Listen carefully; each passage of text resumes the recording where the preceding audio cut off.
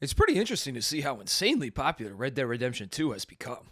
So much so to the point I believe it's the prime piece of Western-themed media that exists today, completely dominating the genre.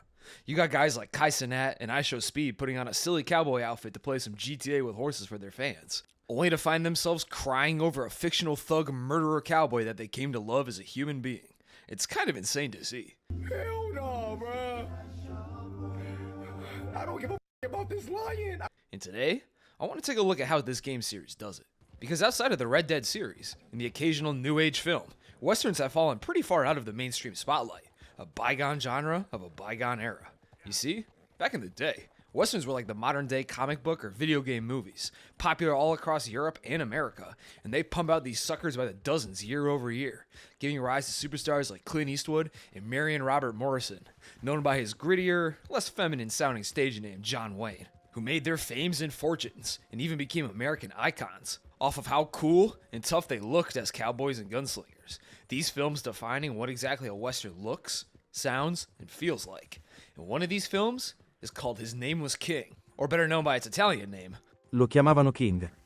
as many of these Westerns were written, produced, and directed pretty much by solely Italian filmmakers who were captivated by the aesthetic and mythos of the American West, which were inspired by traveling shows like Buffalo Bill Cody's Wild West shows that he put on all across Europe, which would feature hammed-up characters of cowboys and Indians, featuring now American icons like female sharpshooter Annie Oakley, and even famous Native American historical figures like Sitting Bull, a guy who fought literal wars against the United States and westward expansion, along with plenty of other natives and gunslinging folk heroes, doing lots of fun Western nonsense, like recreating Custer's Last Stand, and I mean, have you seen those giant fuzzy cow things?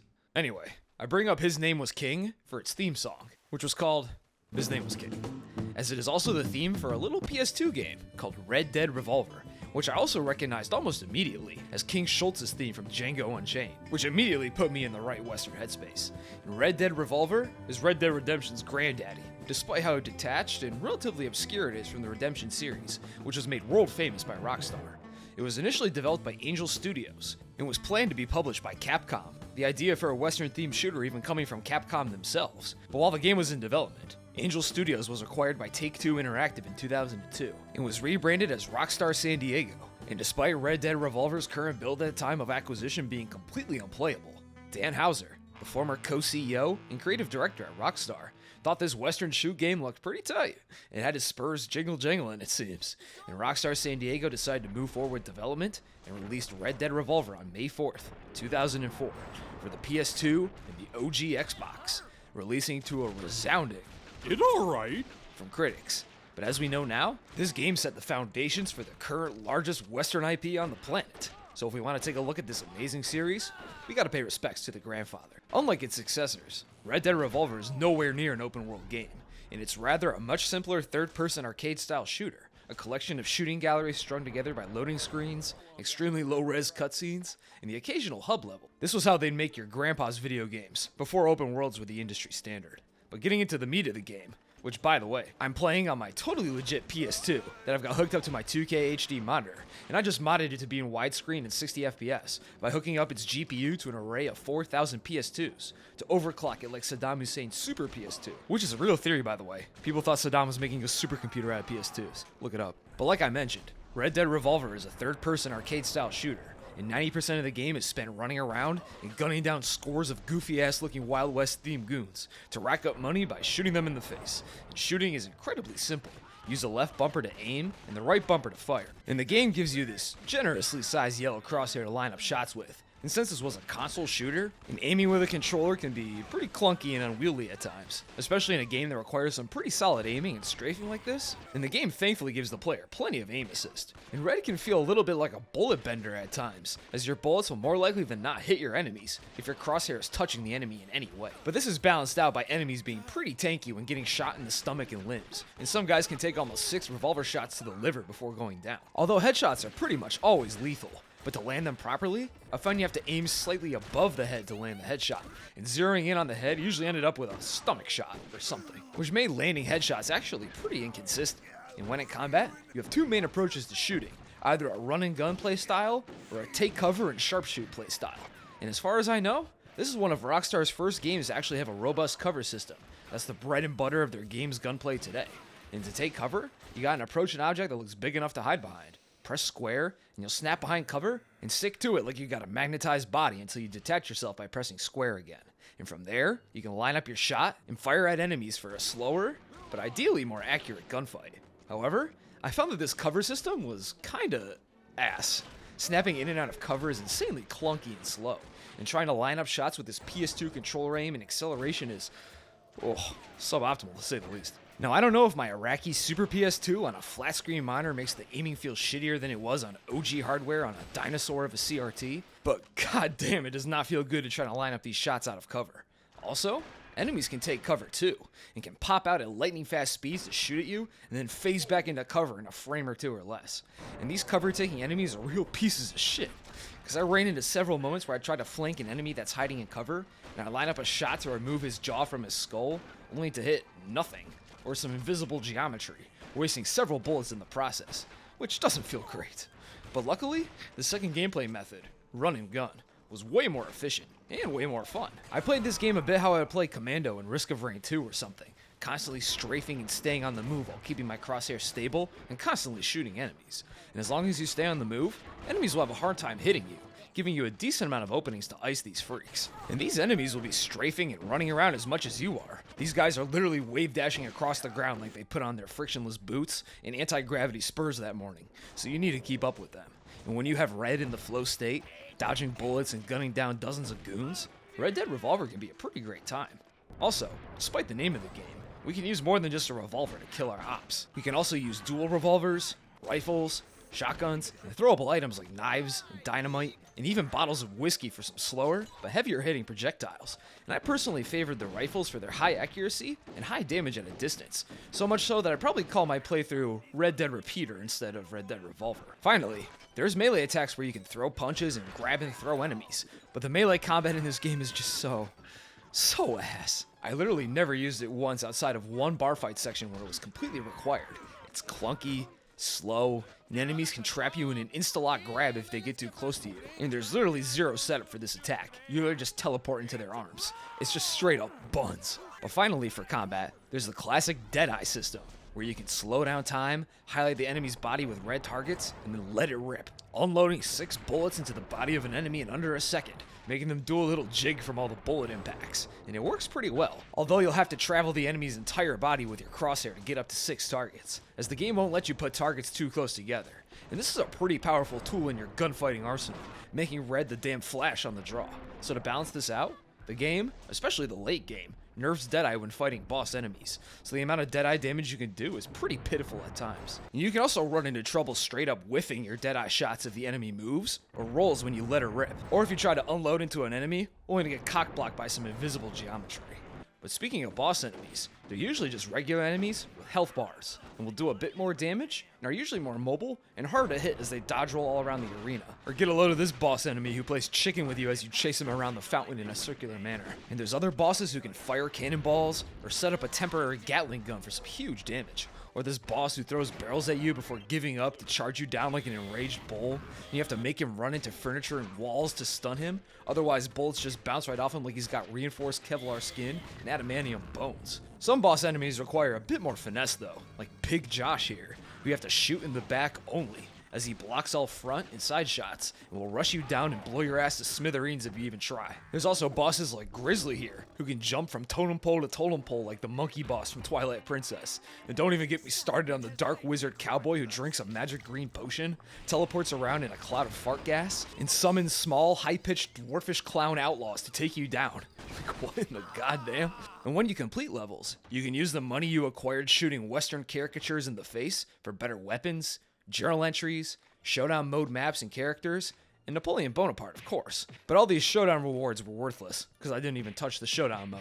I don't have friends like that. You also have to repair the weapons you used in each level, which feels like a bit of a pointless mechanic, existing as a sort of tax more than anything. Maybe it's to prevent players from getting too rich or something? I don't know. Also, you'll get a score for your level performance, which is based on your accuracy, damage taken, time, and best combo. And if you get a good enough score on 3 or more of these, you get an excellent rank and unlock an extra end level reward, like a weapon upgrade, a showdown character, a new stage, what have you. Pretty simple arcade stuff. It encourages players to replay levels so they can rack up high scores to get better rewards. And overall, Red Dead Revolver is a pretty solid, if also pretty dated third-person shooter that I found to be a pretty fun time. If not, sometimes kind of frustrating, and other times beyond clunky and unwieldy. But Red Dead Revolver is a pretty compact and efficient game. My playthrough only took me around 5 hours or so to complete across 3 sessions, and it never overstays its welcome. Also, the game offers up 6 playable characters throughout the story, which keeps the game's pretty simple loop still feeling fairly fresh, giving you new unique weapons and Deadeye skills to use, like a speed Deadeye from Jack Swift or Annie Stokes' Giga Bullet attack, or getting to use a bow while playing as Red's native cousin Shadow Wolf, and some more I'll talk about soon. But with that, let's take a look at the story of Red Dead Revolver. Red Dead Revolver tells the story of Red Dead. Nah, just kidding. His name is Red Harlow, a young teenage boy living on the American frontier in this dumpy shack with his Native American mother, Falling Star, and his father, Nate Harlow, a prospector and gunslinger. We see Nate returning home from a recent expedition, and he's got some great news. He and his partner, a man we only know as Griff, found a car-sized vein of gold in the Bear Mountains, which will make them all super rich for the rest of their days. Nate also shows Red a sweet custom pistol that he had made to celebrate the find, making 2 copies for himself and Griff. Nate then hands Red his old pistol to go practice with, while he gives Falling Star the old stick of dynamite. And after our shooting tutorial, the Harlow Ranch is attacked by some pretty scary looking Western thugs. Like, seriously, these guys are almost monstrous in their designs, looking more like some Dampe-esque trolls rather than humans. There are a lot of pretty ridiculous enemy designs in this game, and the humans can look anywhere from pretty normal to almost fantasy creature looking.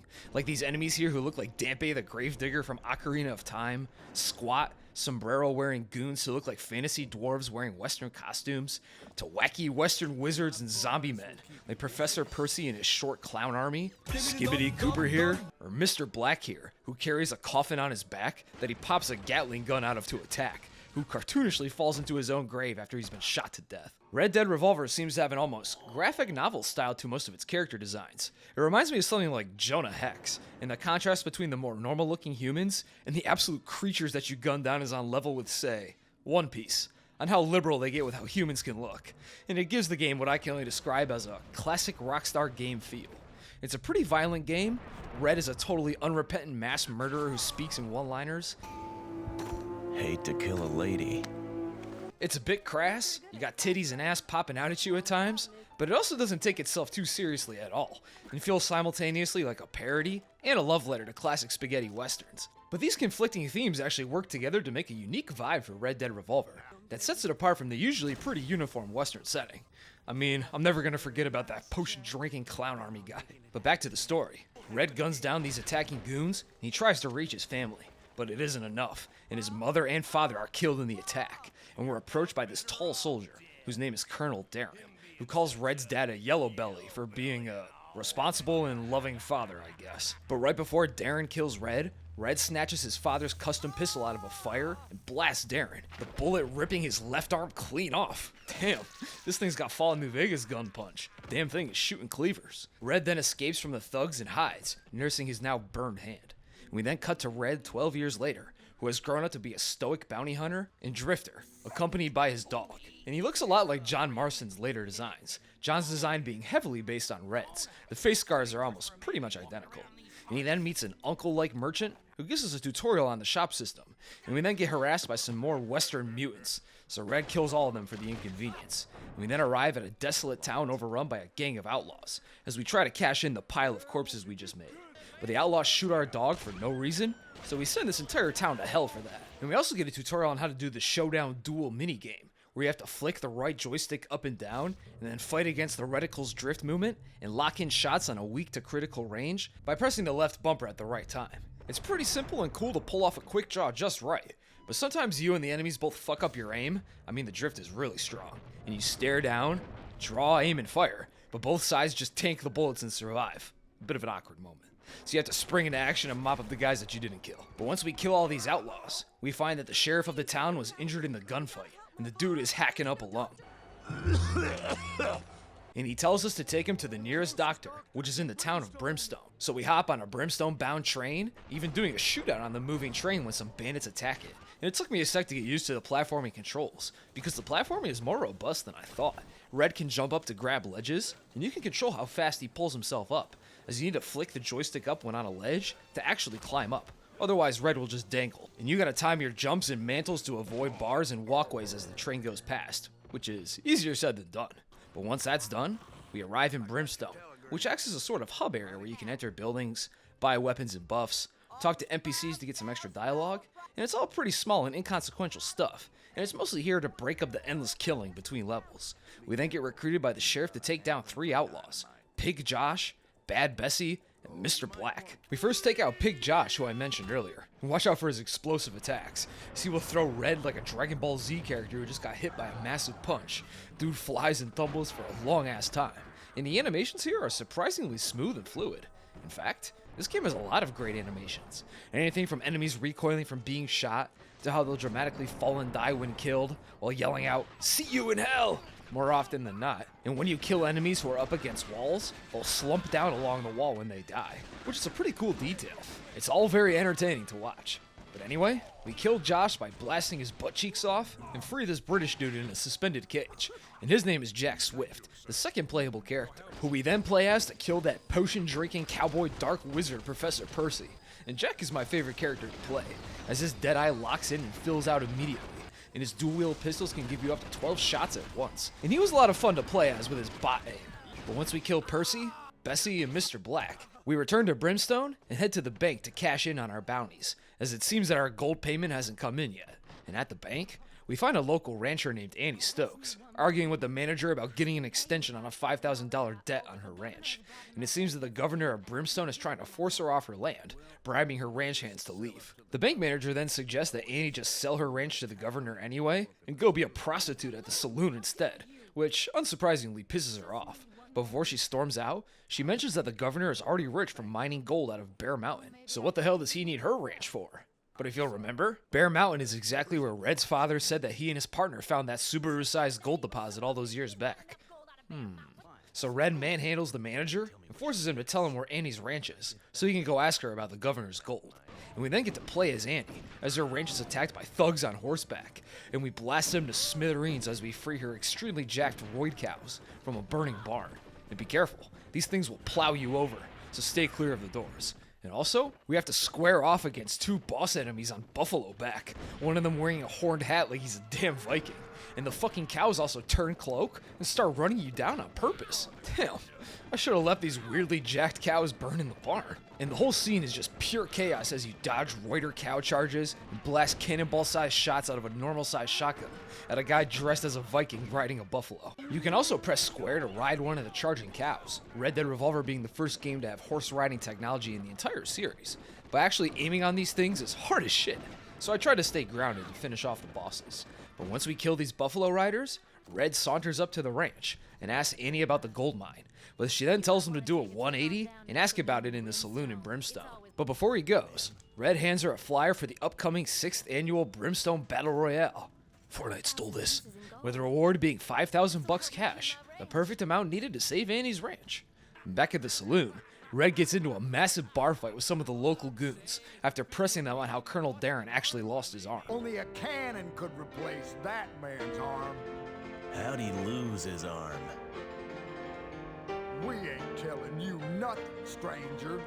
Near as I can tell, we ain't even talking to you. Take a walk! Answer my question. And Red ends up killing all the patrons in the saloon after a dogshit fistfight that I literally take a bath in the middle of. But it gets better once we can actually shoot the place up. Even the saloon harlots try to kill Red, but we gun them all down, taking down the raging bullman with steel skin boss fight in the process. And once everyone in the saloon is dead, Red is arrested by the sheriff for committing a mostly unprovoked mass shooting in the town saloon.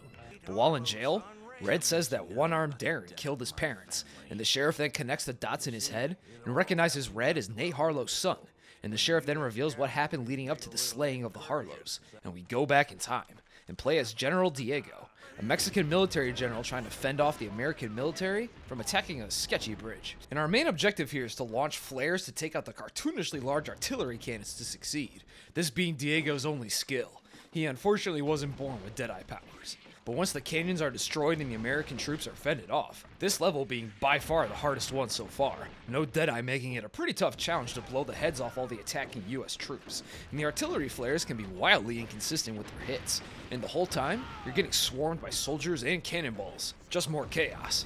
But once that's done, Diego captures a traitor that was traveling with the US Army, and he's planning on killing him and throwing his corpse into the Rio Grande to let off some post-battle steam. But the traitor says that he's got a lot of gold to give to Diego if he spares his life, which intrigues him. And we learn that this traitor is Griff himself, Nate Harlow's partner, and Diego is convinced of this gold pretty quickly, and Griff and Diego hatch a plan to kill Nate and insert Diego as the new half-owner of the Bear Mountain gold mine.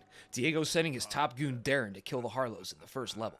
And we then cut back to the present, and the sheriff, being a class act, frees Red and tells him where to find Diego, and then Red heads out to get his lick back. We then get to explore this large canyon level, this level being so big that it needs its own map, and we have to shoot out with a massive stagecoach with an armored turret on the back. But turret, schmur it, I say, and we shoot the wooden carriage so hard, it fucking explodes.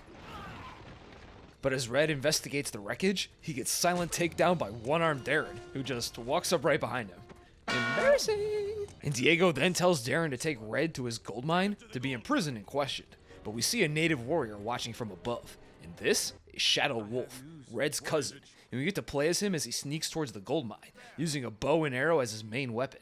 And the game implies that this is a stealth section, but I just played it like any other level, and turned these scary-ass looking Mexican soldiers into pincushions while strafing in front of them like a wide receiver trying to make some separation. Near the entrance to the mine, we gotta kill this grizzly beastman, who jumps from totem pole to totem pole like he's Xanth or something.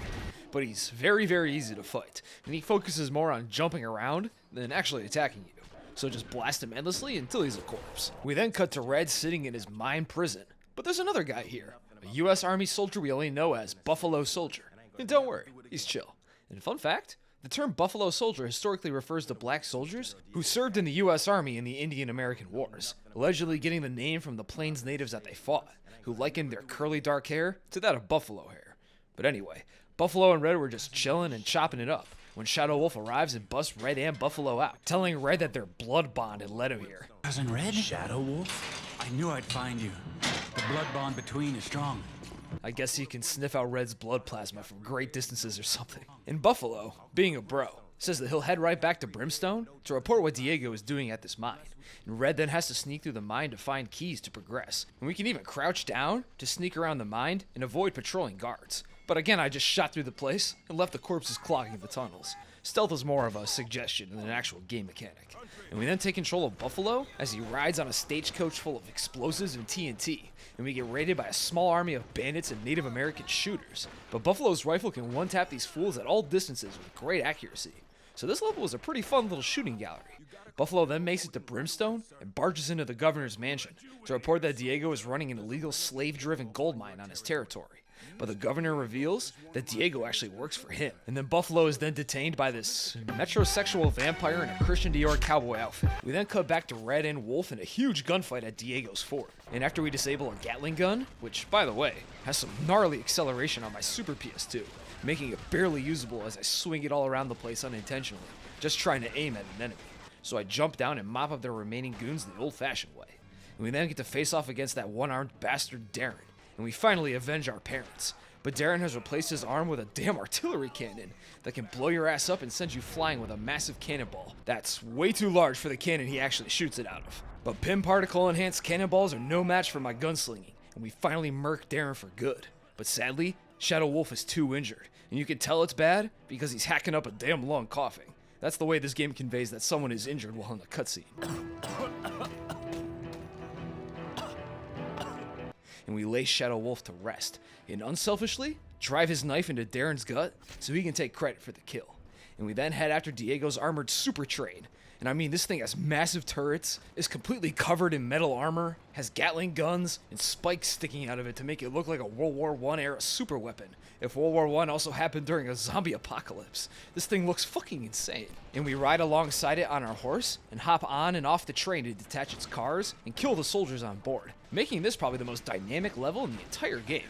And I thought it was pretty damn cool, despite how out of place the steel demon train looks in this western setting. But once we decouple some cars, we see a kindly prospector guy on a handcart on a parallel set of train tracks. And luckily for us, he's got nothing but a Gatling gun mounted on his cart, so we use it to blast the armor off the train and disable it. And maybe this is actually Uncle, because this seems like only something he'd be able to pull off. But with the train disabled, we can now throw bullets with Diego himself, and I make complete mincemeat out of this dude. Diego then tries to pull the same tactic that Griff pulled on Diego to get him to spare his life, but Red isn't buying what he's selling. And with Darren and Diego dead and deceased, all that's left is to confront the governor himself. Red then heads back to Brimstone and links up with Annie and Jack, but Buffalo is nowhere to be found, and the sexy vampire shows up again. Seriously, this dude looks like the young Dracula from the wacky-ass Coppola movie, and he lightly threatens Red, essentially telling him, "Sign up for the Battle Royale. You won't do it. No balls." So Red agrees, and we prepare to drop in on this Western Battle Royale. But the Battle Royale is less of a Fortnite-styled all-out fight between 100 gunslingers, but rather a sort of dueling tournament, where the winner gets $5,000 and the loser gets a nice eternal dirt nap. Fair trade. So Red and friends duel their way through the tourney, but on the second day, the governor hijacks the Battle Royale, disqualifies Jack and Annie, and makes Red showdown with Cowboy Dracula here. And I put some lead in his head, and I seemingly win the Battle Royale. But then, the governor sticks up Red, and Red notices the governor's pistol is one of the 2 special pistols that his father had made, confirming to us what we knew about 4 levels back, that the governor is Griff himself, the man who ruined Red's life. But then, Dracula rises up, even though I just shot him like 5 times, and Griff sicks him on Red, and we have to fight him on the streets of Brimstone. And this level is unintentionally, or maybe intentionally, fucking hilarious. As when the battle starts, all the townsfolk start running for their lives, and you can shoot them accidentally instead of Dracula, and Dracula will get distracted so he can take shots at fleeing civilians, instead of actually attacking Red. And it's pretty damn funny. But we kill Dracula, again, and we link up with Annie and Jack, so we can assault the governor's estate head on. And as befitting a final level, it's hard as shit to assault the governor's mansion head on.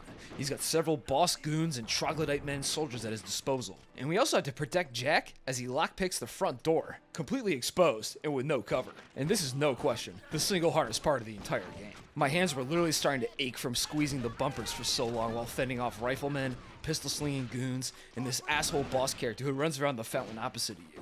But once we kill all the enemies and get inside, we kill more goons and clear out the mansion. And we eventually find a hidden tunnel behind one of the walls while fighting with Jack. But Jack stays back to fend off attacking goons, and we soon find Buffalo stuck in a broom closet. So we free him and confront the governor on the rooftop. But Buffalo is injured when a gate falls on him after the governor blows it up with dynamite. So we must face him alone, starting the final boss battle. And the first phase of this fight is insanely easy. Just walk up this ramp here and just trade headshots with Griff until he's decided he's had enough, and then faces Red down for a real duel. But he makes you draw almost immediately, and blasted my ass the first time because I didn't expect the duel to start so fast. But I got him the second time, and with that, we put a hole in Griff's head, finally avenging Red's family. The sheriff then shows up and offers Red $5,000 for all the good work he's done, but he gives the money to Annie and Buffalo instead. But Jack Swift is nowhere to be found. You see, he unceremoniously died off screen. L. And Red walks off, saying, It never was about the money. "It was always about the lick, and we got it back in blood." And with that, that's the end of the story of Red Dead Revolver. And it's nothing to write home about narratively. The story is simple, short, and satisfying, and it doesn't really need to be anything more than that. It's a simple game with some solid, but definitely dated arcade-style run-and-gun shooting. And the 6 different playable characters, a wide array of levels like the TNT cart shooting gallery, armored train attack, bandit train attack, dark potion wizard showdown, mine prison escape, and more, keep all the levels feeling fresh and interesting, despite the fairly repetitive gameplay. And the game's unique graphic novel style, unique take on the Western genre make it pretty memorable for just how weird it can get. And I enjoyed my experience with the game as a sort of way to experience some gaming history, and see where the mega popular Red Dead Redemption series gets its origins. And at a compact 5 or so hours to complete, the game is overall a pretty solid package that won't overstay its welcome. Although I wouldn't really consider this game to be a required play for Red Dead fans. But if it seems at all interesting to you, or if you enjoy some retro 2000s PS2 era gaming, yeah, PS2 is retro now. The ceaseless march of time is horrifying, I know. Just get a Super PS2 of your own and give it a whirl, and you may really enjoy it, or maybe you won't. And both are valid responses to this game in my book. But I ended up enjoying Red Dead Revolver as a charming, compact, nostalgic, and hyper-violent Western adventure. But with that settled, let's move on to Red Dead Redemption 2, which may be the last game in the series for now, and maybe forever at this rate, but it's second in the series' chronological order. So to keep the story in a straight line for this video, let's save Red Dead Redemption 1 for last. Red Dead Redemption 2 released 6.5 years ago. Jesus. For PS4 and Xbone, and is a direct prequel to 2010's Red Dead Redemption. You eat babies. Telling the story of the fall of the Vanderlyn gang through the eyes of its most loyal member, Arthur Morgan. The guy on the cover who's always pointing a gun at you and looking real angry. And the game is a massive and extremely detailed open world that has 5 fictional states for you to explore. Amberino, New Hanover, Lemoyne, West Elizabeth, and even one half of the original Red Dead Redemption's map, with New Austin being fully explorable. Although it's not available until the epilogue, as the entire area is on lockdown. But I'll talk more about the open world later, as we gotta set the stage of this game's massive story. When starting a new game, it's the year 1899, and the age of outlaws is in its twilight, and we catch up with the Vanderlyn gang, or the VDLG, hauling wagons into the grisly mountains of Amberino State, hoping to escape local law enforcement and Pinkerton agents. You see, the gang had recently flubbed a massive robbery in the growing city of Blackwater, as the gang's leader, Dutch Vanderlyn, had planned to rob a ferry coming into town, which was apparently loaded up with $150,000 worth of cash money and gold, totaling about $689 million today, adjusted for inflation. And Dutch and the gang, minus Arthur and Dutch's right-hand man, a man named Hosea Matthews, who were away working on their own schemes at the time, had boarded the ferry and attempted to rob it. But the robbery went south fast, when a huge amount of lawmen and Pinkertons showed up to stop the robbery, quickly overwhelming the gang. Now, the finer details of the robbery are left intentionally vague throughout the entire game, and we come to know the event only as the Blackwater Massacre. But from what we hear about it throughout the course of the game, we can assume that the VDLG killed dozens of coppers and pinkies in their escape, but the gang took some severe losses as well, with 3 members of the gang, Matt Callender and female shooter Jenny Kirk, dying in the robbery, and Davy Callender was fatally shot in the gut, dying from the wound as the gang escaped into the mountains, and another member of the gang, Sean McGuire, was either captured or killed, and our guy John Marston even took a bullet in the arm, but he shook it off pretty well. We also learned that Dutch, at some point during the robbery, had shot and killed a civilian named Heidi McCourt right in the melon for some unknown reason, likely in the same way that he did this poor bank teller lady in Red Dead Redemption 1. God damn. Making us immediately somewhat suspicious of Dutch's decision-making, and planting some future seeds for his character arc. But bottom line, even though the gang initially secured the cash, the robbery was a massive failure, and Dutch had to stash their cash in Blackwater somewhere before fleeing into the mountains, and the amount of bodies dropped in the gunfight put a massive target on the gang's backs, who, speaking of, let's introduce ourselves to the members of this weird family of murderers and robbers, because there's quite a few of them, and it can get a bit confusing as to who does what and what their role in the gang is. As the name suggests, the gang is led by its namesake, Dutch Vanderlyn, an extremely charismatic and intelligent man with impeccable Western fashion sense. Dude is Gucci down to the spurs everywhere he goes, but he always needs more money. Dutch fancies himself as a sort of Robin Hood or gentleman outlaw type bandit leader, wanting nothing more than to be free of what he sees as tyrannical government control and laws, to lead a life of true freedom in the great American frontier, taking from the rich and giving to the poor, and themselves, of course. Well, at least that's what he claims he believes in. His second in command is an older fella named Hosea Matthews, a lifelong conman and master shyster. He and Dutch formed the gang when they met by chance near Chicago and tried to simultaneously rob each other. Hosea using his background in acting and comedy to become the gang's strongest scammer, running cons to make money for the gang through usually less violent means than some of the other members' methods. And this guy would absolutely cash out as a crypto shitcoin scammer if he was around today. Next up is the lead enforcer of the gang and our glorious protagonist, Arthur Morgan, a lifelong outlaw who's been with the VDLG since he got scooped up by Dutch off the streets as a 13 or 14-year-old orphan. And since then, he has grown to become the gang's deadliest shooter and most loyal man, having massive respect and trust in Dutch, who Arthur sees as a true father figure, Arthur has lots of love for the gang and will do anything to make sure it survives, and he's usually gruff and has little patience for nonsense, but he's overall a good-natured and honorable man at his core, doing evil for the sake of his gang. But he also isn't afraid to become a demon at the drop of a hat, and mercilessly kill, loot, or rob anyone he comes across. And when it comes to the gang, the ends always justify the means, putting him at odds with the man he is versus the man he wants to be, which is something we as the player will help choose for him later on, in some pretty meaningful ways. And next is John Marston, our later protagonist, and another orphan boy scooped up by Dutch much like Arthur was, becoming another loyal and effective gun in the gang by 1899. Although he's seen as a bit of a blockhead by the rest of the gang, and is constantly roasted by other members for being dumb and absent-minded. 2 days. Your John will be fine. I mean, he may be as dumb as rocks and as dull as rusted iron. You know his father's useless. Okay. And Arthur currently has some beef with John, as John had up and left the gang for an entire year in 1896, leaving behind his son, Jack Marston, who he had with Abigail Roberts, a prostitute in the gang, and his absence probably stemming from being overwhelmed by having to care for Jack and Abigail, and skepticism if the kid was even his own, as Abigail had slept with other members of the gang many times, before quitting her harlot lifestyle after becoming pregnant with Jack. And Arthur considers John's year-long vacation to be something we call a bitch move, out here in the western frontier, and he has resented John's refusal to take responsibility ever since, and Arthur isn't afraid to let John hear about it. And next up are the other enforcers and shooters of the gang. First is Bill Williamson, a large, hefty man with some slight behavioral issues, Geld him. who was brought into the fold of the VDLG after he tried to drunkenly rob Dutch. But his robbery attempt was so pathetic, Dutch let him join the gang almost out of pure pity for this disgraced former US Army soldier. But this support has made Bill an extremely loyal follower of Dutch's, and one of his most effective shooters. And next up is Javier Escuela, a former Mexican revolutionary who Dutch also scooped up, finding him broke, homeless, and starving. So Dutch helped Javier get back on his feet, and taught him pretty much everything he knows. And Javier too is now extremely loyal to Dutch, and he even took some fashion notes from the man. Dude is looking drippy with that poncho and bowler hat. And next, we got Charles Smith, an African-American native man who joined the gang not too long ago, and he's a stoic, but extremely helpful member of the gang, who's ready to take on pretty much anything the gang asks of him. Need a hunt for food or build a house from scratch? Charles is your man, and he's one of the greatest bros an outlaw could ever ask for. And finally, we got Lenny Summers, a young African-American man who joined the gang after going on the run, after he killed some men who beat his father to death, eventually falling in with the VDLG, where he remains as one of its youngest members, and he's always looking for ways to prove himself, and he's just an overall nice young man and a great gang contributor, and also a great drinking partner.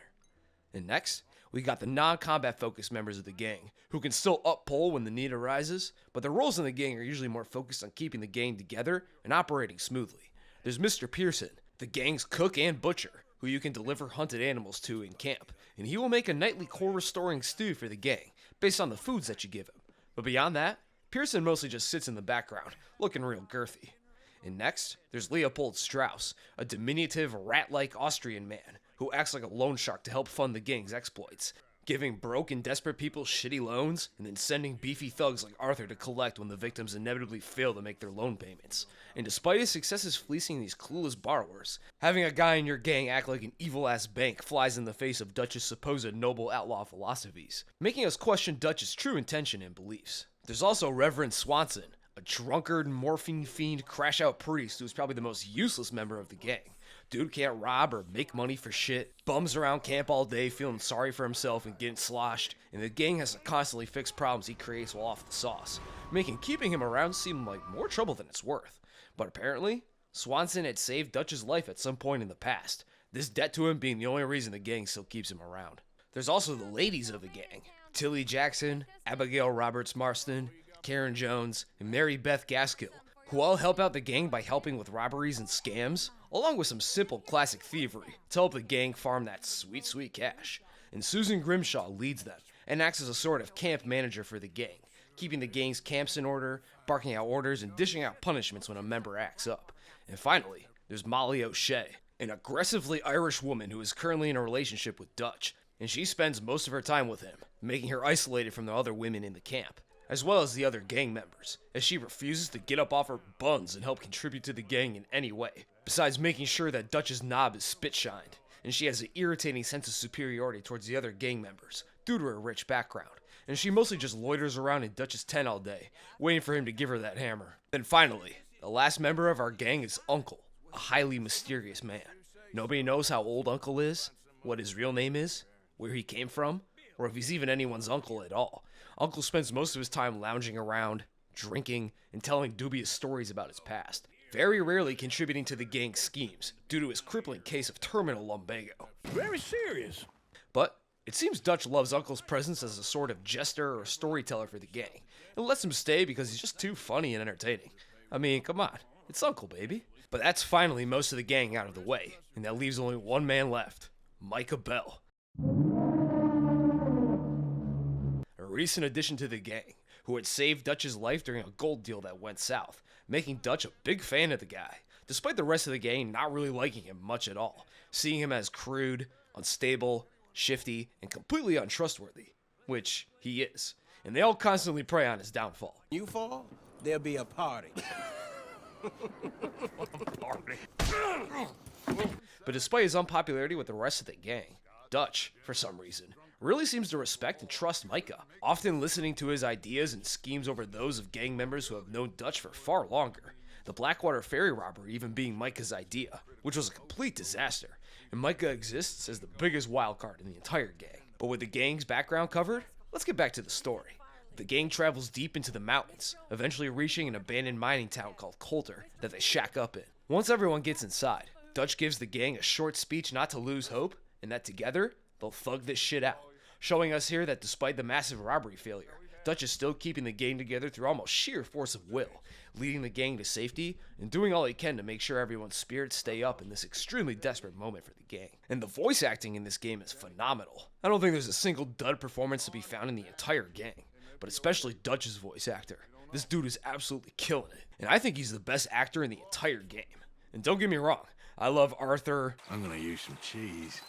Cheese? Smellier the better. John, What is that? It's art. and Micah. Dutch said you was a big shadow cast by a tiny tree. I don't even know what that means. And all the other gang members too. But Dutch is just different here. It's one of the greatest performances I've ever heard in a video game. Seems our friends have gone deaf. Wake them up a little! I will get that boy back, so help me God. Right now. Dutch! Do you have my back? Always, Dutch. Before the year is out, we are gonna be harvesting mangoes in Tahiti. Farmers. I had a goddamn plan! So Dutch, Arthur, and Micah then ride out to try to find some food or anything nearby, trudging our horses through the oppressive snowstorm. And the snow crumple effects here look really great. And I just know some poor dev at Rockstar had put thousands and thousands of hours of labor into developing footprint in the snow technology. We eventually come across a ranch house not too far away, and we investigate. But as Dutch is yapping with the people inside the ranch, we find that it's full of O'Driscoll boys, a rival gang to the VDLG, made up of mostly broke Irish thugs. And these guys can't aim for shit. I'm talking like real stormtrooper aim here. But they make up for their lack of skill with raw manpower. And we open fire on them after finding a body in a nearby wagon, giving us our first taste of combat. And Red Dead Redemption 2, like most other Rockstar games since GTA 4 came out, is a cover-based third-person shooter, where you attach yourself to any nearby object or wall and hide behind it, and then peek out to aim and fire at your oppositions, who are also likely hiding in cover as well. And RDR2's combat is pretty simple stuff. Just aim, fire, and repeat until all enemies are limp on the ground. And most encounters aren't super difficult, especially with that PC aim giving Arthur an 1899 aimbot to turn him into John Wick with a cattleman revolver at times. But your shots aren't just hit-scan lasers each time, and each weapon has a bloom to its shots when you're firing continuously, or when you're moving around, or get hit while aiming, which is represented by this thin circle that expands and shrinks to show you the bloom range, and your bullets can hit anywhere within that range when you pull the trigger, which will force you to wait a moment to zero your aim in and to take the shot. And it's pretty damn annoying to have your aim dot right on an enemy, only to completely whiff thanks to the bullet bloom making the bullet completely whiz by your target. But on the other end, hitting a bloom-induced trick shot felt pretty sweet to pull off in the rare cases that it did happen, where you aim for the chest and you just magically dome them instead. But this bloom gives the combat a fairly slow pace to gunfights, which paired with a mechanic that most weapons need to be clicked twice, once to fire, and again to pull back the firing hammer on your revolver, or to crank back the lever on your repeater rifle, and so on. It gives the gunplay an almost rhythmic feel. Click, boom. Click, click, boom. It's pretty slow compared to combat and even other Red Dead games, and the gunplay won't be winning any innovation awards, feeling like barely a step up from GTA 5's gunplay. And Arthur can take plenty of bullets before going down, which gives the player plenty of room for error. But as a complete package, the shooting in this game is some pretty juicy shit.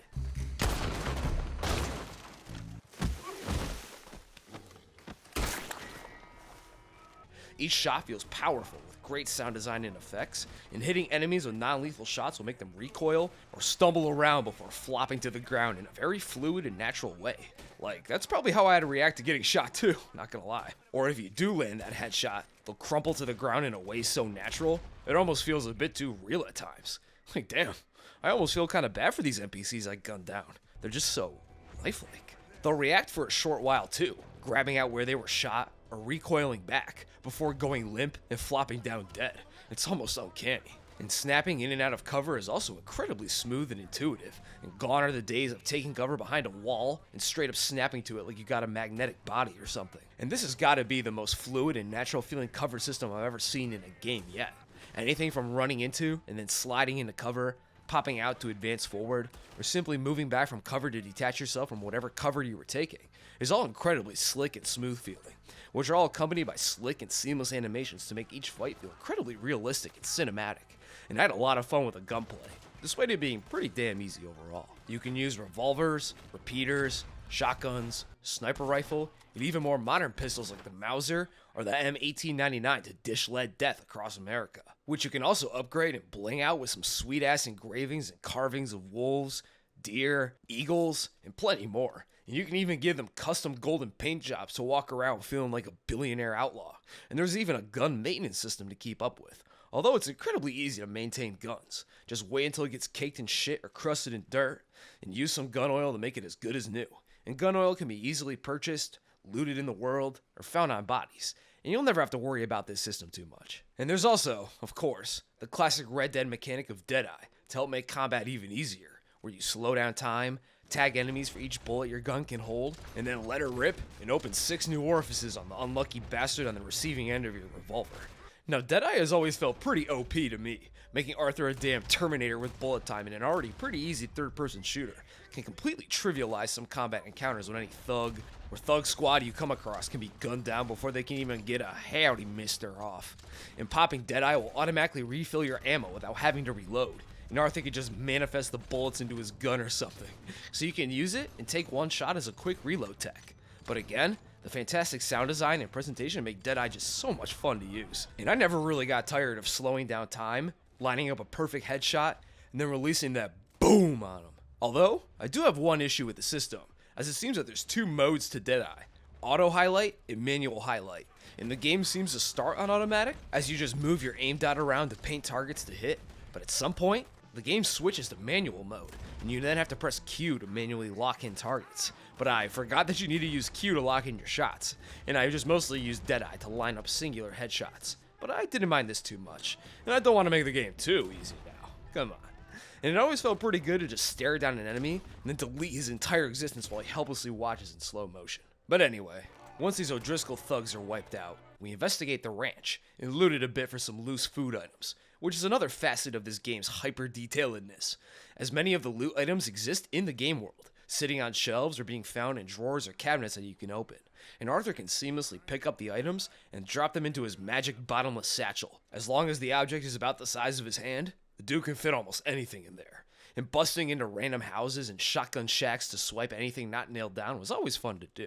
And after we pick through the place, Micah then finds a hysterical woman in the ranch, who he for some reason tries to scare and chase around the house like a menace. And Micah eventually sets the whole ranch on fire, after he flips a table with a lantern on it while chasing her. What the fuck are you doing, man? Just relax. And we learn that this woman is Sadie Adler, and Dutch comforts her and takes her back to our camp, showing a huge amount of class and respect for the poor woman that reassures our trust in Dutch a bit. But once we bring Sadie back, we then have to go and find and save John, who hasn't been seen in over a day, after he was sent to scout on ahead by Dutch. And we soon find him on this amazing looking mountain, hiding on a cliff from some wolves. And it's here that we learn how John got his iconic face scars. He was attacked by wolves after getting lost on a mountain. And we then get a hunting tutorial with Charles, where we track and kill some deer. And if you love animals, Red Dead Redemption 2 may not be the game for you.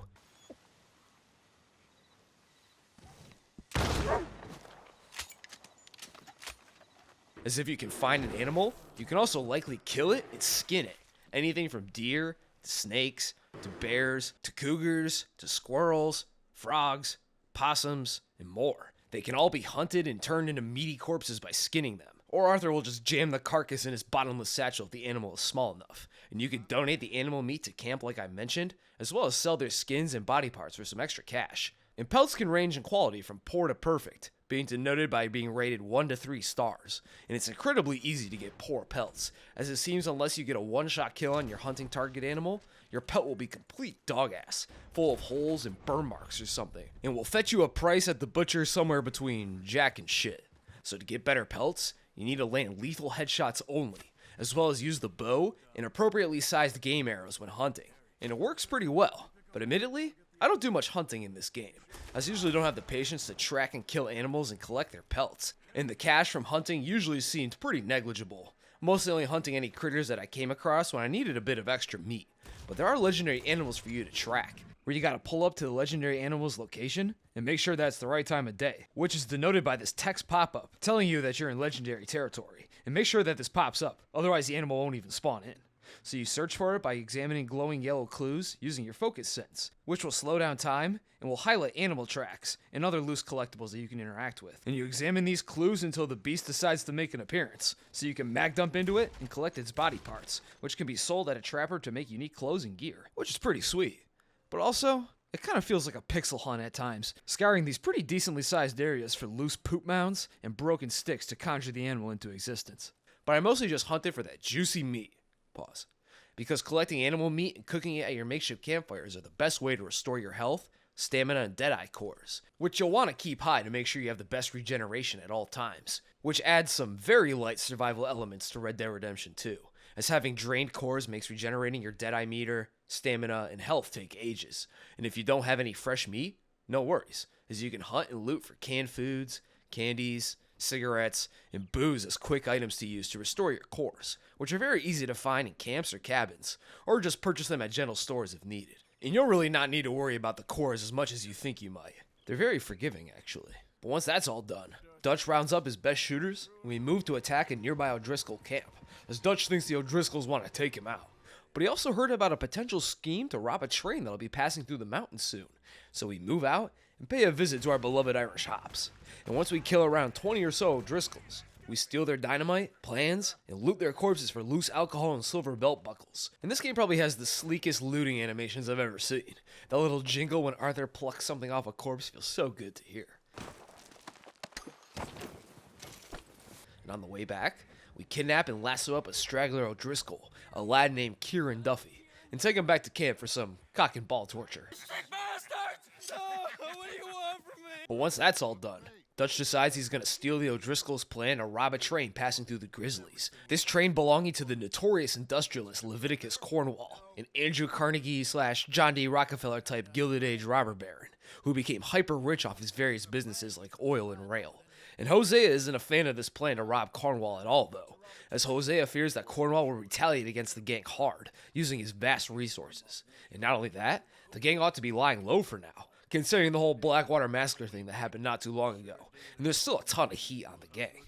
But Dutch isn't budging. He's gonna hit this lick come hell or high water, and tells Hosea to shut up with that futtery. So we move out and rob the train by jumping onto it, and shooting our way to the front, even beating up the engineer in the process. So we stop the train, and make Cornwall's goons shit themselves a little, mag dumping into Cornwall's armored train car. And once inside, we rob some bonds from the luxury car, and Arthur can choose to either kill or let Cornwall's men go, introducing us to the honor system of Red Dead Redemption 2.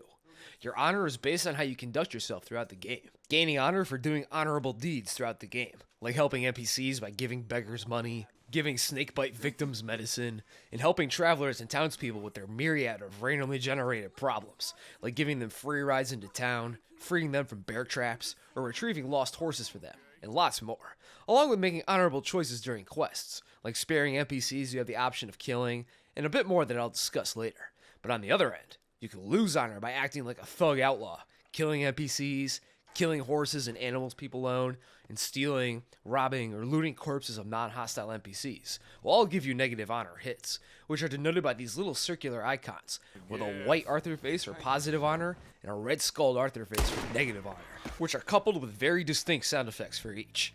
And if you watch my Metro video, the honor system here is a lot like that series' moral point system, except in Red Dead Redemption 2, you actually have a scale that you can pull up at any time to see where your current honor stands. Thank you, Lord. And honor has some minor latent effects all throughout the game. Having high honor gets you better shop prices, and low honor makes looting corpses more lucrative, and dialogue will be different in some cutscenes, depending on if you have high or low honor. But honor's most important impacts are mostly story-based, which I'll talk about more when we get to that. And until a certain point in the story, your honor isn't too important at all. But for now, I let Cornwall's goons go, and give Arthur a little honor boost. And with these bonds in hand, and with the weather finally looking good, the gang decides to move on from Coulter. Hosea is saying that we can shack up at Horseshoe Overlook near the town of Valentine, and we head out to the tune of Mountain Hymn, the game's beautiful world opening up to us for real now, and it's such a gorgeous song too. The soundtrack in this game is just so damn good. Yeah, I broke the goddamn wheel. But we make it to the warm wilderness of Horseshoe Overlook, and Dutch gives a speech about the gang earning their keep, and this introduces us to the donation box and gang camp systems, where you can donate cash money or valuable items to the camp for some honor boosts. And if you donate semi-frequently, Arthur will make the rest of the game look like broke bums in the ledger, where Arthur donates expensive pocket watches, gold rings, and stacks of cash, while the other members donate useless junk like bat wings and shitty silver belt buckles, and Arthur is hard carrying the VDLG. And we can use our gang funds to purchase upgrades in the ledger that will provide better food and ammunition for Arthur to pick up in camp, completely free of charge. And we also get introduced to Arthur's 10th home base, where we can sleep and shave Arthur's constantly growing beard, and check his mail when relevant. And the gang camp is a great place to get huge amounts of extra dialogue and interactions with the gang, to really expand on the relationships and inner workings of the VDLG. You can play games, go on side missions like house or stagecoach robberies, go hunting or fishing, or sit around the fire and trade stories. And I even had an instance where Javier rode out to find me and pulled me into a spontaneous mission to free Bill, after he got his oversized ass nabbed by some bounty hunters. And we could even celebrate the gang's rare successes while pounding back beers and milling around the camp. And it really goes a long way in making the gang really feel like a living unit of people, and there's just so much detail involved with it all. Gang members will comment on recent in-game happenings, and it goes a long way in making the world feel even more alive and reactive. Like when I had a therapy session with Tilly, because Arthur felt bad about killing some random NPCs I made him shoot in the face, and he vented to her about feeling bad for all the murder he's been getting up to. Or having a similar therapy session with Mary Beth, because Arthur felt bad about all those drive-by shootings on animals and birds that I had him do.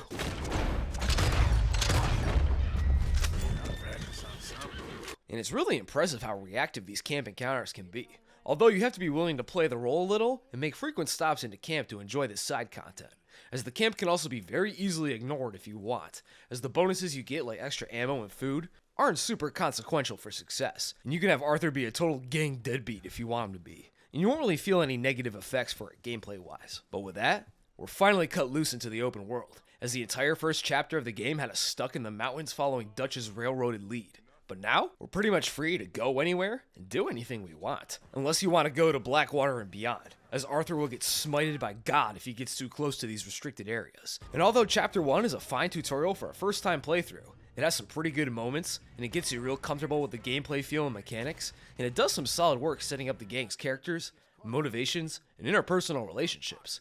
But I really wish this section could be skipped completely on subsequent playthroughs, because once you've done it once, it's mostly a total chore to get it over and done with again. But luckily, PC gamers can just download a save file mod to skip all that bull jive. But console gamers probably don't have the same luxury though, unfortunately. I guess just make a permanent save at the end of Chapter 1 or something, and load that up whenever you want to restart. But this is reflective of the game's actual biggest problem, and that's the fact that this game has a lot of downtime. Whether you're either watching cutscenes, being led around from one place to another, following your heavily railroaded quest objective, or just simply traveling the large map to go from point A to point B. There's just a lot of time where nothing is really going on, which can get pretty boring, or it can just feel like a total slog as you move at the game's predetermined pace, going in its predetermined direction until you run into the content that's waiting for you at the end of the road. The game at least tries to fill these slow moments with plenty of great dialogue and character interactions, and some of the best lines are told while traveling. I see all those mouths we gotta feed, and I dream too big, caring too much. That's my problem. Caring too much? There's no such thing. This is horse shit from both of you. And as well as, of course, you can just take in all the beautiful scenery as you travel. But for Red Dead Redemption 2, you'll need to have some patience for its slow pace, no matter what. So just be prepared for that classic Rockstar traveling downtime and extended dialogue. But after like 2 hours, we're finally free. And let's finally take a look at the game world. And holy shit, by God, that is beautiful. And it shocked me in 2018 playing on my crappy college TV, and I'm still captivated today at just how goddamn gorgeous this game can get at times. Whether you're hoofing it through the heartlands, going up the snowy grizzlies, shucking through the swamps of Lemoyne, getting big in the valley, or trying not to get disemboweled by inbred cannibals on the slopes of the Kamasa River, Red Dead Redemption 2 looks incredibly striking and beautiful, pretty much everywhere you look. And this game, despite being almost 6 goddamn years old, is still probably one of the best looking games available. And in my opinion, it's still the best looking game available today when it all comes together. Like when the amazing sunset lighting effects shine warmly over that sweet looking geological formation in the heartlands, or when the hot rays beam through the thick trees, or when the moon rises into the sky, casting you and your horse into a silvery shadow that rides in the night. It's really just unbelievable to look at. And the distant landscapes look especially good. Being able to hike up a mountain and see the sprawling detailed world before you, or looking up at the distant jagged mountain peaks, or looking out over the heartlands to see Saint Denis glowing softly in the distance, the game's art design absolutely comes alive in these moments, and it can straight up look like a digital painting in the right lighting. And anyone who says video games aren't art is on crack! Now, that's not to say that it's completely perfect, of course. Some textures look pretty muddy and crusty up close. Tree branches, leaves, and shrubs can look pretty chunky. And there's the occasional visual glitch of characters popping out of existence, or just doing things they really shouldn't be doing. And lots of non-main character NPCs look like they're humans that were made of bread, who didn't bake in the oven long enough, and were then later dropped in dirt. And it seems that Rockstar spent all their polygons on Arthur's chiseled mug. But mind you, the Rockstar devs had to get this game running on a base PlayStation 4, so some assets will look fairly dated under closer inspection. But it all comes together extremely well. Like, I seriously can't get over how awesome this game looks 90% of the time. And the lighting effects here may still be the best out of any game ever. It gives the art direction a great sense of volume and depth that enhances almost every aspect of the graphical presentation. What a beaut. Now, I can glaze this game's graphical presentation literally all day, but for now, I'll let the footage speak for itself. But to get around this beautiful world, we have a need for steed, as most of your traversal will be on horseback. And for the most part, the horses work just fine. Just hop on, spur the booty a bit, and off you go. Not too fast, but not too slow. And it works well about 95% of the time. But that other 5% are what I call horse mishaps.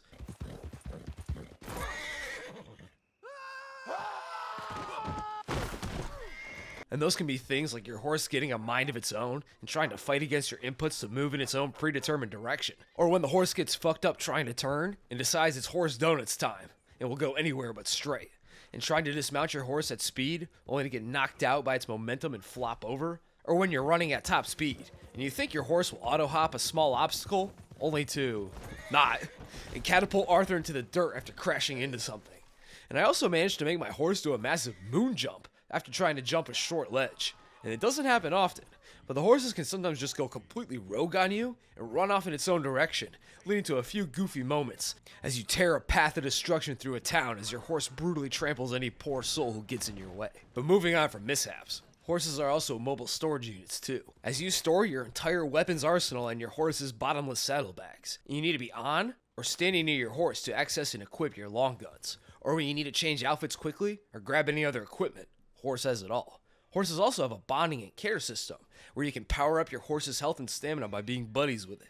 And you increase your bond by soothing your horse when he's geeking out from a predator animal, when you feed it, when you brush it, or just riding it in general. And you'll know you deepened your bond when you see the plus horse icon show up. And leveling up your bond can improve your horse's stats and give them new moves to pull, like a stamina obliterating horse brake slide, or being able to rear up on your horse and make it stand tall. It's nothing super deep, but it does effectively add a layer to horse interactions, to make each horse you use feel more special and unique to the player, rather than just being a meat-based stand-in for a car. And it'll make you feel a little bad for your steed when you jump off a ledge and shatter all your horse's bones, because you wanted to save a few seconds on your path. And the horses themselves look pretty good too, and they have some pretty great variety in the types of horses. You can ride anything from a generic brown horse to a Dalmatian-looking Appaloosa horse, and the devs spared no expense on horse details. You can see their muscles moving while sprinting, their glossy fur catching the light to match their movements, hyper-realistic horse shitting mechanics, and you can give your horse's mane and tail different hairstyles.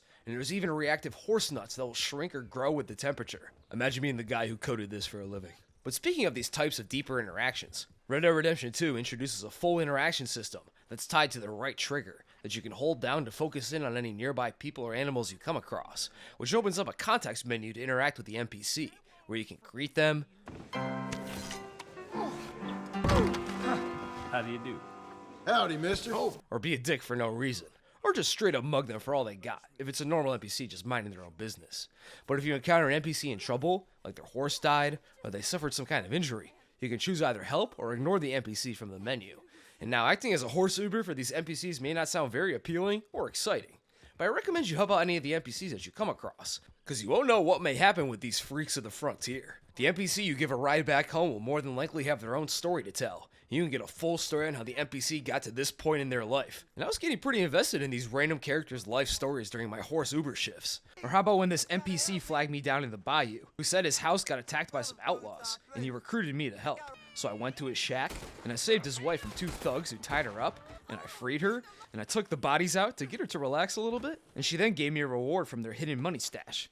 Nice. Or when I found a guy who had a fucked up infected arm in the bayou.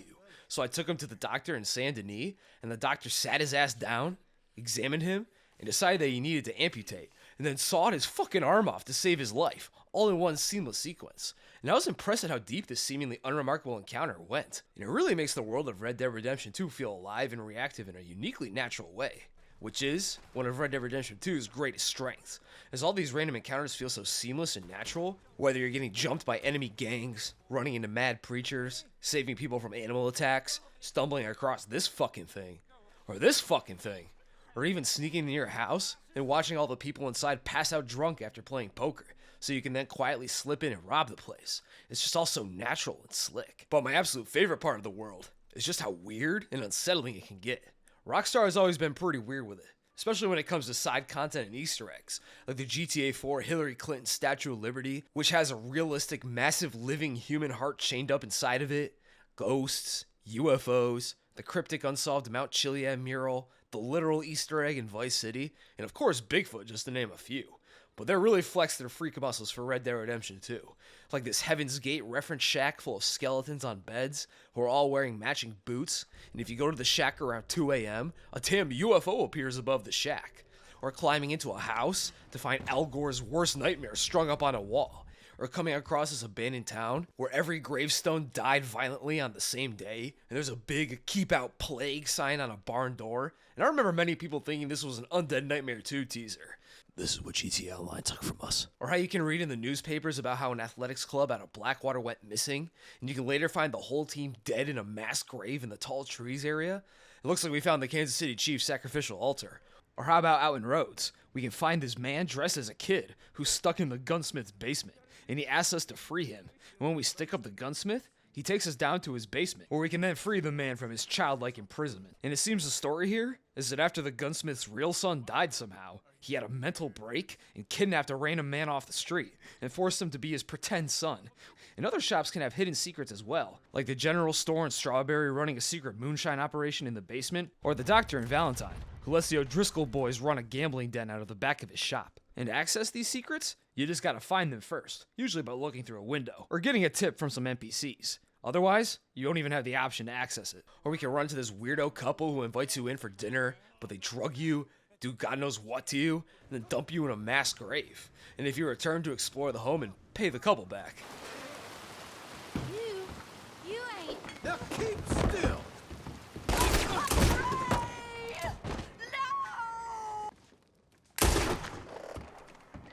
You can find the skeletal remains of their mother in a cabinet, alongside frantically scraped paintings of her, revealing that these two had likely killed their family and began a degenerate, incestuous relationship where they trap, drug, and kill travelers who get lured in by them. There's also another swamp shack where the most Cletus looking motherfucker in existence knocks you out and does God knows what to you before dumping you on the roadside. Like, are you fucking serious, bro? Or what was this guy doing with that sheep? There's a wedding ring on its body. Come on, man. Or how about the feral guy who runs around in the woods naked? Or there's a haunted woods where trees whisper to you on the wind, and there's an honest-to-God ghost wandering the swamp area at night. There's a damn ghost train, too. And I mean, does metal have a soul like that? There's also a Nosferatu-looking vampire who prowls the Saint Denis streets at night. Although you need to find his 5 mysterious pages to get him to appear. He's stealing Slenderman's whole bit here. A glowing pentagram appears under a shack in Butcher's Creek. Looks like we found the Mahomes' ancestral estate. And plenty of other odd locations and objects. But it's kind of funny when Arthur will find an inhuman corpse with a mutant face and arm, and just goes, curious, and then scribbles what he found in his journal, and moves on like it's business as usual. Or how about the mystery of Princess Isabeau Katharina Zinsmeister, as we learn through wanted posters throughout the game world. A young Luxembourgie, whatever the hell you call people from Luxembourg. Princess had disappeared into the wilderness 15 years ago, but curiously, she cannot be found anywhere in the game, although there is an adult NPC version of her that can be spawned in using mods, leaving the RDR community confused on what content she was a part of that must have ultimately been cut, and there may have been a mission to encounter or find her, but it must have been scrapped for whatever reason. And there's also, of course, the British guy you find all over the game, incessantly looking for his buddy Gavin, but he can never find him, and you can find him 8 years later in the epilogue, looking much more strung out and disheveled, but still looking for Gavin, saying that Gavin has been lost for years, and that he's been searching for so long, he can't even remember what Gavin looks like. So was Gavin even a real person? Or was he never real, and was just an imaginary friend conjured up by the schizoid mind of some British guy? Despite no resolutions to these side stories to be found in the game, I like the mysterious aura these unsolved mysteries bring to the game. It reminds me a lot of other Rockstar game urban legends, like the Sasquatch of San Andreas, or the Ratman of Liberty City. And it's just so fascinating to speculate on what the devs' original plans for them may have been. And on top of all of that, enemy gangs like the Murphy Brood, Skinner Brothers, and Night Folk of the Swamps make their areas even more highly unsettling to explore, as you don't know when an inbred cannibal murderer may jump out and attack you. And the Lemoyne Swamps are just pure nightmare fuel when it's dark out, along with plenty other examples. It gives the open world, despite its immense natural beauty, a real underlying sense of unsettling creepiness that I found to be really engaging and interesting, and it pulls me even deeper into this world. I mean, exploring a beautiful hillside, and then finding and entering a cozy little cabin, only to find it full of the rotting corpses of an entire family. Mom, dad, grandma, grandpa, and child all slumped over dead and rotting. And upon closer inspection, you can notice that their furnace's pipe is broken. So it's possible that the cracked pipe filled the cabin with smoke and suffocated the entire family. Or take this other locked cabin with 2 dead children inside, and by reading notes in the cabin, we learned that the kid's mother had left to look for supplies, and had told them to lock up the cabin and wait for her return. But it looks like she never made it back. It's just masterfully macabre world building that hits you like a damn truck when you least expect it, and I absolutely love it. It's a cruel, cruel world indeed. And finally, we can experience plenty of weirdness doing the available side quests, which are in the form of stranger missions, where you meet an especially kooky character and help them with their problems. One example being to help an arrogant Serbian inventor create a robot son in a bizarro version of Frankenstein, only to return later to find him dead, with the robot found far away in the Grizzly Mountains, sitting alone, covered in blood, and quietly saying "Papa" to himself. Sorry, kid. Or a quest to find a loose serial killer who brutally maims and strings up his victims' torsos around the map, helping the ironically named Mr. Black and Mr. White evade the law, help a legless veteran with his horse, and then help him hunt some crazy creatures near his home, like a giant fish he calls the Tyrant out of his local pond in the world's longest fishing reel battle in history. Like, holy shit, this took a while. Or helping this lady wrangle her freak show stars, a massive lumpy-headed man named Bertram, and a magical dwarf named Magnifico, who you have to chase around as he vanishes into differently colored puffs of smoke. Or helping some poor old drunkard get his work things back from his foreclosed house, only to find that the man was a former slave catcher. And I think after learning this, killing him will give you an honor boost, which I think is the only time you actually gain honor for killing an NPC. But it's deserved, and his whole body burned up in his bonfire is an extra fuck you.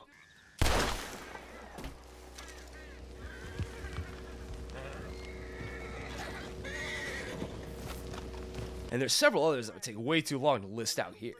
And if the stranger doesn't provide you with a small side story to get involved in, they'll likely offer you some kind of collectathon to keep you scouring the map all day long.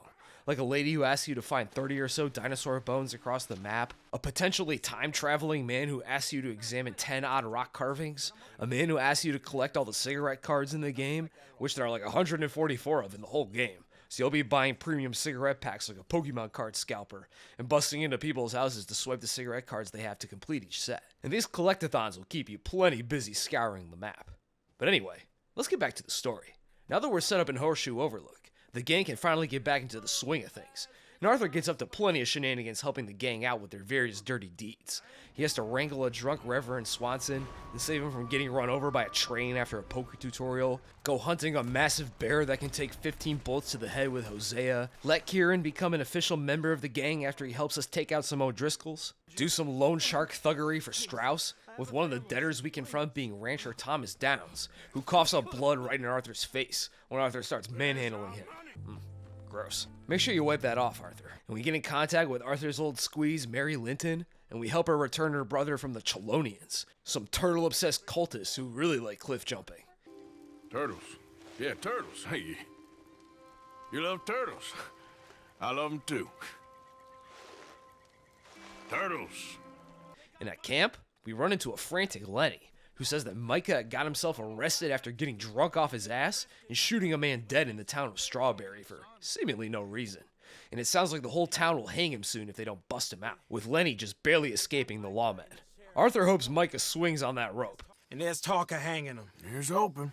Arthur, what? but Dutch voluntells him to go free Micah because Dutch is convinced that Micah is just a really great dude deep down, despite all the evidence to the contrary, and Dutch can't go anywhere near Strawberry himself, as he'd be recognized almost immediately for his shenanigans back in Blackwater. But first, we go to the saloon with Lenny to help him relax and blow off some steam for being forced to hang out with Micah for one day, which kicks off one of my favorite levels in the entire game. The drunk Lenny hunt and the line dance are just pure Kino. Hey, buddy.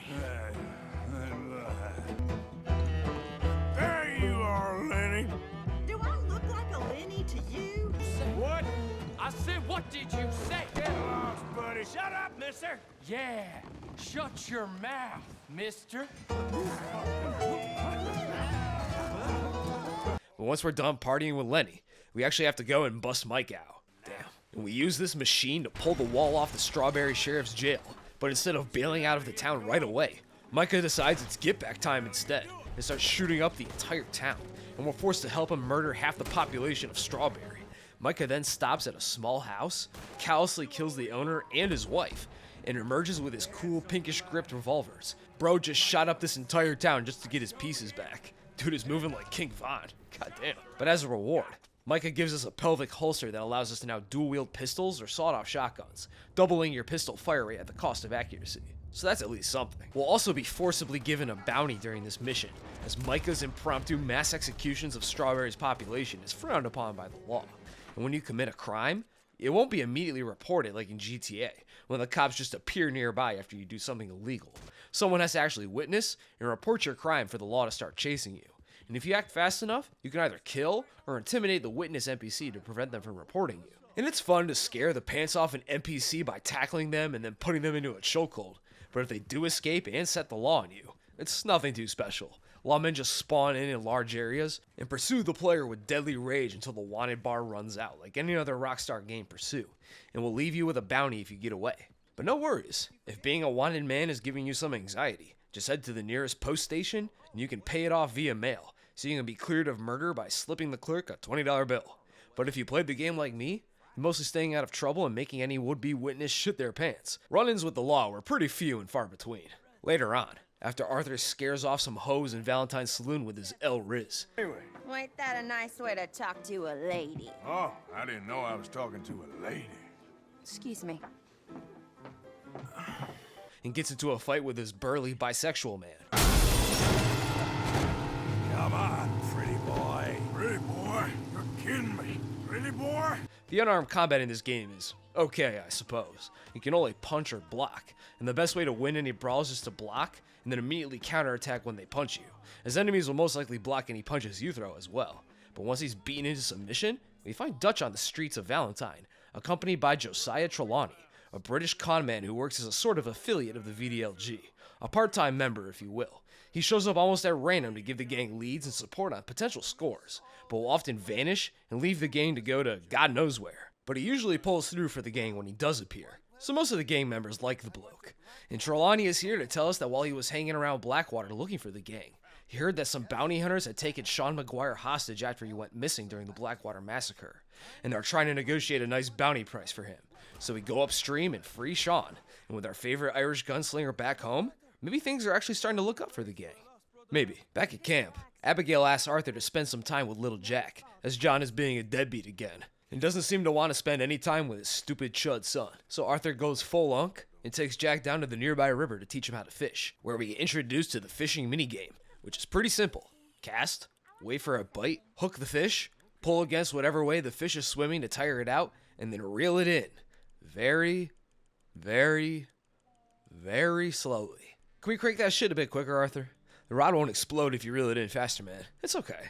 But this insanely slow reeling speed just makes the pretty easy fishing minigame feel more like a slog than it should be. But while we're out here fishing, we get approached from behind by two official-looking men who introduce themselves as Agent Milton and Ross of the Pinkerton Detective Agency. In the real world, the Pinkertons were essentially cops or mercs for hire, and were most often employed by wealthy industrialists as muscle to be deployed against striking workers and unions, using subterfuge to break up unions and sabotage their meetings, to getting into straight-up gunfights with striking workers, often leaving dozens wounded or dead when these massive strikes turned violent. And they even chased after real-life outlaws like Jesse James and the Wild Bunch as well. And now they're here, and they seem to know plenty about the gang's activities, identifying Arthur immediately, saying that he's got a 5,000 bounty on his dome. And they seem to know that it was the Vanderlyn gang that robbed Leviticus Cornwall's train up in the mountains. The Pinkertons then try to offer Arthur a deal, turn in Dutch, and they pinky swear that they won't break Arthur's neck with a noose. And Milton even says that he personally killed Matt Callender after capturing him after the Blackwater robbery, which causes a tense standoff with Arthur, before they leave for now. Arthur calls Milton a rich man's bitch, and Milton calls Arthur an unwashed savage, and Agent Ross trash talks little Jack. Enjoy your fishing, kid, while you still can. This dude Ross has beef with a literal 4-year-old. Arthur and Jack then immediately return to camp, and we tell Dutch that we have government goons breathing down our necks, and maybe we should get away from here, since the Pinkertons seem to pretty much know where the gang is shacked up. But Dutch says, "But Arthur, nothing ever happens." And Dutch thinks the Pinkertons are just trying to bait the gang into making a mistake or a rash move, and Arthur has to agree, although it's clear Arthur is still real nervous about the situation. So with the Pinkertons confirmed on our trail, let's go rob a train with John, Charles, and Sean, using an oil wagon stolen from Leviticus Cornwall again, to force the train to stop. But this is a pretty great level, robbing each train car rider one by one, and then leaving 15 lawmen dead after a gunfight on the train was a brutally good time. Pure Rockstar. Later on, after rustling up some sheep with John, we meet up with Dutch chilling in a saloon in Valentine. But while we drink with the boss man, we hear someone outside shouting for Dutch to come out. And we find that it's none other than Leviticus Cornwall himself, here in Valentine to personally confront Dutch for robbing his train. Damn, he really took that shit personally. Maybe it was his favorite train car or something. But if he's willing to come in person just to square up to Dutch, he'll probably just spend whatever money it costs to destroy the gang completely. And this confrontation causes a huge gunfight in Valentine to break out between us and Cornwall's men. And we have to use a wagon as mobile cover to push through Valentine and escape like we're shooting our way out of damn Vorkuta, leaving dozens dead and bleeding in the streets before we escape. And now it's clear that the gang can't stay around here anymore. Cornwall found Dutch with his pants down, and now Arthur has shot up 2 towns just this week. So with the long arm of the law reaching out and almost yanking our nuts and buns clean off, Dutch sends Arthur and Charles to go out and look for a new place to make camp.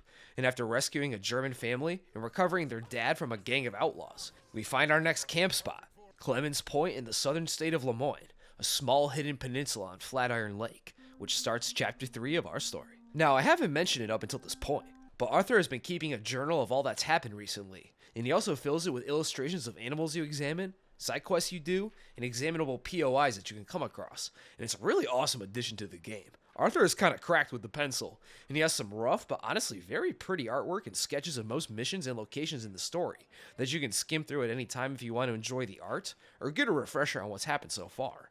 And the journal helps a lot in making Arthur even more charming to the player if you take the time to read his journal and look at all the loving artwork. But now that we're settled in our new swampy digs, we speak to Dutch, who seems to be in pretty high spirits all things considered, and gives Arthur a little mini speech about his vague ideals for a better and truer world. But Arthur is feeling pretty unsure about it all, as the gang is still being hunted by the men of civilization, and all they seem to do is rob and kill for their own selfish gains, and they seem to be heading straight towards disaster, just barely escaping Cornwall and his thugs. But Dutch handwaves Arthur's concerns, and they ride out with Hosea to check out the local area. And these southern swamps, plantations, and old battlefields are a pretty unique setting for the western genre, which are usually set in arid deserts of some kind. So we ride out and stumble upon a prison cart driven by Sheriff Gray, who works out of the town of Rhodes, and in his cart sits Josiah Trelawney. Looks like the bastard got nabbed somehow after he helped us free Sean, and Dutch introduces himself as Hoagie McIntyre. But while he speaks to the sheriff, the outlaws in their prison cart pick the lock and escape onto a nearby train, and Arthur and the deputy make chase and recapture the outlaws in another fun train-based level. Idiot! And once they're captured, we ride off into Rhodes and lock up these rapscallions, and we find Hoagie getting all buddy-buddy with Sheriff Gray, and we even convince Gray to let off Trelawney scot-free. And in Rhodes, we get a better picture of the situation. The town is controlled by two rival families, the Grays and the Braithwaites, two old plantation families who have a generational beef that's been going on for so long. The reason why the two families despise each other has devolved into myth and rumors, each side accusing each other of stealing gold from the other at some point in the past. And this feud has Dutch seeing dollar signs, so he asks Arthur to make contact with the Grays and see what he can learn. So we help Beau Gray, a sensitive young man, deliver messages to his sweetheart, Penelope Braithwaite, in a sort of Southern hick version of Romeo and Juliet. And we even help Penelope attend a suffragette rally, and we lead the ladies' protest caravan as a fun little historical activity. Arthur goes woke. But once we're done with R&J here, we find Dutch at the sheriff's office, where Sheriff Gray is getting loaded up, day drinking moonshine on the job. And after he stumbles out, Dutch says that he made Arthur and himself honorary Rhodes deputies, and hopes to gain the trust of the Grays and Braithwaites. Although again, Arthur isn't a fan of getting this deep into bed with the Grays so quickly. But to help the Grays, we help them shut down a moonshine camp owned by the Braithwaites out in the swamps, and we hog-tie up all the moonshiners, blow up their equipment, and gun down some Lemoyne Raiders who came to collect the moonshine. The Lemoyne Raiders being a gang of outlawed former Confederate soldiers that infest the Lemoyne and Rhodes areas like cockroaches. Their butts still glowing red from the belt to ass the Union gave them in the war, and they're trying to keep the fight going by any means necessary, which usually means robbing travelers, moonshining, arms dealing, and plenty of other forms of robbery and murder. But we gun them all down, and Gray's deputy even gives us the moonshine card as a reward for our hard work, after we ask him nicely. And back at camp, nothing short of a miracle happens. Uncle actually did something, and he has a lead on a wagon we can rob. But when we rob it, we learn it belongs to Leviticus Cornwall again. So after we rob it, a small army of his goons appear, and we have to fight them off in a sweet moonlit barn-burning shootout. But after that, we link up with Hosea and deliver the moonshine we appropriated from the swamps back to the Braithwaites, to try and sell their own booze back to them as a bit of a power move. We meet the ghoulish Braithwaite matriarch, Catherine Braithwaite, who instead tells Arthur and Hosea to go give the moonshine away for free at the Rhodes Saloon, to go cause the Grays some trouble. And Arthur pours up moonshine for the entire bar, acting as a mute simpleton at Hosea's request, until more damn Lemoyne Raiders barge in looking to get their stolen shine back.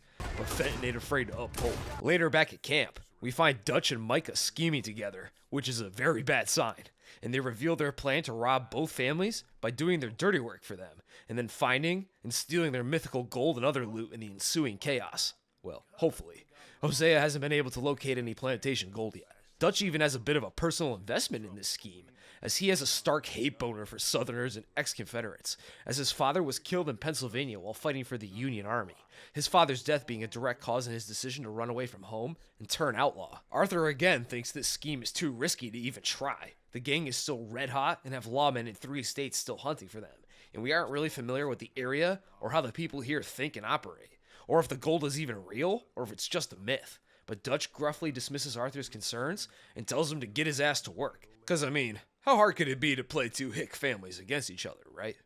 But in the meantime, we shoot up an abandoned plantation called Shady Bell with Lenny, and steal a bolt-action rifle shipment from more Lemoyne Raiders.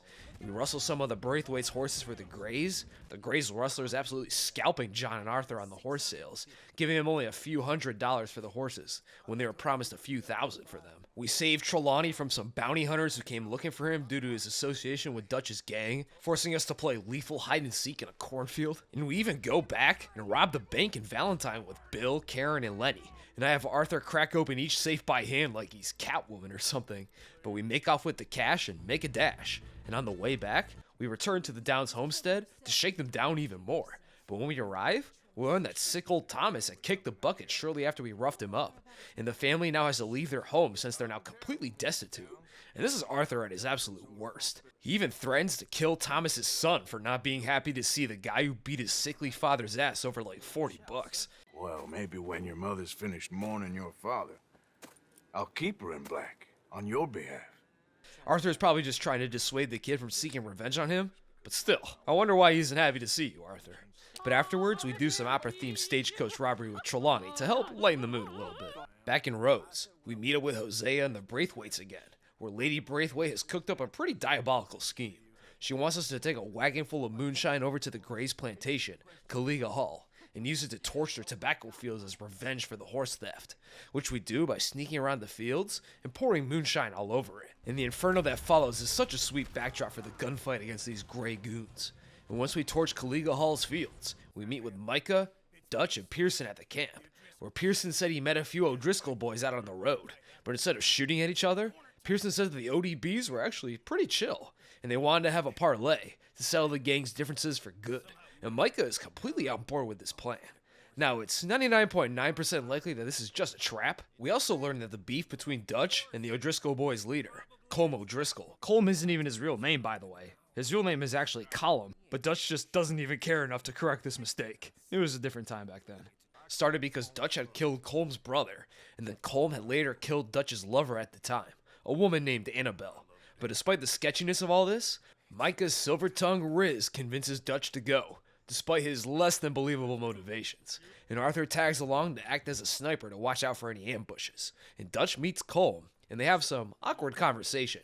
I am sorry about your brother. Yeah, well, I never liked him much. I liked Annabelle. But as Arthur watches, he gets ambushed from behind and captured by O'Driscolls, and is then strung up by his feet in some root cellar, wearing only his long john jammies. Colm then comes down and tells Arthur that the meeting was all a setup to kidnap him and use Arthur as bait to then capture the rest of the gang, who should be coming any moment to free their strongest soldier, right? Right? How long has it even been? But when Colm leaves, Arthur swings himself to grab a file that was conveniently left on the nearby table, and he does some field surgery and flees on horseback out of the camp, riding all the way back to Clemens Point in a semi-conscious state, where he finally arrives, and the gang is pretty shocked to see him, and it doesn't really look like they were organizing a search party anytime soon. But remember whose idea this was? Micah's. So maybe Micah had kind of expected this to happen, and he tried to convince Dutch to leave Arthur behind, and that it was too risky to try and rescue him. But who knows? And Arthur has to take several days to recover. And I can tell it's been a while, because Arthur's beard has exploded in size between the end of the mission and now. But once we're recovered and back in action, we meet with Micah, Sean, and Bill in Rhodes. And we take a stroll through Rhodes to meet with some Grays about a nondescript job. But the town seems desolate, and Arthur is getting some real bad vibes from the place. Now it don't feel right. I could have told you.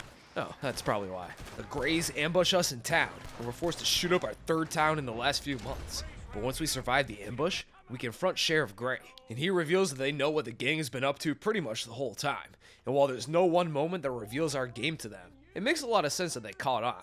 Arthur was running around doing work for both the Grays and Braithwaites, wearing the same clothes each time, not really trying to hide his identity. And all this trouble in the area started very shortly after this group of suspiciously helpful armed vagrants showed up in Lemoyne. And it looks like the gang just simply got too cocky and thought nobody would put two and two together. So we confront Sheriff Gray and pay him back for capping poor Shawnee, somehow not hitting Bill with this sawed-off shotgun blast. Well, looks like the gang will have to skip town again soon. But back at camp, we learned that Jack was kidnapped while we were gone, apparently taken by some Braithwaite goons. So the gang all comes together and rides out to Braithwaite Manor to find Jack. And this level is just so fucking sick. It's great to see the whole gang roll out together at full strength, united with one goal in mind. Riding up to the manor feels like it's ripped right out of Django Unchained or something. It's absolute cinema. and this is the VDLG at its peak. And I'd be lying if I didn't say it felt fantastic to shoot up this place. It's a great way for the gang to let off some steam. But we bust into the manor and find Catherine Braithwaite after a huge gunfight.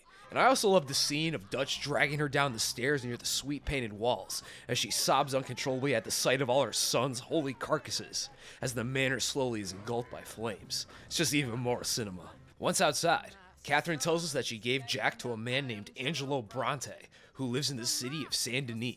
So it looks like we'll have to dive deep into the belly of civilization to save our boy Jack. Also, Catherine Braithwaite then runs back into the burning manor at the end of the cutscene. And if you revisit the burned out ruins of the manor later, you can find Catherine's meaty burnt corpse inside, and you can loot a nice brooch off her too. Yucky. But wait, what about all the Confederate gold Dutch was hyping us up about? Was that ever real to begin with? Well, in an obscure part of the map, south of Copperhead Landing, on some small muddy islands, we can find a small lockbox, and inside is a faded letter. A letter dated to almost a century ago in 1806, from a Lucille Braithwaite to a Mr. Douglas Gray, who were forbidden lovers, a lot like Beau and Penelope are. And Lucille says that she's currently in exile in Connecticut for the crime of loving a damn dirty Gray. And she tells Doug to take the family's gold and give it to an abolitionist group that they were sympathetic to. So the gold was indeed real, but it was long since given away. And in the letter, Lucille also accurately predicts that the families will just blame each other for the missing gold, and not much will change around here. So the gold was never even there to begin with. Another swing and a miss from Dutch. Anyway, back at camp, we sit and ruminate on the huge mess we've made. But then, Milton and Ross saunter right into camp. The Pinkertons are getting cocky now, and they ask Dutch directly to turn himself in and tell all the other gang members to go get lost and give up their outlaw lifestyle for good. But Dutch then moves to turn himself in all dramatic-like, but all the VDLG members then pull out their big irons and tell the agents to take a hike, showing that despite all the trouble and chaos the gang has gotten into recently, the gang still believes in Dutch, and they still have his back. Well, at least for now. But we still gotta pack up and move, and we decide to shack up in Shady Bell that Arthur and Lenny shot up a few missions back. So we go there, clear out more straggler Lemoyne raiders, and once the gang is settled, we ride out with Dutch and head into Saint Denis, starting chapter 4 of the story. And Saint Denis is sort of a New Orleans-style city, a booming city with huge industrial zones spewing smoke into the sky all day long, French New Orleans-style architecture, and it's even got a large Chinese immigrant population, complete with a huge Chinese restaurant. It's a super interesting place that lets the devs play around with designing a turn-of-the-century southern city that's in the middle of industrialization, and it's a great juxtaposition from the wilderness that makes up most of the map.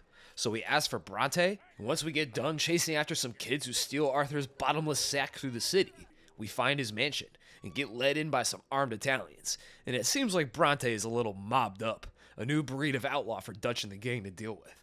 And we meet the man himself, and we ask him if we can get Jack back, and the confrontation gets pretty tense. It seems that Bronte had involvement with the moonshining business that the Braithwaites were running that we shut down, so maybe he's still upset about that. But then suddenly, Bronte decides he likes the cut of Dutch's jib, and he immediately chills out and shares some laughs and drinks with the guys. And he then says that he'll make a deal. He'll return Jack to us if Arthur and John help him stop some grave robbers who have been breaking into the Saint Denis graveyard. So we go and do just that, having a spooky-ass shootout with these highly motivated grave robbers. And once the job is done, we escape from cops who come looking for us. We head back and we find Jack all well and good. Jack was treated very well by Bronte, thankfully, and Dutch seemed to have really hit it off with the guy while we were gone, and he says that Bronte invited them to a high-class party in the city.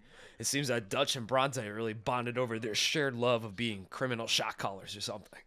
So the 4 gang members who decide to go to the party are Dutch, Hosea, Arthur, and Bill Williamson of all people? I mean, the guy has the class and refinement of Karl Malone on a high school campus. But apparently, originally, Javier and Molly were supposed to go to the party, as there exists party clothes for them in the game files.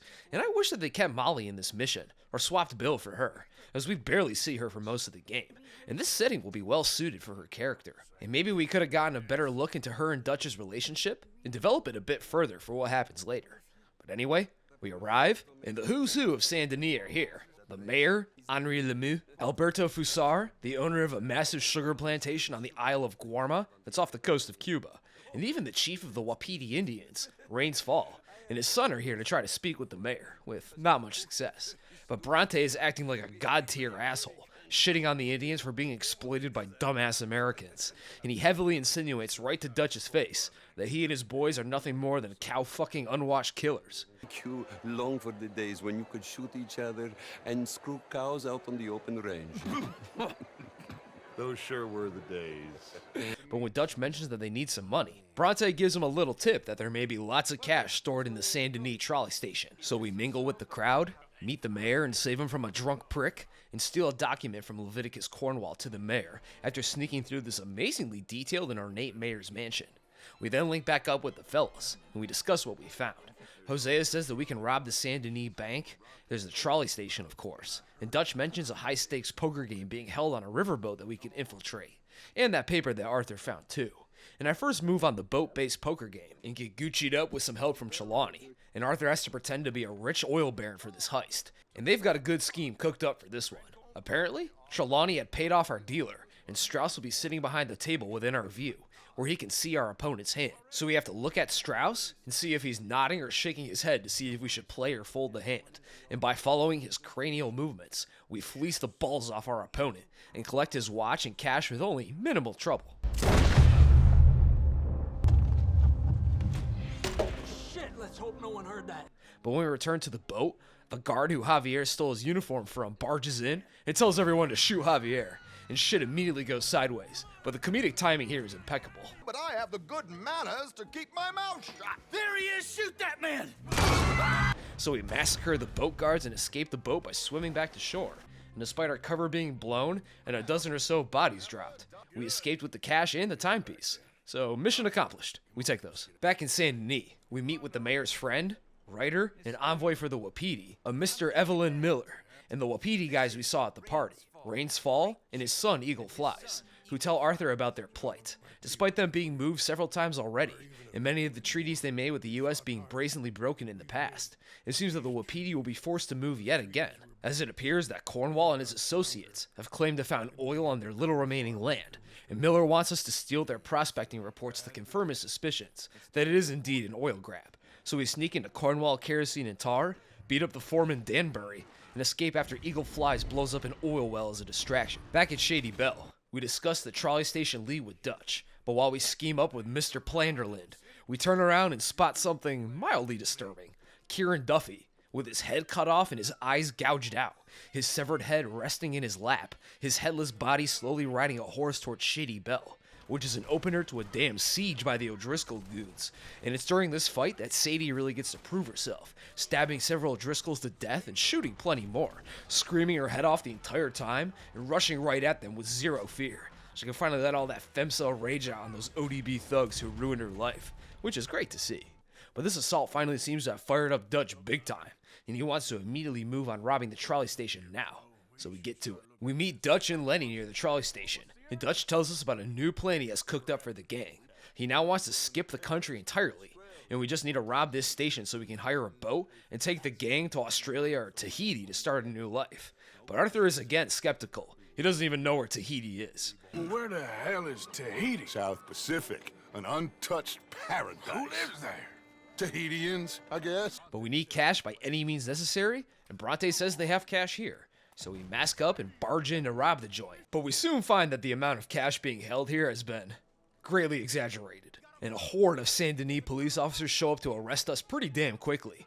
So it's pretty clear that Bronte completely jebaited old Dutch. So we escape by riding a passing trolley and gunning down any police in our way in a fun dynamic shooting gallery. But the trolley gets stuck accelerating, and we only come to a stop after an insane crash into a passing horse-drawn cart.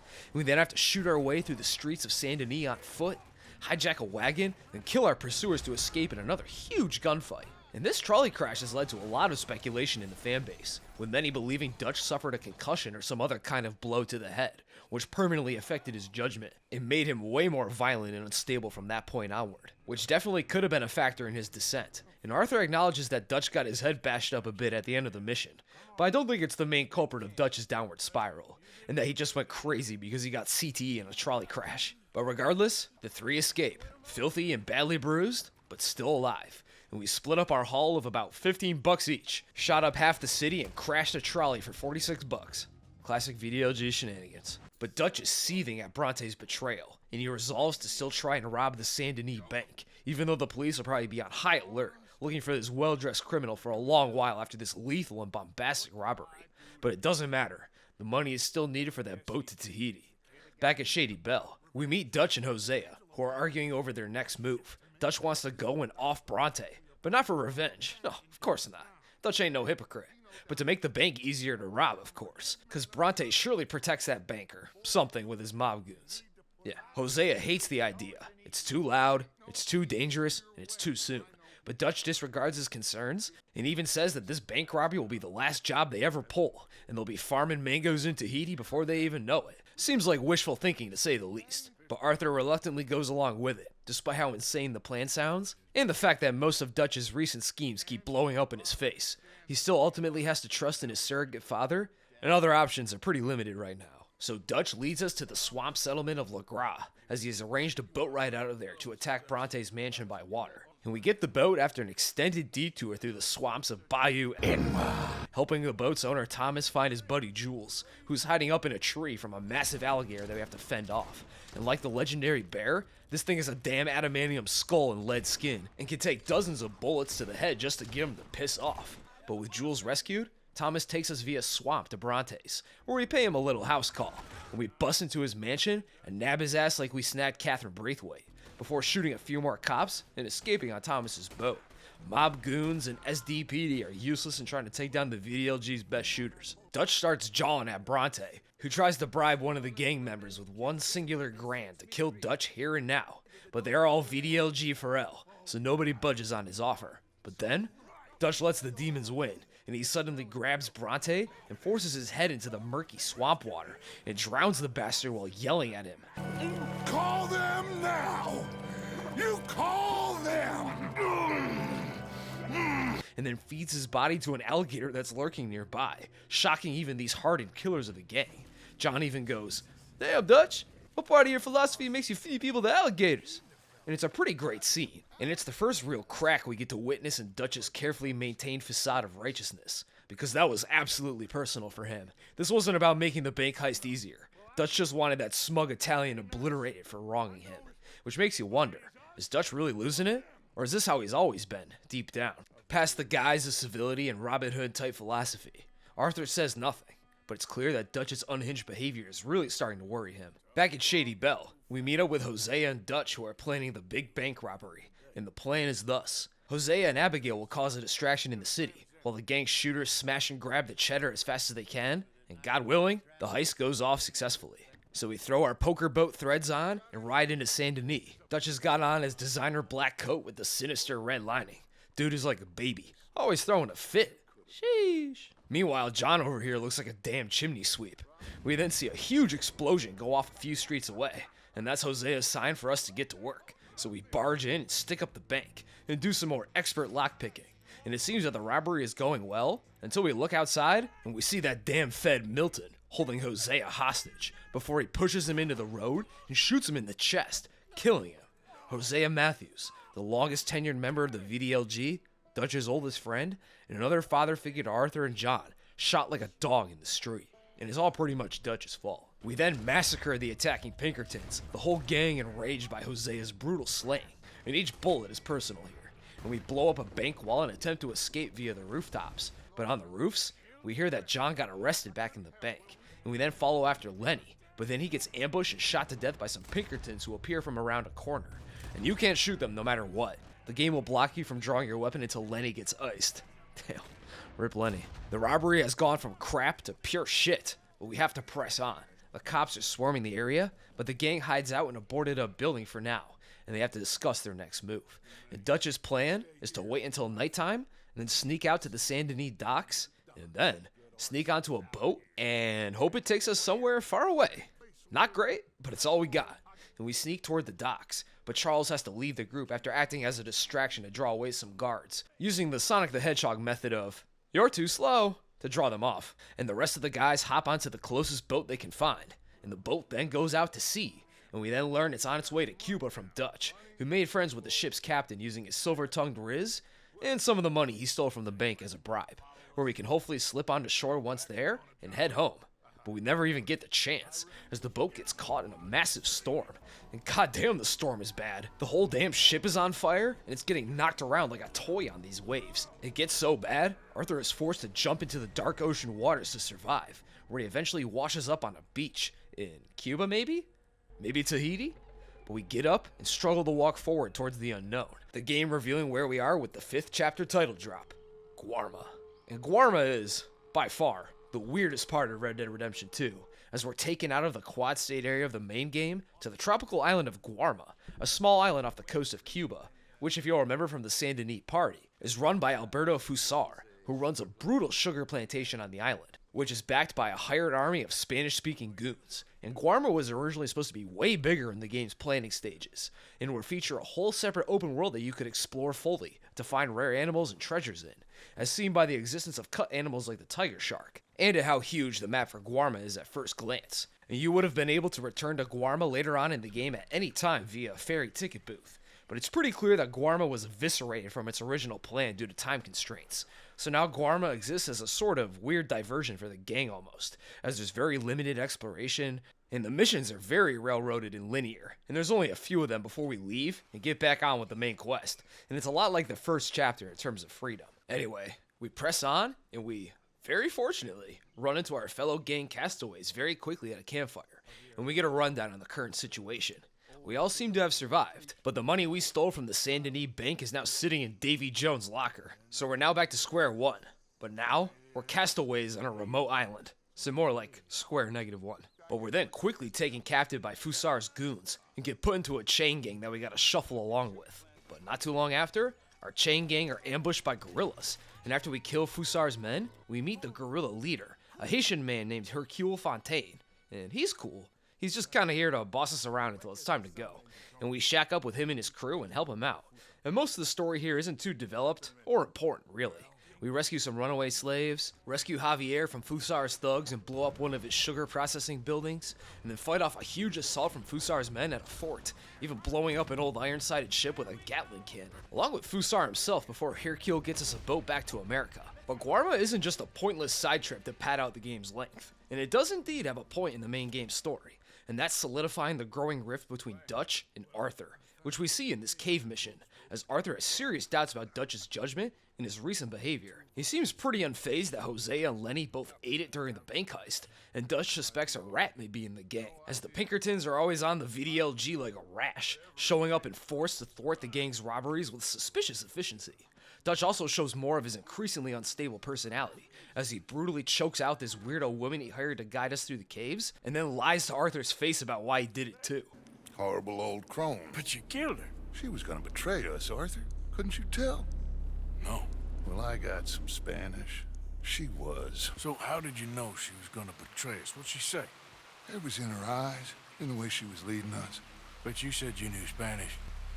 And Arthur has lost almost all his faith in the man he's idolized for most of his life. But for now, they all still need to work together to get off this island. But once the business in Guarma is done, Dutch tells the gang to split up, and we'll try to find the gang and meet sometime later when the coast is a bit clearer, as who knows where they could possibly be by now. And Arthur goes back to check Shady Belle, riding out to Unshaken by D'Angelo, and it's such a great track. Not only is it a great song, it adds a real sense of uncertainty to the ride that just grows larger as it goes on. We arrive at Shady Belle to find it deserted, save for a letter to an Uncle Tacitus Kilgore from a Caroline, saying that they had gone on vacation to Lakay, Tacitus Kilgore being a common pseudonym the gang uses when sending letters or running scams. Trelawney even scams people using documents from a Tacitus Kilgore mining company. So this is actually a coded message to check for the gang in the abandoned swamp village of Lakay. So we kill some Pinkertons who show up to investigate and reach Lakay, where we thankfully find the gang just hanging around. And eventually, Dutch makes his way back here, and we learn that after the robbery went tits up, Sadie became the gang's father who stepped up and moved the gang out of Shady Belle right away and led them to Lakay, and has been protecting them here ever since, with some help from Charles, of course.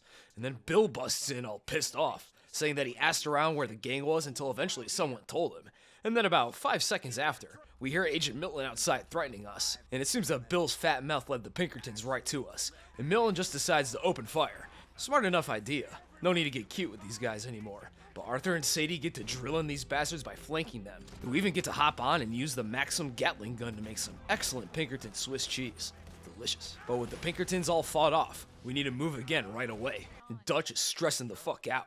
And when Abigail asks Dutch how they'll bust John out of prison, as they fear he'll be hanged sooner rather than later, Dutch just shuts her down and storms off, saying that they can't save him right now. And Abigail instead asks Arthur and Sadie to help free her baby daddy. Dutch then asks Arthur to scope out Beaver Hollow and Roanoke Ridge as a potential new campsite. So we get our guy Charles, and we move out. And we find that the campsite in question is full of inbred cannibalistic murderers called the Murphy Brood, who live in the caves and woods near Annisburg. And we sneak in and clear out their murder cave that they live in. And it's an insanely dark and freaky location. And I just love how these freaks just slowly approach you to attack with their knives and machetes. And you can just blast them in the face as they approach you. So we clear out the cave and free a woman that the Murphys had kidnapped from a passing caravan, as all the other members all got brutalized and semi-eaten. And the lady is so traumatized, all she can do is shriek and slowly walk around in a daze. And her horrified performance makes this whole situation genuinely unnerving. So we drop her off in the mining town of Annisburg, and after dropping her off, we spot Mrs. Downs, the lady whose husband we extorted and forced to move off their homestead. And now she's been forced to become a prostitute, and she's looking noticeably more sickly and disheveled. Yeesh, tough scene. And Arthur leaves without a word back to camp, where Dutch and the rest of the gang have set up at the mouth of the former cannibal murder cave. Comfy. But then, Molly O'Shea comes barging in, Uncle saying he found her drunk in Saint Denis, and she's pissed at Dutch for not really liking her all that much, as apparently, he stopped trying to fornicate with her, and he took an extended Guarman vacation, and she has a full-on femcel crash out. She then confesses to ratting on the gang to Milton and Ross, saying that she was the one who told them about the Saint Denis bank robbery, which is unacceptable treason if true. So she gets blasted right in the gut by Miss Grimshaw.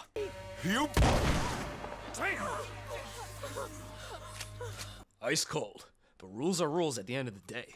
And this scene kicks off the 6th chapter of the game, Beaver Hollow, and it's a great tone setter for what's to come in this chapter. The gang is falling apart, and trust is at an all-time low. And we can even see this in the camp itself, as there are no more activities to do in camp now, no donations to make, no games to play or requests to fulfill. It's dead around here, much like the soul of the gang itself. But for now, we need to go meet Sadie in Saint Denis to try to figure out how to bust John out of prison. But as we ride into the city, Arthur gets a massive coughing fit out of nowhere. Oh no. Oh no, bro. Arthur stumbles his way to a nearby doctor, barely able to walk, coughing up blood on the sidewalk, and it's looking grim. But we make it to the doctor with the help from a kind passerby, who quickly examines and diagnoses Arthur with tuberculosis, which Arthur got from Thomas Downs, who hacked up bloody phlegm in Arthur's face while he was beating him up to get back his loan money. And the game subtly alludes to Arthur's infection all throughout, like how he wipes his face after extorting Thomas, and as the game progresses, he has some minor cough attacks here and there. But it's around Guarma and after that he really starts to surface. His eyes become permanently bloodshot, he looks thin and diminished, and he becomes pretty pale from then onward. And now it's confirmed. And it's bad. The doctor can only advise Arthur to get lots of rest and try to find a comfortable spot to waste away in as treatment, and gives him a syringe of morphine or something to give him a little extra energy. And this whole scene feels like buckshot to the chest, and I dreaded coming back to this point, because it puts a timer on our protagonist's life, and it makes the already devolving situation with the gang feel so much worse. And I just feel plain old bad for poor Arthur. He didn't deserve this. Well, maybe just a tad. But we are now sick, which makes food items restore less of our cores, making Arthur feel more sluggish and weak overall, as his cores drain faster and are now harder to refill. And if you try to smoke or drink, Arthur will hack up a damn lung afterwards. And it just sounds painful as all hell. Sorry, man. I need that Deadeye back. But TB or not, thuggery goes on. We meet Sadie to try to figure out how to free John, as the prison he's locked up in is on a heavily guarded island. But no worries, Sadie's got a killer idea. We'll scout the place in a hot air balloon, of course. The balloon ride is kinda slow, but very charming. The balloon's pilot is a real character, and he tries to give Arthur a pocket egg as a snack. And also, these clouds look fantastic. And from the air balloon, we spot John working out in a chain gang at the prison, but the guards shoot at our balloon, so we gotta make an aerial escape. And we link up with Sadie while she's being chased by O'Driscoll goons, and we do some balloon skeet shooting to save her. But damn, rip the goofy balloon pilot. Sadie then says the fuzz nabbed Colm O'Driscoll himself, and they're gonna hang him in Saint Denis, but he's escaped the gallows in the past, and Sadie won't rest until she's seen unlimited genocide on the O'Driscoll world. But for now, with John confirmed alive, Arthur and Sadie bust him out with a pretty ballsy plan, take a guard hostage and just walk up to the front gate of the prison and demand John's release.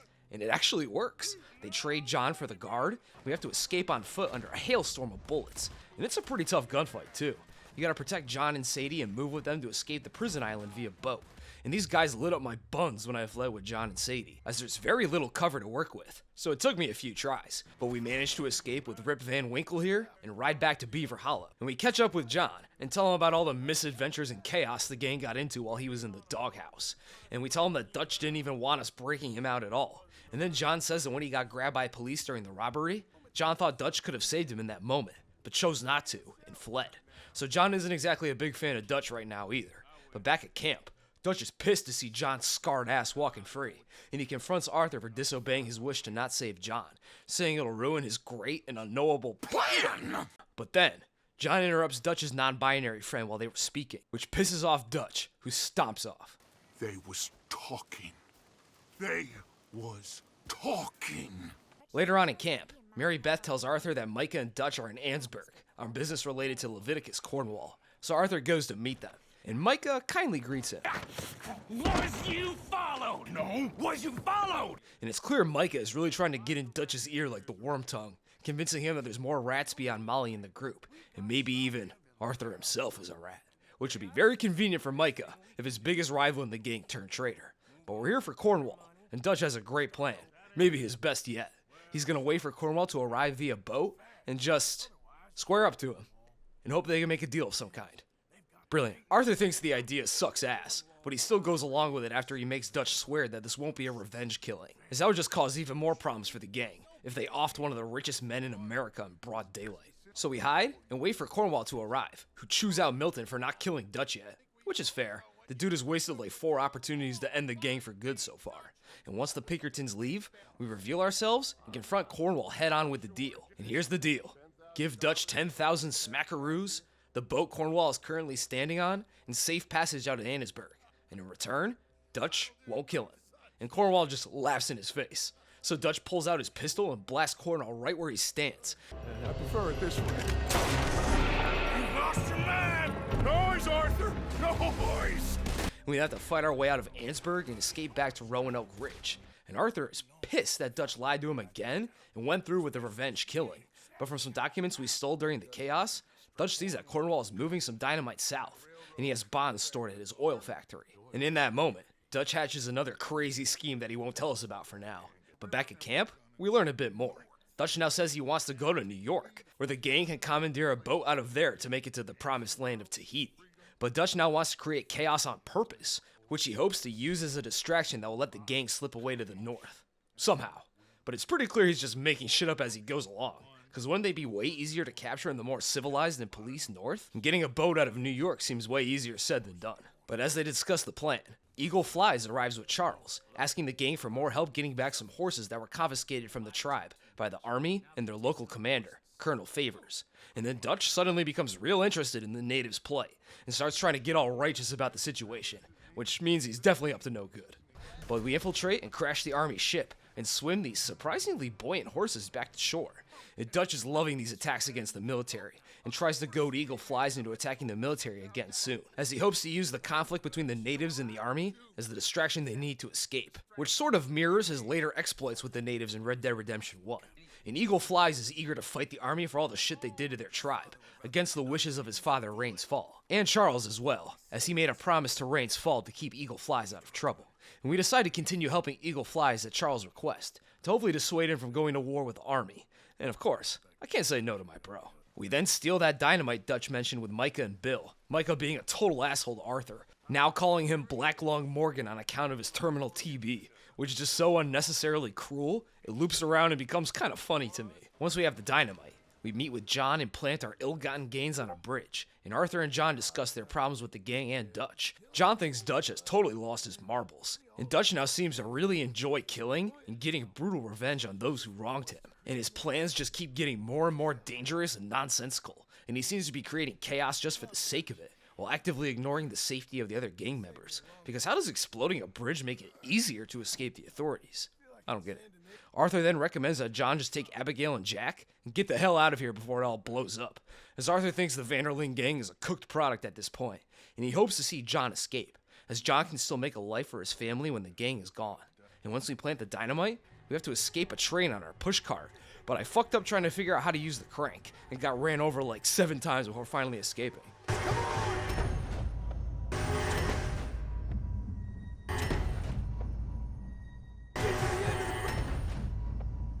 Sometimes in these cutscenes, you gotta hold a button, other times tap it, but in this case, we gotta tap, but in rhythm with the cart pumps, which is easier said than done. But we can now finally blow the bridge, and Arthur again tells John to be ready to bail from the gang at any time, and he says that he has no more faith in Dutch. His ideas are hollow and dangerous, and that they never changed, but Dutch certainly has, and that it may be, actually, for real, over. But for now, we help out the Wapiti Indians some more, visiting their settlement and riding with Rain's Fall, helping them get back some sacred items the military stole from them, and robbing a carriage for medicine that was diverted from the reservation by the military, which are fine missions, but they seem a bit like filler, with how low stakes they are at this point in the story. Later on, we make sure Colm O'Driscoll hangs in Saint Denis by thwarting an O'Driscoll boy's plan to free him with a rooftop sniper, and he actually gets his neck snapped this time, putting down the elusive ODB leader for good. But Sadie can't contain her gamer rage, and she slits the throat and shoots some of the O'Driscoll boys in the crowd. And I don't know how anyone noticed this odd cop and this lady putting guns to people's heads in the middle of the crowd. But regardless, we mop up the remaining goons who try to kill us, our good deed for the day complete. And back at camp, we meet up with Trelawney, who wants to leave the gang for good, as he sees that it's pretty much over too. And Arthur gives him his blessing to go and get lost. And he does, vanishing from the Red Dead Redemption franchise entirely. But that's not what we're here for. This is actually a Rain's Fall mission. The game will sometimes bait and switch the mission, where it will be provided by one character, but during the intro cutscene, another character swoops in and takes over for the rest of the mission like this, and he asks Arthur and Charles to be his bodyguards for a meeting with Colonel Favors, to hopefully get a new peace treaty signed. And the meeting doesn't go great.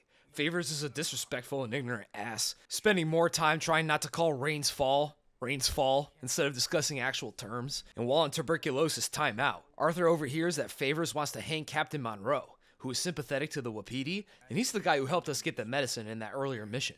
So we have a slight disagreement with the military. Let him go. This is all getting out of hand. Hi, Captain Monroe. Let's get out of here. And bring Monroe to a train station to see him off safely, as the army now wants his ass mowed like grass, where Arthur then runs into Reverend Swanson, who is also leaving the gang for good, saying that Dutch is acting too strange these days. Yeah, tell me about it. And Reverend gives Arthur a pretty impassioned speech that he's not all bad, and he knows that Arthur will do what's right when the time comes, spitting more sage wisdom than he realizes here. But before he goes, he says that Arthur did turn out good in the end, and maybe things would have gone better had the whole gang turned out like him. And it's actually a really nice and hopeful send-off to the resident crash out of the gang, who gives Arthur support on his conflicted heart and reassurance that he's doing the right thing. We then help Dutch and Eagle Flies ambush an army patrol with some TNT, which causes a damn bloodbath as we gun down dozens of army troops. But army reinforcements show up to attack us in force, and Arthur and Dutch get separated from Eagle Flies and eventually get cornered on the side of a mountain, and Arthur and Dutch jump off in the river to escape, washing ashore to finally escape the army. But damn, Dutch is like a walking massacre these days. Eagle Flies was detained and will most likely be killed in captivity. And this whole clusterfuck seems to have only encouraged Dutch, if anything. And we then meet Rain's Fall, who tells us the bloody ambush we just pulled has native and army relations worse than ever, unsurprisingly, and that Eagle Flies will be hanged for treason for the attack. So feeling guilty for his involvement, Arthur recruits Charles, and they head out to free Eagle Flies, and we sneak into the army fort, kill a few guards, bust Eagle Flies out of captivity, and shoot our way out. We even take a canoe ride down some river rapids while shooting some soldiers up on cliffs, and it's a lot of fun. But each time we help the Wapiti, it just makes relations way worse overall, because we end up killing scores of troops by the time we're done. Next, we help Sadie enact her unlimited genocide of the ODB world. We attack their last stronghold of Hanging Dog Ranch, wiping out anything that walks, and Sadie kills the O'Driscoll who killed her husband with a knife to the neck, and she can finally mourn her husband's death, now that all the O'Driscolls have been effectively wiped out, and their leader dead from a busted neck. Back at camp, we see that Micah has brought home two shifty-looking dudes, Tweedledee and Tweedledum over here, aka Joe and Cleet, two men Micah used to ride with, who were brought in for an upcoming robbery. But then, Eagle Flies and his Wapiti warband ride into camp, asking the Vanderlyn gang members to help them attack Cornwall, Kerosene, and Tar. And Rains Fall shows up too, begging his son not to fight, as another war with the army would just end up killing them all, and nothing will be gained from another war besides the further destruction of their tribe, telling him not to die for his own pride. But with too much rage in his heart, Eagle Flies rejects his father's plea and rides off, and Rains Fall pleads with Arthur to help. But that makes Dutch suspicious of Arthur, as Arthur had helped the Wapiti chief at Charles's request, not Dutch's, Micah asking Arthur what else he's been hiding. This exchange showing in a great way how deep the schism between Arthur and Dutch has grown, as although Arthur wasn't doing anything detrimental to the gang by helping Rains Fall, the simple act of making his own choices is seen as a betrayal by Dutch, who has Micah here in his ear trying to convince him that Arthur is the rat, and this conflict is almost at its breaking point. So Dutch and most of the gang's best shooters ride out to join Eagle Flies, and we ride in to attack the oil fields in a pretty huge and fun firefight with the military. And once we wipe out most of the military here, Dutch and Arthur break into Cornwall's main building to steal the bonds that Dutch had mentioned earlier when we gave Cornwall the world's worst stomachache. And we get the bonds and move to leave, but we get ambushed by more troops. But as we flee, a pipe bursts in a doorway, which knocks Arthur to the ground. A soldier then pounces on him and tries to drive his knife into his neck. And Dutch, despite the spraying mist, could have saved Arthur here, but he just doesn't, and he turns and walks out, leaving Arthur to die. But luckily, Eagle Flies comes in instead to save us. Thanks, man. But then, Colonel Favors appears from literally nowhere and shoots Eagle Flies in the gut. And Arthur pays Favors back with a shot to the gut of his own, and this shot gets Favors folded like a table in Buffalo. We then grab the injured Eagle Flies and confront Dutch about leaving Arthur to die, and he just says, "Nuh-uh, no I didn't," which Arthur can only just cringe at. So Arthur and Charles break off and ride to bring Eagle Flies back to Wapiti ASAP, Eagle slowly slumping over from the wound as the ride goes on, and the dark moonlight shadows giving the sequence a fantastically somber tone. And Arthur and Charles discuss all the damage they've done with their recent actions and schemes, and that whatever ideals Dutch had are long gone now. And we return Eagle Flies, who passes away shortly after, and Charles decides to leave the gang here and help the Wapiti move away to escape the army's wrath. He's off the Dutch train for good now. But before we head back to camp, it's at the point where we need to tie up any last loose ends, as the next mission will be the beginning of the end of this part of the story. Your ending will be determined by your current honor level, and to get that best possible ending, you'll want to engage in a little redemption, if you will. Bad joke. But it's true. Once Arthur is hit with his TB diagnosis, the game has a noticeable vibe shift, and Arthur becomes much more focused on helping John and other members of the gang get off Mr. Vanderlyn's wild ride. And Arthur seriously contemplates if he can still be a good man, in his own way, despite the shit he's done in his life of robbing and killing. And the game gives you lots of opportunities to redeem yourself a bit. You can help Bo and Penelope escape Rhodes so they can start new lives in Boston. And Strauss will give you a couple of loan collection jobs. One to get money back from a man who you learn went AWOL from the military and married a native woman. And you can choose to forgive their debt for a nice moral boost. And you find one of the loan clients that ended up dying, leaving only his widow and young son as debtors, which you can also forgive for a huge moral boost. And eventually, Arthur goes and does what every player wanted to do since Chapter 2. And kick that weasel Strauss out of the gang for his evil-ass business methods. And it's so damn satisfying. And it feels great to see Arthur acknowledge the hypocrisy of keeping a guy like Strauss around, when the gang claims to be fighting for freedom and the downtrodden. Arthur trying all he can to right a few of these wrongs before we meet our eternal fate. But I feel this side redemption content is best shown with the Downs family, because as we see in Ansburg, we ruined their fucking lives. Edith Down has been forced to sell her body to scrounge up any cash she can, and her son Archie works a dogshit back-breaking job in the mines, where the other workers physically bully him daily. And it's cool to see the direct consequences of our actions, even if it was just gang business at the time. And we can do a mission to help Archie, where we find him about to get beat up by the other mine workers, and a sickly Arthur comes in and stands up for him, and beats down the foreman to try to get them to leave Archie alone. And Arthur gives Archie cash out of his own pocket to help them move out of this shithole town. And I just love this mission. It's pretty small in the scope of the game, but poor, sickly Arthur standing up for Archie is one of the most heroic things he does in the entire game. It's true redemption right there. And we also save Mrs. Downs from a real sketchy situation, where she was cornered in the woods by this creepy bastard. And Arthur just flat out apologizes for what he did to Thomas, and he feels that his tuberculosis is a sort of punishment for his crimes. And we give Edith a lift back to Ansburg. And Arthur gives them even more cash to help them start a new life, trying his best to hopefully right the wrongs that he's done, and it's some really touching stuff, actually. But with that done, now it's time to start the end of this tale. Back at camp, the wheels are really starting to fall off now. Pearson and Uncle have both left the gang while we were gone, but it doesn't matter too much, because like an addict, Dutch just needs one more score. Just one more score, man, and we'll finally be fucking mangoes in Tahiti or something. And this score is going to be on a train loaded with military payroll for the bridge that we blew up earlier. Big danger, but big reward. And Arthur, despite all the shit, will still go along with the robbery plan. But he tries to convince Dutch to let the women and John and his family leave the gang regardless, as the situation is just too dangerous. And Dutch seemingly agrees, but he seems flabbergasted that Arthur would even dare to make such a request of him. And this has got to be one of the least genuine "sure pals" I've ever heard in my life. John? Insist? Yeah. Of course, pal. So don't expect much. But we group up and board the train, getting to work killing the troops on board with John. But as we advance up the train, John gets shot and falls off the train. And Dutch says that he'll go and help John while we let that Maxim gun rip on some pursuing soldiers. But once we bust into the train's armored car, we find it's full of plenty of cash, and we hop off as the train flies off the bridge we blew up into the ravine below.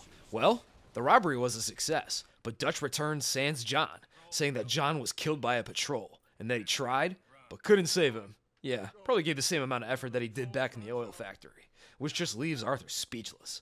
It wasn't supposed to go this way. And on the way back to camp, we run into a frantic Tilly with Jack in tow, who says that Milton and his Pinkerton thugs raided the camp during the robbery, and they had captured Abigail. But Micah immediately tells Dutch to forget about Abigail, saying that she's just a girl. And Dutch even agrees, which leaves Arthur completely shocked, as this would leave Jack as an orphan for all we know, and Abigail has been a loyal member of the gang for years. But Dutch agrees with Micah and rides off, leaving Arthur stunned by his callousness for her after all this time.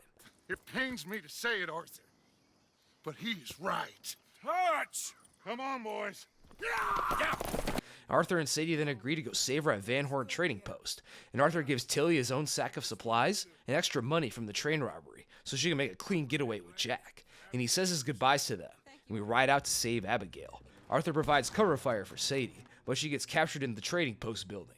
So Arthur gets down and shoots his way through Van Horn, and we bust in and try to free Abigail, but get stuck up by Milton, who reminds Arthur of his offer, and reveals that he wasn't the only one they approached, and one even agreed to flip. Arthur thinks it's Molly from her final confession at the camp, but then Milton drops a truth nuke, saying that Molly never talked, and they had to eventually let her go. So was she lying back at the camp? Is being deprived of that Dutch hammer so awful a life she committed suicide by admitting to snitching when she didn't?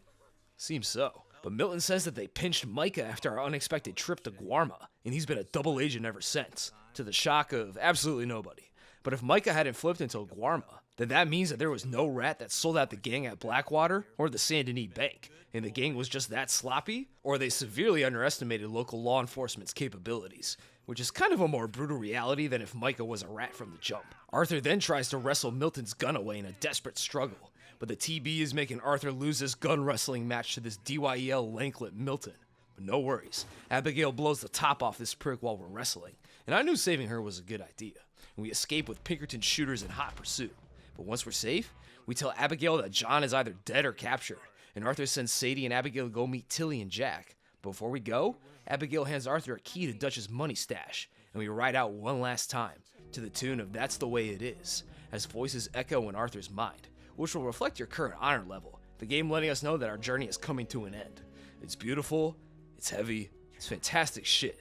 It's enough to make a grown man cry, and you don't know what will happen next, but the game clearly conveys that it's almost over in such an amazing way.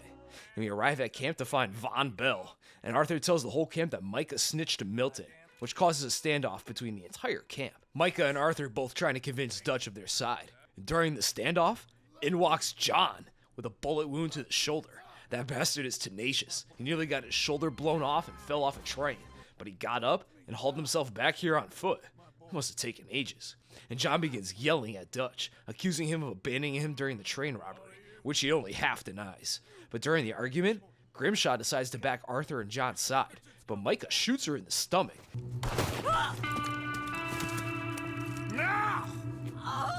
Which finally gets Dutch involved, who is weirdly unconcerned that Miss Grimshaw, the woman who helped build the gang with him and Hosea, who has been around since almost day one, is dying on the ground in front of him, again showing very little care for someone he claims to be family.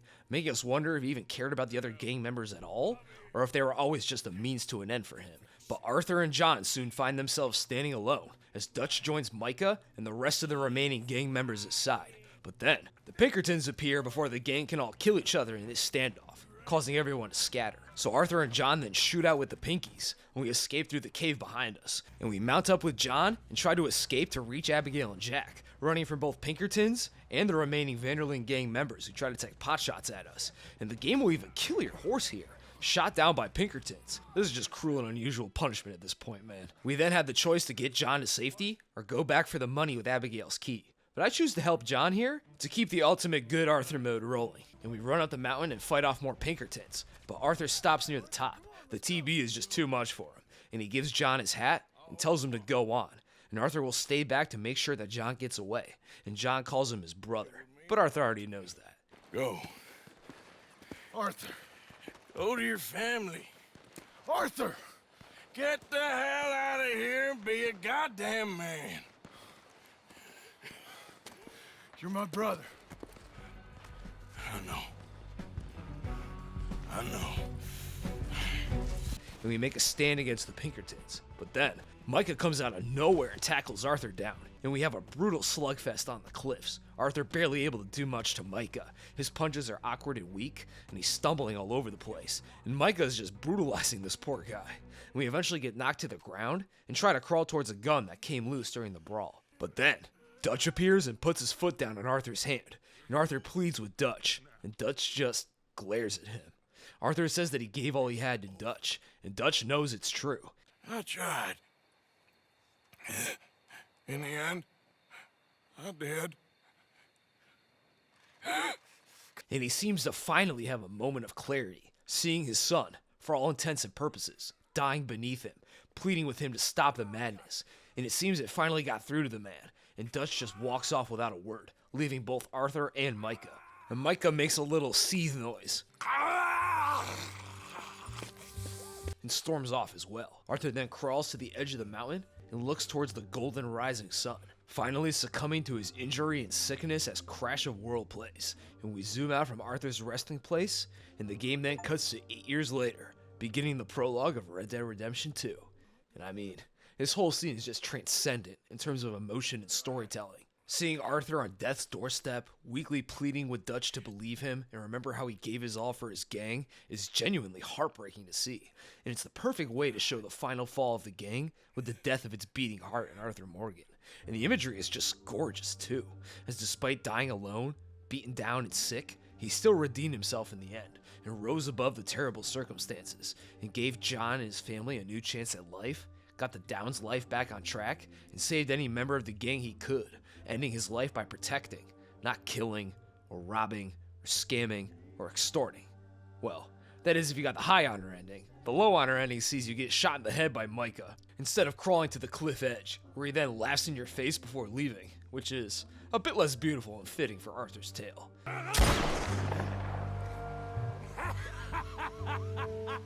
But again, if this isn't art, then I'm the damn president of Eritrea. But in the epilogue, we catch up with the Marston family in the year 1907, around 8 or so years after the fall of the VDLG, back in the town of Strawberry in search of some good, honest work. And the epilogue also comes with a time skip in the world, so without exploring, you now have an all-new fresh incentive to visit any place you could think of, to see how things may have changed since Arthur's demise. And you can run into old NPCs you previously interacted with, to see how they've changed. Like how I found this kid skipping rocks as Arthur, seething about some girl, and I told him to lock in and be a good man, and try to ask her out. And as John, I met him again, angrily skipping rocks, and he said that Arthur's advice ruined his life, as the girl he liked seemed to have cheated on his ass. Or how about Gertrude Braithwaite, the mutant girl who was locked in an outhouse on the Braithwaite property, who is now a skeletal corpse 8 years later. But the biggest change is that you now get to explore the area east of Blackwater and all of New Austin. But New Austin is definitely the most sparsely filled area in the game in terms of raw content, so it's more of a place that exists as some beautiful looking fan service, rather than anything else. But besides that, any side content you may have missed or left unfinished will still be available when playing as John, so no worries about making sure all your loose ends are tied up before Arthur completes his story. But back to the epilogue. John and Abigail are arguing over a recent incident where John had shot someone, which forced the family to leave and find a new home. And it seems John is really struggling to adapt to his new honest life on the straight and narrow, as killing and robbing are the only things he's really good at. And Abigail is about the same, also trying her best to be a good mother to Jack, as well as finding new lines of honest work with her husband. And Jack is now a young teenager, and is a reserved lad who loves reading books most of the time, and not much else.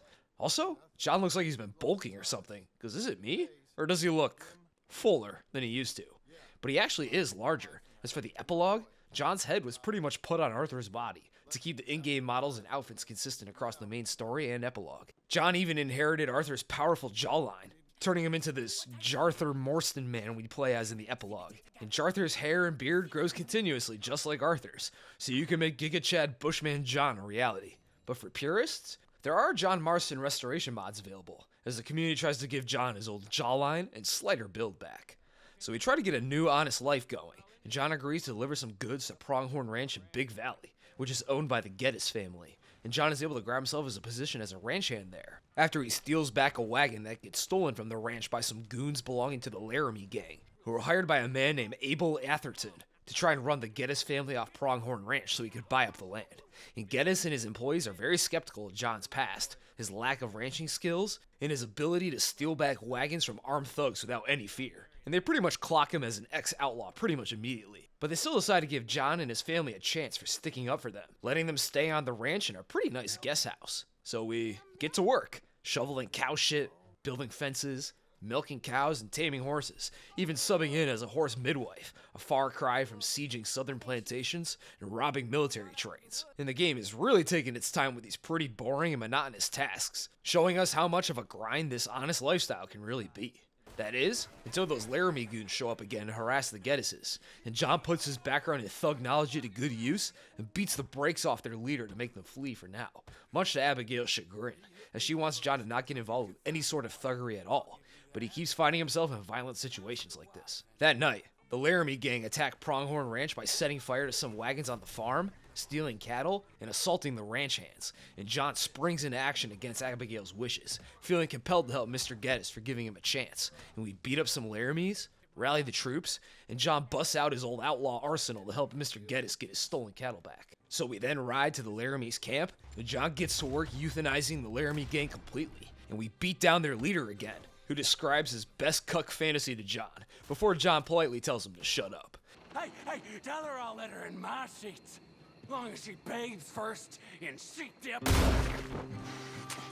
We then return back, and Geddes and his boys are beyond thankful for killing off the Laramies for them. But Abigail is pissed, because John keeps finding himself going back to his old ways, refusing to listen to her. And things get even worse when John takes Jack to Strawberry to pick up a package, as someone overhears John say his name to the clerk, who he then later confronts on the road with two other armed men, saying that John Marston had killed his brother out in Roanoke a few months back, and now he's back for revenge. But we put them all down, all the while Jack hides behind a stump nearby. John's old habits are now coming back to directly threaten his family, with Jack paying the price for his father's violent decisions, with some nice fresh trauma. And these two combined incidents cause Abigail and Jack to just up and leave one day, as she's tired of constantly having to move thanks to John's choices to fight and kill, instead of not intervening, and she wants to put herself and Jack out of harm's way until John can change his ways. Now this is a nuclear black pill for John to swallow, but he doesn't give up, and rather takes this as the sign he needs to try and get his shit together for real. So he gets back to work for now, and John comes up with a plan for the future. Before she left, Abigail told John about how she read about a property for sale called Beecher's Hope, out west of Blackwater, and she seemed interested in buying it to start a new life of ranching of their own. So John decides he's going to try to become the new landlord of Beecher's Hope, and build up a ranch there to show he's changed, and he could be a responsible man. So John asked Mr. Geddes to put in a good word for him at the bank, so he can take out a loan and purchase Beecher's Hope. And Geddes, being a class act, and probably a little frightened by John, agrees to help, on account of all the good work John has done for him.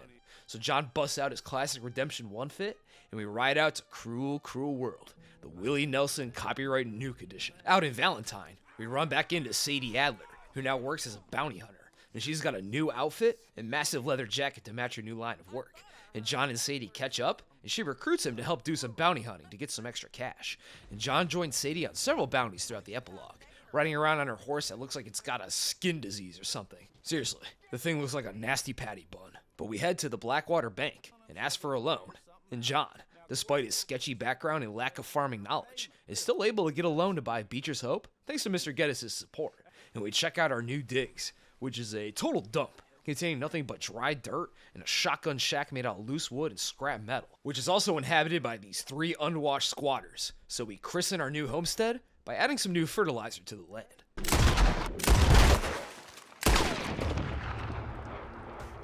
And with the squatters gone, we purchase the place and officially go into debt like a real American. And when we leave, we meet Uncle out on the streets of Blackwater. And he immediately puts his elite freeloader skills to good use and decides to come with John to his new home, as Uncle is still suffering from his crippling lumbago, which drags him closer to death each day. I'm real sick, John. Lumbago. It's a slow and painful death, my brother. Evidently. So John decides to take Uncle in, and we take him to our shack, and he's all like, "Damn, bitch, you live like this?" Even Uncle thinks the shack is a dump. So we need to make some upgrades if we want Abigail back. We give Uncle some lumbago therapy. Get up! Ow! And as thanks, he tells us about how he saw Charles Smith in Saint Denis recently. So we take a train to go find our bro.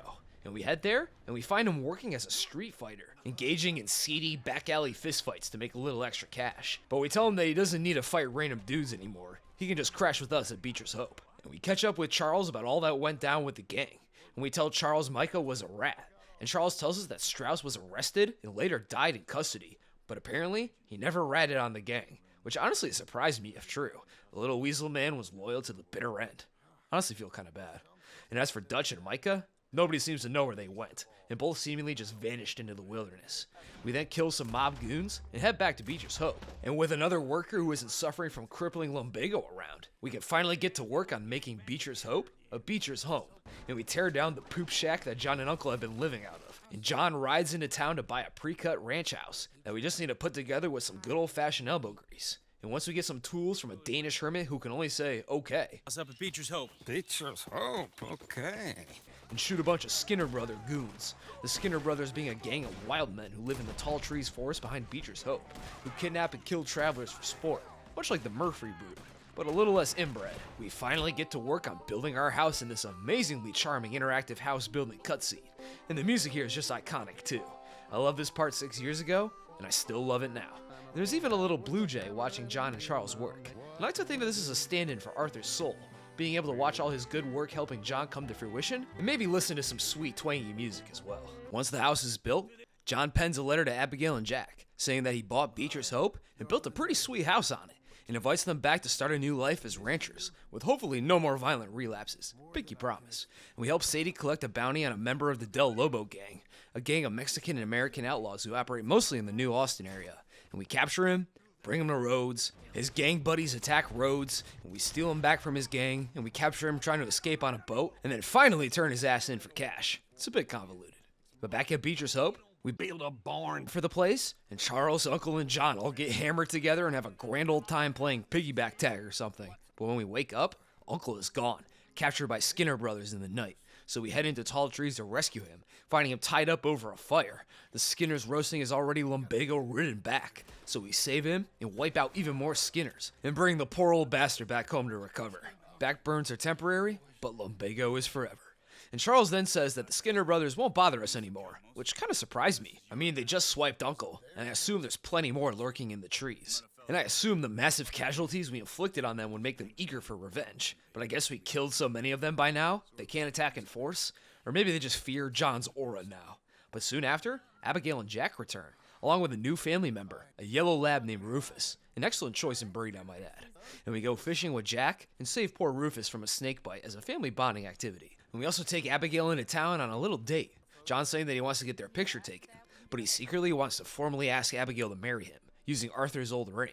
And he probably wanted to get his picture taken because he was inspired by the old picture of Arthur and Mary that he had, as Arthur left all his belongings to John, which is how the game explains how all of Arthur's items in progress carries over to John.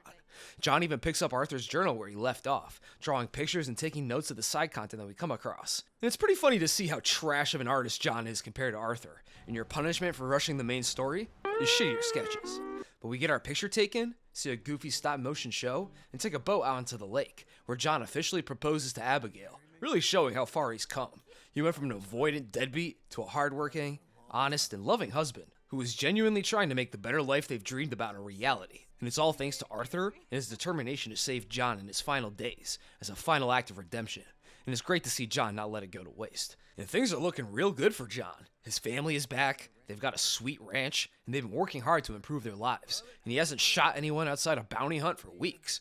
But then, Sadie rolls up to Beecher's Hope and drops a nuke on the Marstons. She's got a lead on Micah, and they have an opportunity to get back at him for good, as that thug Cleet has been spotted in Strawberry. But they gotta go now, before Cleet decides to skeet away. Abigail desperately doesn't want John to go, but John agrees to go without much of a second thought. He can never truly kill the outlaw within, and he still feels a debt to Arthur that he believes he can only repay by offing Micah. So John, Charles, and Sadie ride out to Strawberry and capture Cleet, one of the shifty dudes that Micah hired to rob the army train with us. And we get Micah's location at Noose Point, and he tells us that he's up in the mountains with a new gang of his own. So we ride up the cold mountains to attack Micah's gang. But Charles gets wounded by gunfire and is unable to proceed. And Sadie gets stabbed right in the gut in an ambush, making her unable to proceed as well, leaving John all alone to face the rest of Micah's goon squad. And we meet Joe, that Neanderthal-looking dude who also robbed the train with Cleet, and we square up to him, American Venom playing in the background. Oh yeah, baby, it's time to go apeshit. That was Joe. So we put on Arthur's hat and avenge our fallen brother, massacring Micah's gang in this awesome snowy mountain shootout. Every shot perfectly placed, every shot filled with rage. John and the player are both on the same page, and it's absolutely electric. And we finally find Micah and get into a gunfight with the Snake himself. But this dude can peek cover like a Ukrainian CSGO pro, so we can't get to him yet. But then Sadie appears. She made it all the way up the mountain with a knife wound in the gut, which is some insanely impressive tenacity from her. But then, Dutch himself bursts out of the nearby cabin, and Micah takes Sadie hostage, leading to a tense standoff. Micah says that Dutch and him are teaming up again, and Dutch doesn't have much to say, beyond complaining about how the gang's fall went down. John tries to tell Dutch that the gang collapsing wasn't their fault, and that they all tried their best for him. John yelling at Dutch to say something, who again just stands there and says mostly nothing. But then, Dutch turns his attention away from John and blasts Micah in the chest, and the dude is so shocked by this, he's almost nonchalant about just getting capped. You shot me pretty good. And this gives John an opportunity to dump his entire load into Micah, and I give him a shot in the head, chest, and nuts for good measure. And he calmly walks away a bit before collapsing, finally avenging our big bro Arthur, and the gang itself in a way. And Dutch then leaves without another word, off to God knows where. And then John enters the cabin to find stacks of cash and gold bars in the chest inside, this being the leftover money from the Blackwater robbery from all those years back, along with whatever Micah and his gang had scrounged up in the past couple years. John taking it all to pay off his debt on Beecher's Hope, and it's a lot of bread. You have like $20,000 when you're done with the game. And we help a wounded Sadie and Charles back to Beecher's Hope, and as they all head inside, the credits finally roll, completing the story of Red Dead Redemption 2. Now everything seems perfect. John and Abigail have a wedding, Charles and Sadie ride off to continue their own life journeys, and we see what happened to some of the remaining gang members. Looks like Mary Beth married a rich man and now lives a comfortable life. Pearson now owns a general store. The Downs family are seen in some nice threads boarding a steamboat. So it seems that they turned their fortunes around thanks to Arthur's support. Looks like Tilly got married, and she's living a pretty nice life in Saint Denis. And we can see Mary mourning Arthur's grave, and some other choice scenes like Rainsfall looking over a cliff, and seeing an eagle fly overhead. But most interestingly, we see Ross and his new goon, Mr. Fordham, investigating Micah's camp and his corpse. As although we got our revenge on Micah, and it felt fucking awesome, this kill was a double-edged sword. Like Arthur says to Archie Downs, Vengeance is an idiot's game. as Micah's assassination will put Ross on the trail that would eventually lead him right to Beecher's Hope and the Marston family, and we can see the consequences of that in the next game, Red Dead Redemption, as the cycle of revenge continues. But with that, that's the true ending of Red Dead Redemption 2. What an experience. Fantastic writing, voice acting, and presentation really bolstered this long, meandering, and deep story, which I can best describe as a hopeful tragedy. Arthur Morgan is one of Rockstar's greatest protagonists, managing to get us to really relate to and understand a killer and thief like Arthur by showing all the evil he does is in the name of protecting his gang family, and that he's a truly honorable man deep down, and it's all really compelling stuff. And the way his story is shaped by the player's actions is done in a really fantastic way, and the player can achieve the best and most beautiful ending by redeeming Arthur through his actions, and being a kind, honest, and helpful man. And Micah and Dutch are also really great villains to this story, Micah is the charismatic but unstable outlaw who slowly weasels his way into being Dutch's most trusted man. It's a frustratingly compelling plot that makes Micah extremely fun to hate, with his crass and disrespectful persona, disastrous ideas, and Dutch's frustrating amount of trust in the man. They make him so hateable, players are more than happy to send John out of his way to go kill Micah, which ironically gets the ball rolling on the next game's plot, avenging Arthur, but ultimately dooming John is such a diabolical end to leave off on, and it fits the themes of Red Dead Redemption perfectly.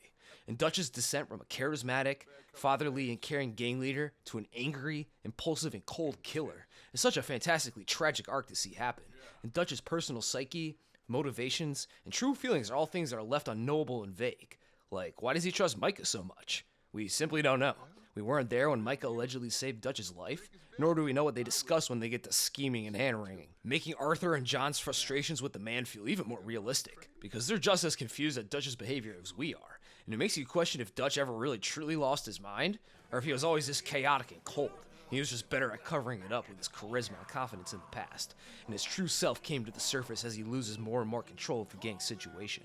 And his harebrained schemes, although they do make for good fun when we get into huge bombastic gunfights with law enforcement, these fun moments come at the cost of the gang's cohesion and the safety of its members. Dutch and Micah's schemes getting Sean, Hosea, Lenny, Miss Grimshaw, and all the others who died in the Blackwater Massacre killed over the course of the game. Dutch slowly destroying all he's built through greed and poor Micah-influenced decision-making. And maybe a little CTE too. It makes Dutch's tale just as tragic as, say, Arthur's, and it's amazingly told over the course of the game. And finally, John's epilogue. Although admittedly a bit overlong and a little dull, especially on a second playthrough where you know what happens, it's still an amazingly told story, and it shows the actual result of Arthur's redemption and why it was meaningful, giving John a new lease on life that he works hard to build up and ultimately succeeds in achieving, which is exactly what Arthur wanted, until, of course, John avenges his old friend, which puts Ross back on his trail and kicks off the rest of the series' story. But it also just has some really cozy vibes to it that I really like building the house and taking Abigail on a romantic town trip. It's just nice to take it easy with John and work on building up his new life, instead of getting into an insane robbery and almost dying a couple times in the process. It's a grand, violent, and a bit of an insane story, but it's one of the best I've ever seen in a game, and it shows the world why Rockstar are the masters of their craft, capping off Dan Houser's legendary career as well. It's really great shit, and I honestly feel lucky to exist at the same time that this game does.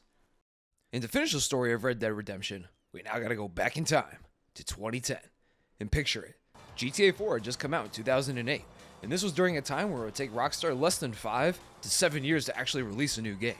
And they dropped Red Dead Redemption only 2 years later in 2010, which was another slam dunk success for the GTA boys. Being the spiritual successor to Red Dead Revolver, yet only sharing around 2/3 of the name, and the fact that it contains third-person shooting, as Red Dead Redemption includes a full Western-themed open world to explore, and an ironic and tragic story that at times won't take itself too seriously at all, and other times will beat you down with immense unfair cruelty. But what about this game actually makes it so beloved?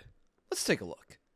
The game takes place in the year 1911, and if Red Dead Redemption 2 was the waning years of the Outlaw West, then Red Dead Redemption 1 is the West in its death throes, which is perfectly shown in this intro cutscene, as we see a huge crowd of people, and John, arriving via steamboat to the city of Blackwater. And we even see a mechanized crane moving one of those newfangled automobiles out onto the street, really hammering in how modernity is quickly overthrowing the old Western outlaw world. And we see John being escorted by 2 suited up men, these being Edgar Ross and Mr. Fordham from the end of Red Dead Redemption 2.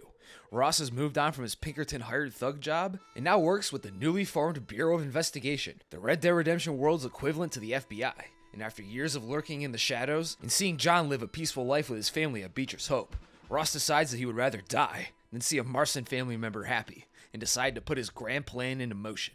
He and the BOI have recently detained and taken John's family away, his wife Abigail, his son Jack, and even their yellow lab Rufus, to some undisclosed location that we never learn about. And they're now forcing John to do their dirty work for them, in exchange for his family's release. His mission is to hunt down and either capture or kill his former brother in crime, Bill Williamson, who has now formed a gang of his own, who now terrorize western New Austin from their base of Fort Mercer. So Ross and Fordham escort John to a train bound for Armadillo, and we meet with our assigned contact, some horn dog named Jake we find in the saloon, who was hired by the local marshal, Lee Johnson, who is to guide John to Fort Mercer, where Bill's gang is currently shacked up.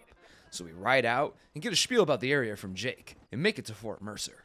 But unfortunately, John never really inherited planning skills while under Dutch's tutelage, so John just rides right up to the fort gates and demands Bill come out and surrender to him. Bill! Bill, I've come for you!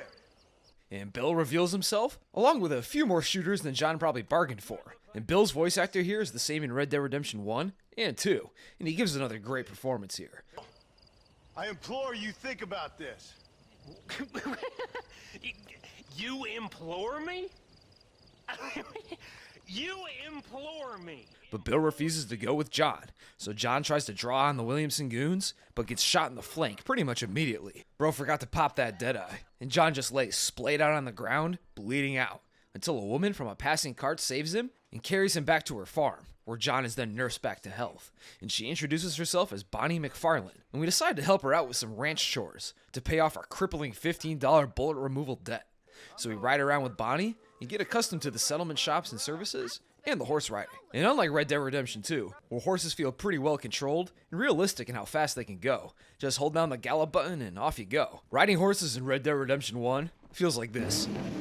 These horsies can cook. Coming off Red Dead Redemption 2, horse riding feels incredibly fast. At top speed, these horses can just absolutely fly. You don't have to worry about advanced physics knocking you out when you want to dismount at speed, so you can hop off at top speed as your horse just rockets off ahead. It's pretty funny to watch. But this speed comes at the cost of shorter horse stamina across the board, which is denoted by this small blue bar on the left of the minimap, which drains with each spur tap.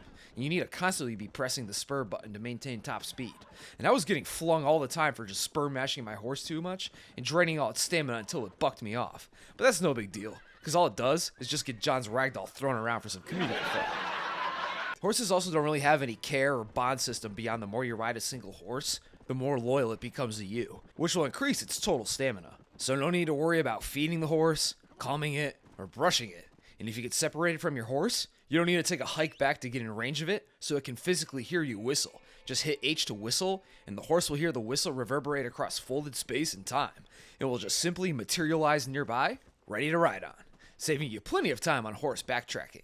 And this game is pretty strict about keeping horses from running off ledges and running into obstacles. The horse physics are pretty much non-existent. The horses have a sort of invisible wall sense to keep you from diving your horse off a cliff to its death.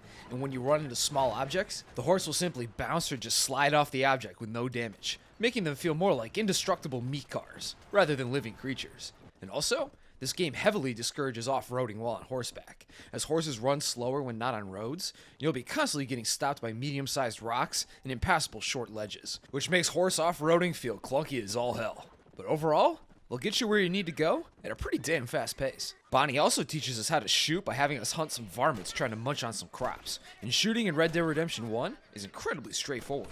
Just pull out your iron of choice from the wheel, whether that be a revolver pistol, repeater rifle, shotgun, or sniper. Aim and line up your classic Rockstar game aim dot, and blam bloop blop, that's all there is to it. And as far as I can tell, the bullets here are just hit scan beams, but they have that annoying effect where an actual bullet is animated flying from the gun, but it's completely off from the actual hit scan shooting that's going on, so it makes gunfights a little visually confusing. There's also a slight amount of spread that gets more noticeable the farther away a shot is. Like you can have your pistol zeroed on a faraway enemy, pull the trigger, and the bullet will seemingly vanish into the ether as your target is just completely unharmed. But outside of these long-range accuracy drop-offs, these guns are some lasers at short to mid-range, and the combat feels very fast-paced and snappy. Aiming, peeking cover, and reloading all feels very tight and responsive. And I think John might have the world's fastest manual revolver reload in human history. This dude is a machine. And popping heads and making those NPC ragdolls fling themselves around always felt good and punchy. Although a lack of actual spread and the speed at which combat moves makes Red Dead Redemption 1 a pretty damn easy shooter. Easier than Red Dead Redemption 2 by a pretty fair degree in my opinion. This PC aim just lets me turn into a damn aimbot with these dated third-person shooter mechanics. No deadeye even required at most times. Also, the game does not have a core-based regeneration system, and rather has a more Call of Duty approach to damage and healing, where if you get hit, your screen starts turning all bloody and red. And as we all know, red means dead. And these enemies aren't slouches. They shoot real fast and pretty damn accurately. And they can rack up damage on you pretty quickly if you're exposed out of cover. So when you're hurt, just go run and hide and wait for your video game body to sew up your wounds and stop all that internal bleeding. And after a few seconds, the screen redness will fade, and just like that, you're good as new and ready to take several more bolts to the gut, no problem. supplementing this game's fast pace by getting you back into the battle as soon as it can. And to avoid damage, you already know what we gotta do. Hide, which you do by pressing Q to snap John to the nearest solid surface or object, and John will stick to it like a magnet, until we press Q again to turn off John's internal magnet and free him from his cover spot. Which is fine, it works how it needs to. It ain't no modern silky smooth as butter Red Dead Redemption 2 cover, but it feels like a cover system made 15 years ago. But that's fine, it gets the job done for our thug-killing outlaw needs throughout the entire game. We then do a horse race with Bonnie, and after we make her eat our dust, Bonnie tells us to go talk to the marshal in the town of Armadillo about getting some help with attacking Fort Mercer to snatch Bill up. And we ride into town with her to meet the man himself. And now that we're free from the McFarlane Ranch tutorial hell prison, we can finally take a look at Red Dead Redemption 1's open world. And right off the bat, RDR 1's world is a much more traditional feeling Western world than, say, Red Dead Redemption 2, which felt less Western and more fringe frontier bushwhacking, if that makes sense. As that game was more focused on green Great Plains, humid bayous, lush, cliff-flanked rivers, and mountainous regions, instead of arid rocky deserts. But if you're into that classic feeling America-Mexico crossover region Western setting, a la the good, the bad, and the ugly, then this game has got you covered, and feels incredibly Western in that regard. New Austin's landscape still looks pretty good 15 years later, too. The thick desert brush and endless amounts of cactuses really sell you on the desert setting, which is also bolstered greatly by the game's music.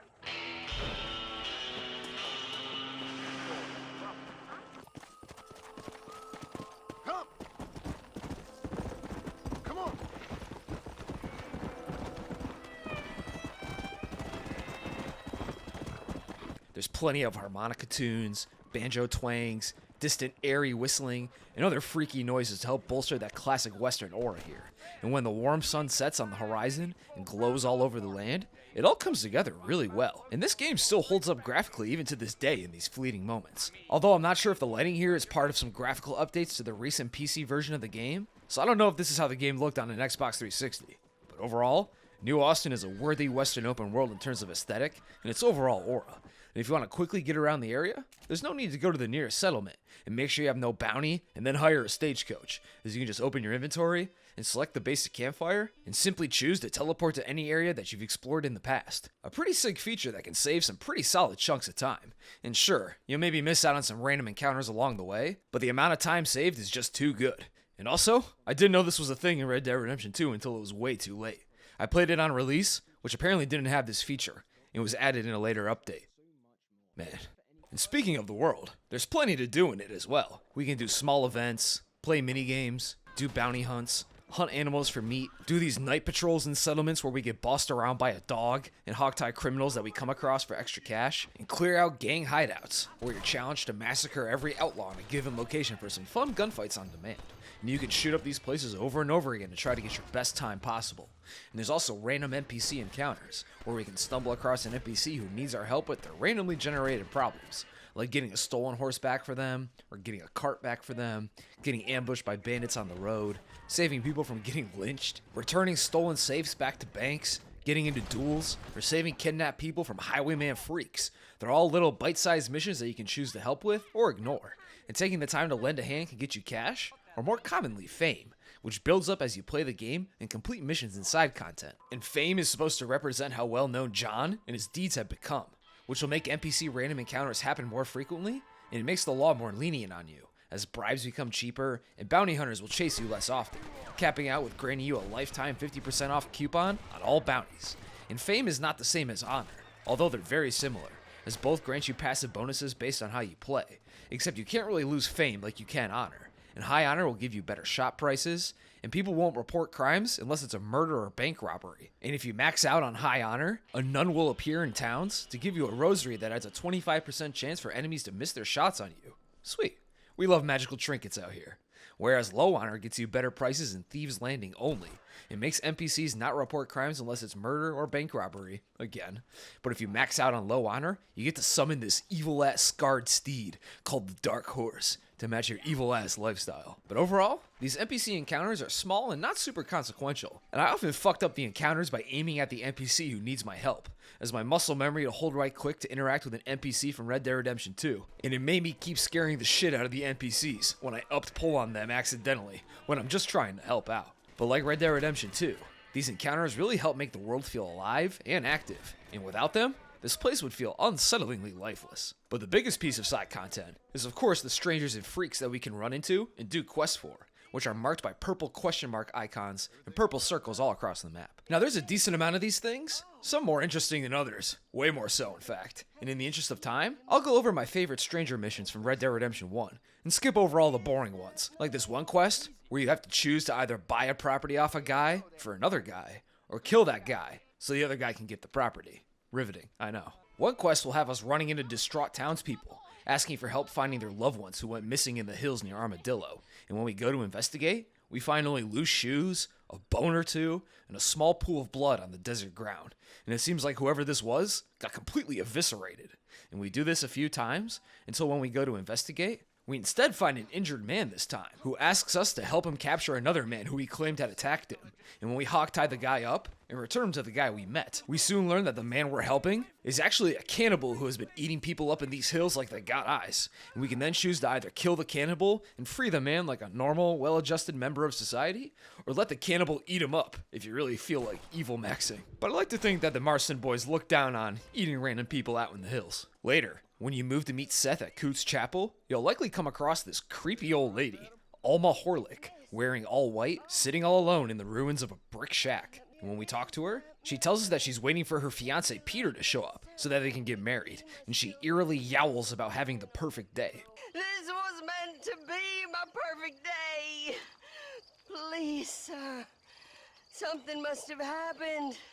I can't bear it. But it seems that Peter is more than a little late to the ceremony, and she asks us to go to the saloon in Armadillo to try and find him. So we ask after him at the saloon, and after bribing this musician, he tells us that Peter hasn't been in the Armadillo saloon in over 20 years, and he tells us to check for him at Oddfellows Rest, which is a graveyard. And when we arrive there, sure enough, we find a tombstone belonging to a Peter Turner, who was betrothed to an Alma Horlick, who died from a blow to the head 17 years ago in 1894. So Alma has been waiting for 17 years at that ruined shack for Peter to appear. And all the while, he was taking an eternal dirt nap. So was Alma a ghost or something? She disappears from the game after this moment, but she may have just been a really mentally unstable woman who forgot how long it's been and that Peter had actually died almost 2 decades ago, and now desperately waits for Peter to return so she can finally have her perfect day. Ghost or crazy old coot? Who knows? We can also run into this guy who's looking to pick flowers for his wife, and he recruits John to pick 9 flowers to make a beautiful bouquet for her, which seems like a pretty harmless fetch quest. But once we gather up all the flowers and return to the man, we head into his crappy shack home and find that his wife is a rotting corpse sitting in a chair, the man acting completely nonchalant about it all, seeming completely unaware that his wife is a gangrenous carcass. And John and Jack are completely dumbstruck by this scene, and both say that they gotta go return to planet Earth before leaving the couple. My angel. Sounds like a fine idea. Well, I think I should get going now. Well, you haven't had your tea. And Annabelle baked her special blackbird pie. I'm sorry, mister. I guess I forgot I had an appointment with planet Earth. And it's just a great little example of Rockstar getting goofy and grim with it. But finally, the most legendary of all these stranger quests is the I Know You questline, where John can come across this sharply dressed man overlooking a cliff. John doesn't recognize him, but the man seems to know a lot about John. Too much, actually. He knows his name and his association with the Vanderlyn gang in the past, bringing up the Blackwater ferry robbery, and he even reveals the name of the girl that Dutch shot during it, her name being Heidi McCourt. He'll then ask John to help prevent a man from cheating on his wife in Thieves Landing, and we help dissuade the man from throwing out his marriage for some cheap cooter. We then run into the man again in Not Monument Valley in Mexico, where he critiques John's existence, questioning why he respects the sanctity of marriage, despite being a prolific mass killer and robber. And he also ominously confirms that John will be judged by the higher authorities when it's his time. You kill people so easily, yet you respect the vows of marriage. That's very curious. I'll let the appropriate authorities judge my morality, friend. Yes, you will. And they shall. He then asks us to help out a nun who is collecting money for the poor. So we head on over and slide her a few bucks. And we then have our final encounter with the man right outside of Beecher's Hope, the man commenting that it's a beautiful and fine spot where he's standing. John completely unaware that this is the hill that he and Abigail will be buried on later. But John isn't happy that this mysterious dude is creeping on his property, and he demands to know the man's name. But the man simply says that he doesn't remember. What's your name? You know, it's the darndest thing. I can't remember. And John is enraged that the man refuses to tell him his name and keeps playing mind games with him. So he pulls out his pistol and shoots the man in the back 3 times, but the bullets seemingly do nothing, and the man disappears shortly after walking away, leaving fans baffled to this day as to who that man was. Was he another ghost? A manifestation of John's guilt? The Grim Reaper? The devil? A demon from hell? Or maybe even God himself? Who knows? But let's investigate a little bit. Most of our interactions with the man deal with him ruminating on John's lopsided morality and his violent past, and testing him to make moral choices, like stopping a man from committing the sin of adultery, to helping a nun with a generous donation, testing the player to not rob her of the easy $300 that she's got in her bucket. And in our final encounter with him, the man perfectly foreshadows John's death, before absorbing 3 bullets and completely vanishing. So considering the intimate knowledge on John's life, and his curious invulnerability to bullets, we can assume that he's definitely some sort of supernatural entity at the very least. We can also see a portrait of him in the Armadillo General Store in Red Dead Redemption 2, and John even has a line about how familiar the man seems, despite it being a 4 whole years before they even meet. Not only that, in the swamps of Lemoyne, we can also find a small shack that seemingly belongs to the strange man himself. It's full of odd paintings everywhere and strange phrases painted into the walls, like, "I know you," and "the water runs black with plague." And there's also a limerick scratched into a tabletop mentioning Jimmy Brooks, a guy who claims to be from Blackwater, who tries to report Arthur for his involvement in the massacre after recognizing him early in the game's story. But he accidentally runs off a cliff, so you can either help him or let him die. And the limerick will change based on your choice, leading some to believe that Jimmy was the strange man in disguise. Because why mention Jimmy Brooks here? And Jimmy Brooks offers the player a moral choice to make, something we know the strange man loves to do. Also, there's a map of Armadillo in his shack that has a cryptic message about a pact he made with someone that would last 2 generations, and it's heavily implied that the man he made the pact with was Herbert Moon, the cartoonishly racist and anti-Semitic general store owner in Armadillo, who was curiously the only man seemingly immune to the devastating cholera outbreak that the town is going through back in 1911. And Herbert also seemingly survived the 1899 scarlet fever outbreak in Armadillo as well, which we can read about in the newspapers. But by the way, Herbert Moon is a hilarious character. He's like a Western version of current-day Kanye West, a parody on conspiracy theorists and old-school racists. He blames the Jews for all the world's problems, seems to revere general store ownership, and will constantly call out his own name when in distress, like he sort of reveres himself, saying shit like, You can't eat me! I'm Herbert! He also has a daughter named Herberta, who he disowned after she married a Jewish man. Although, when John asked where Herbert Moon got his picture of the strange man, Herbert says that someone just gave it to him, and he simply liked it. But it definitely seems like the strange man and Herbert made a weird-ass pact of some kind. It's all too coincidental and connected. Also, if you decide to put a hole in Herbert's head, after a few days, he'll return to the store, bandaged up, but seemingly no worse for wear. So this, coupled with his miraculous immunity to the cholera outbreak, has me pretty convinced that the strange man can help Herbert cheat death in some way. Also, if you visit the shack after some time passes, the painting in the middle of the shack starts becoming more and more clear, until it reveals a painting of the man as he appears in Red Dead Redemption 1, and he even jump scares the player by appearing in the mirror behind John, but if you turn around, he completely vanishes. Spooky. But I think we'll never truly know the answer as to the man's true identity, and originally, I thought he might be some kind of angel, based on his seemingly divine knowledge, powers, and his focus on critiquing and observing John's morality. But if the RDR2 Swamp Shack is indeed the strange man's house, which it seems highly likely that it is, then I don't think he's an angel, as the ominous writing on the walls and the implied pact with Herbert Moon seem far too sinister to be the work of an angel. He instead seems to be some sort of supernatural painter who thrives off testing human morality and making mysterious pacts with bigoted store owners for unknown purposes. But he's definitely real and definitely supernatural, not a manifestation of John's psyche. But the question is he Team Heaven or is he Team Hell? And I'm leaning towards the demonic side. Or maybe he's just a really weird accountant. I'm an accountant. Is that so? In a way. But regardless, it's still such a cool and mysterious quest that fits the game's themes of what redemption means if John can even achieve it amazingly well, and it adds a really awesome aura of mystery to the world. Plus, the dude has a sick top hat. Shit reaches the stratosphere. Anyway, with that out of the way, let's get back to the story. So we meet the marshal and his idiot deputy in Armadillo, and the cutscenes in this game are really well shot, animated, and acted too. John's voice actor is just iconic in his role. Gruff, but endlessly helpful and permanently fantastic. And all the other characters have some great performances as well. And for a 2010 game, this is on the absolute cutting edge of cinematic presentation and cutscenes like this. So we asked the Marshal for help taking out Bill, as we have no way to get into Fort Mercer right now. And that prick Ross has provided John literally zero resources in his quest to slay Bill, besides the clothes on his back and the guns in his holsters. But Marshal Johnson initially denies John's request. Bill's gang is technically shacked up outside his jurisdiction, he's got his plate full of other problems to deal with, and Bill Williamson is also just really, really scary. But for now, John helps the Marshal solve Armadillo's outlaw gang problem by gunning down some nearby Walton gang goons, and we get into his good graces with our God A. This being our first real human versus human gunfight, where we can see the game's physics in action, which are surprisingly robust. It seems to be using Grand Theft Auto 4's advanced physics engine, but in a more limited form. And when you kill enemies, they have realistic animations that seamlessly morph into ragdoll physics. John can be sent tumbling around, hitting the gritty if you jump too high and he loses his balance, and you can shoot the hats off enemy heads. And sometimes ragdolls will get stuck on their horse saddles and get dragged away. And you can just tell the devs are having a lot of fun with these physics interactions.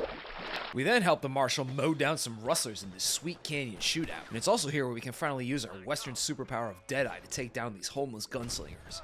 And Deadeye in Red Dead Redemption 1 is just unfair. Your Deadeye meter is denoted by this red bar on the right side of the minimap, and you simply activate it to slow time, aim, and press Q to mark your targets. But interestingly, you don't unlock the ability to paint targets until a little bit later in the story. But you spend well more than half the game with the upgraded targeting Deadeye, so it's no big deal for these smaller scale early game gun battles. But once you have all your targets marked, you just click to unleash a sped up bullet dump that unravels the existence of any NPC you target. It's also great for those fast as shit horse mounted gunfights where you need to slow down and line up those easy shots. But it again makes an already easy third person shooter even easier when you have a regenerating aimbot that you can use to delete groups of enemies in an instant. But it's still never not fun to use Deadeye in these games, despite how it removes any challenge from certain encounters. Becoming a bullet-spewing, time-stopping god of firearms is just too enjoyable. But after we dust these thieves, the Marshal's other chromosomally challenged deputy says that a Mr. Nigel West Dickens is a week late to show up in Armadillo, and many of the townsfolk are missing him. Mr. West Dickens here being a snake oil salesman, and it seems that the ignorant local populace think his miracle tonics and snake oils can really cure all that ails them. Even the deputy here is fiending for that snake sauce. But before we do that, we help the McFarlanes some more. But I gotta be honest with you here. These McFarlane quests are just so goddamn boring. They're mostly tutorials to start, and then we do some slow ranching and cow herding, horse breaking and horse herding, and then even more cow herding. And it just feels like actual farm busy work. It's slowly guiding a horde of cows around a large open field, and then running down the occasional straggler who runs off from the group as we slowly move them to and from the ranch is a pain in the ass, to say the least. And I was snoozing my way through these herding and ranching quests to get them over with as soon as I could. No amount of charming dialogue with Bonnie can save these ones. And later on, we find Mr. Nigel West Dickens, splayed out on the ground in the middle of the desert, just waiting to die.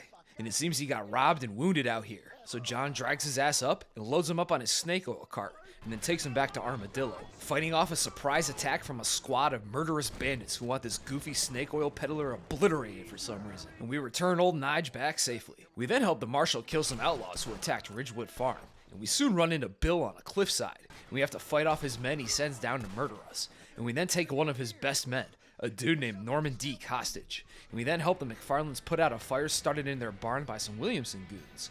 And after doing some physics monkey climbing, later on at the Marshal's office, we learn that Bonnie was abducted from the ranch, and we're confronted by this horse-mounted thug who says that he'll trade Bonnie for Norman Deek's release if we bring Deek to the abandoned town of Tumbleweed to do a prisoner swap.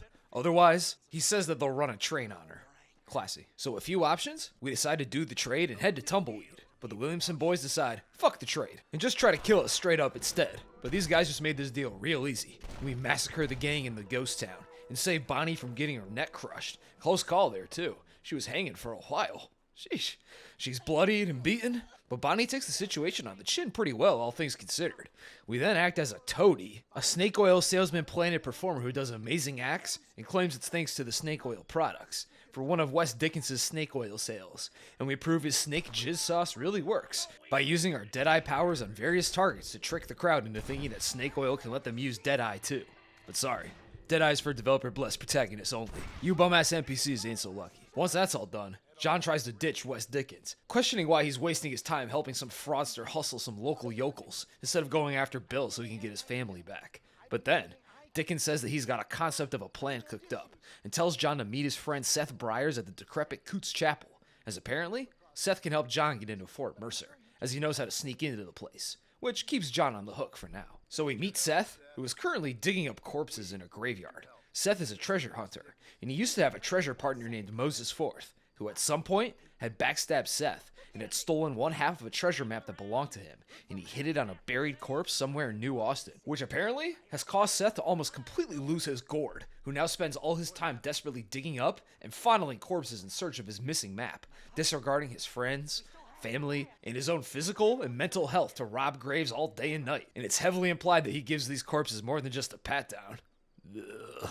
So John, mostly unfazed by this emaciated necrophiliac, decides to ride with Seth to find Moses and ask him where he put the other map piece to expedite this grave robbing process. But Moses is currently in lawman captivity, so we bait the fuzz into chasing us so we can get to Moses, and the law system here being Rockstar standard with an extra step. As unless you attack a lawman directly like we do here, an NPC needs to witness and then report the crime to have the law set on you, and you have to either kill or hogtie or bribe the witness to prevent them from snitching on you. And if they are set on you, they'll just endlessly attack you until you can get out of range and burn down the wanted bar, and you'll be given a bounty upon escape. But you can't just roll up to a post office and pay off your bounty with cold hard cash, as you now need a special item called a pardon letter to clear your name, which is essentially just the Monopoly get out of jail free card. And unless you clear your name, bounty hunters will try to chase down John latently until the bounty is paid off.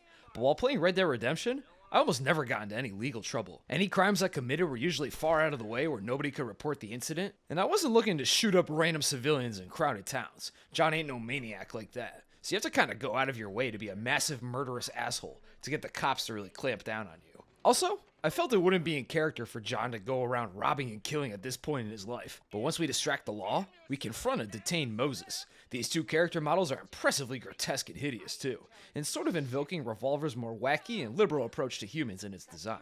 But Seth gets Moses to talk at knife point, and he tells him that he hid the map at Oddfellow's Rest, and we later find Seth loading up corpses from there into his wagon, and we drive him as he searches the corpses, all the while shooting at treasure hunters who swoop in to come murder us. And Seth finally finds the map he's been searching for, and apparently, the treasure is hidden in tumbleweed.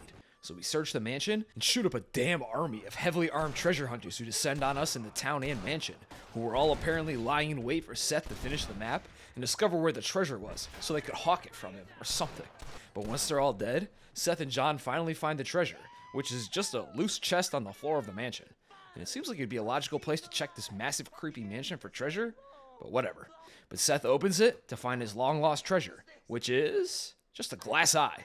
All that time diddling corpses and digging through dirt for a prosthetic eye. But this revelation shocks Seth back into clarity a little bit, and he realizes that he wasted so much time getting freaky with the dead and ignoring the living. So he finally decides to help us bust into Fort Mercer. And we meet again with Wes Dickens to win a chariot race for shits and giggles. And these wagons are fucking cooking. And once we're done with this actual side quest, we learn the second half of Wes Dickens' plan, which is to acquire a mounted Gatling gun from another weirdo degenerate friend of Wes Dickens's, some drunkard only known as Irish. And the plan is to take that Gatling gun and mount it into Wes Dickens' snake oil carriage, and then convince the Williamson gang to let us in with Seth's help, and then once inside, like a Trojan horse, we'll reveal ourselves and make mincemeat out of Bill's gang. So we find Irish getting drowned by two other European thugs, who we tell politely to fuck off. He then leads us to a cabin full of goons and claims our Gatling gun is in the cabin, but it isn't. Great. Also, Irish ran off during the gunfight, and it's a running joke that he runs away in each mission that he's in. And we then help Wes Dickens fight off a small town's worth of shooters who chase after us and try to kill Dickens for being a fake and a fraud, and do yet another horse race to make extra money for the man, so he can get his carriage upgraded, so it can be opened up from the inside, which will reveal our Gatling gun. And this is the third forced race in the story so far, for those counting at home.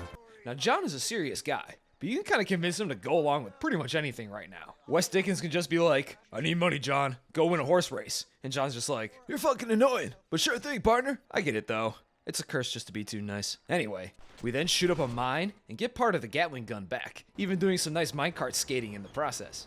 Whee! We then find Irish trying to mug two nuns, so John gives him a lesson in women respecting. Now get down there. Ladies, I'm sorry about this man. He's unfortunately lost his mind to the demon drink. We then free a contact of Irish's, a stutterer named Shaky, from a warehouse full of goons. And once we liberate Shaky, he hooks us up with some Gatling gun ammo, and we kill anyone who tries to chase us. And with that, we're finally ready to execute our attack on Fort Mercer. And the whole New Austin gang of Wild Western tropes are here. John, Marshall Johnson and his idiot deputies, Nigel and Irish are all here, and we spot Seth inside the fort dancing, and that's the signal that it's go time. So we hop in Wes Dickens' carriage, and Seth and some outlaws let us in. Nigel starts giving a sales pitch, but instead of selling miracle tonics and snake oil, today we're selling eternal damnation to the Williamson gang, and we light up the place in a pretty sick gunfight. These poor bastards never stood a chance. And we then sweep the fort to look for Bill, but he's nowhere to be found right now. And we hop back on the Gatling gun and kill even more gangers who come to reinforce the fort, completely decimating the gang's manpower here. And it's a complete massacre, and it's an awesome peak for the first third of our story. But with the gang fought off, we learn from a captured gang member that Bill is not in the fort and had rather gone over the river into Mexico yesterday. And John deduces that he had gone to Mexico to seek help and shelter from Javier Escuela, another former Vanderlyn gang member, and everyone's favorite bowler hat enthusiast. The nameless thug says Bill probably went to a town called Chuparosa, and Irish chimes in to say that he can get us into Mexico. Now, we trust this guy about as far as we can throw him, but with no other options, we meet him and take his raft on the riverbanks. We say goodbye to Wes Dickens, and we take the raft over, but we then get attacked by a horde of Mexican shooters who attack us from the other side of the river. And these guys are attacking us because Irish may or may have not robbed him the last time he was in Mexico. And it's the longest gunfight in the game yet. These guys really want us dead.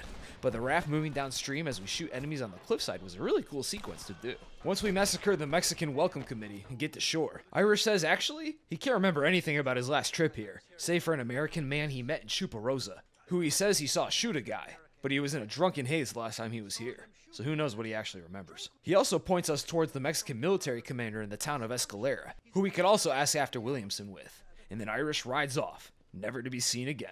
And good riddance. But now, we're in the second half of the open world, Nuevo Paraíso, the Mexican part of the map that's currently embroiled in a civil war between the Mexican army, led by Colonel Allende and his captain, De Santa, versus the revolutionaries, led by a man named Abraham Reyes. Nuevo Paraíso is a pretty interesting area. I like being out of the United States in a Rockstar game, and it fits well with Red Dead Redemption 1's more classical Western theming, as many Westerns take place in the crossover area between the United States and Mexico, and draw from culture, people, and places from each country to enhance the setting.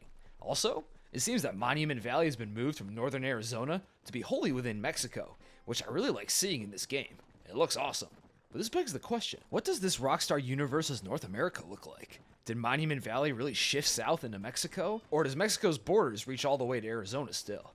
And I guess the answer is, it doesn't really matter. Geographic consistency isn't a top priority for Rockstar, but I wish it was. I love me a fake country with some fake borders and a fake universe. And we ride out into Mexico, with Far Away by Jose Gonzalez playing in the background, to set the tone of the whole new map area.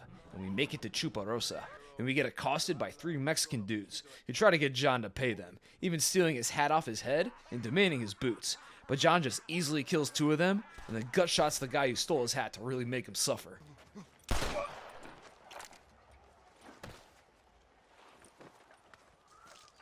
Oh, very good. We then meet an older fella who watched that whole shit show go down, who says that John's shooting for him was sloppy, and he has us shoot some cans as practice, and he introduces himself as Landon Ricketts, who John recognizes from his childhood, as Ricketts was a famous Western gunslinger back in the day, and apparently, he was even at the Blackwater Massacre, fighting on the side of the law against John and the rest of the Vanderlyn gang.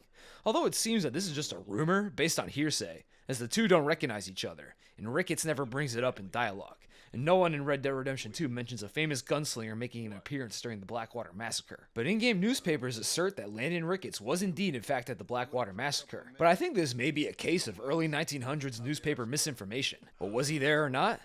I'm not sure. There's no damning evidence one way or another, and for now, I think we can sort of leave it as Schrodinger's Ricketts. But I like how Landon serves as an interesting foil to John. They're both leftovers from the Old West, one a former outlaw trying to escape his past, and the other a former heroic gunslinger, trying to reclaim the glory of his past, and trying to find purpose going forward. But despite them being on opposite sides of the West, they can still find common ground and become good friends. And he also teaches us how to use the multi-shot Deadeye by pressing Q to mark targets. And I guess John just kind of forgot how to do this from Red Dead 2.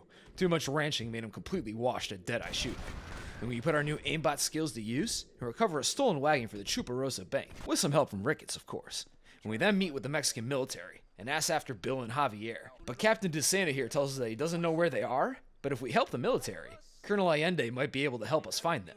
So we help the military escort a train and protect it from attacking revolutionaries in a horseback shooting section. But then we have to steal the train back after a group of revolutionaries hijack it because the military left it unguarded and we're getting distracted getting sloshed off tequila in a saloon, celebrating their mission success prematurely. We then help Landon Ricketts bust out a young woman from Mexican cave prison, a young revolutionary named Luisa Fortuna, in hopes that she has info on Javier Escuela's location, which she of course doesn't. But we still do a good deed for the day by freeing her. And we then play poker with Ricketts and this extremely irate and apparently suicidal German dude, as we learn how to duel when he accuses John of cheating in poker. And dueling in Red Dead Redemption is way easier than it is in Revolver. Just jerk the mouse up and down, and then click where you want to aim. And then time your clicks so the crosshair is as small as possible. And there's no drift that you have to fight against to line up your shots. And simply, obliterate.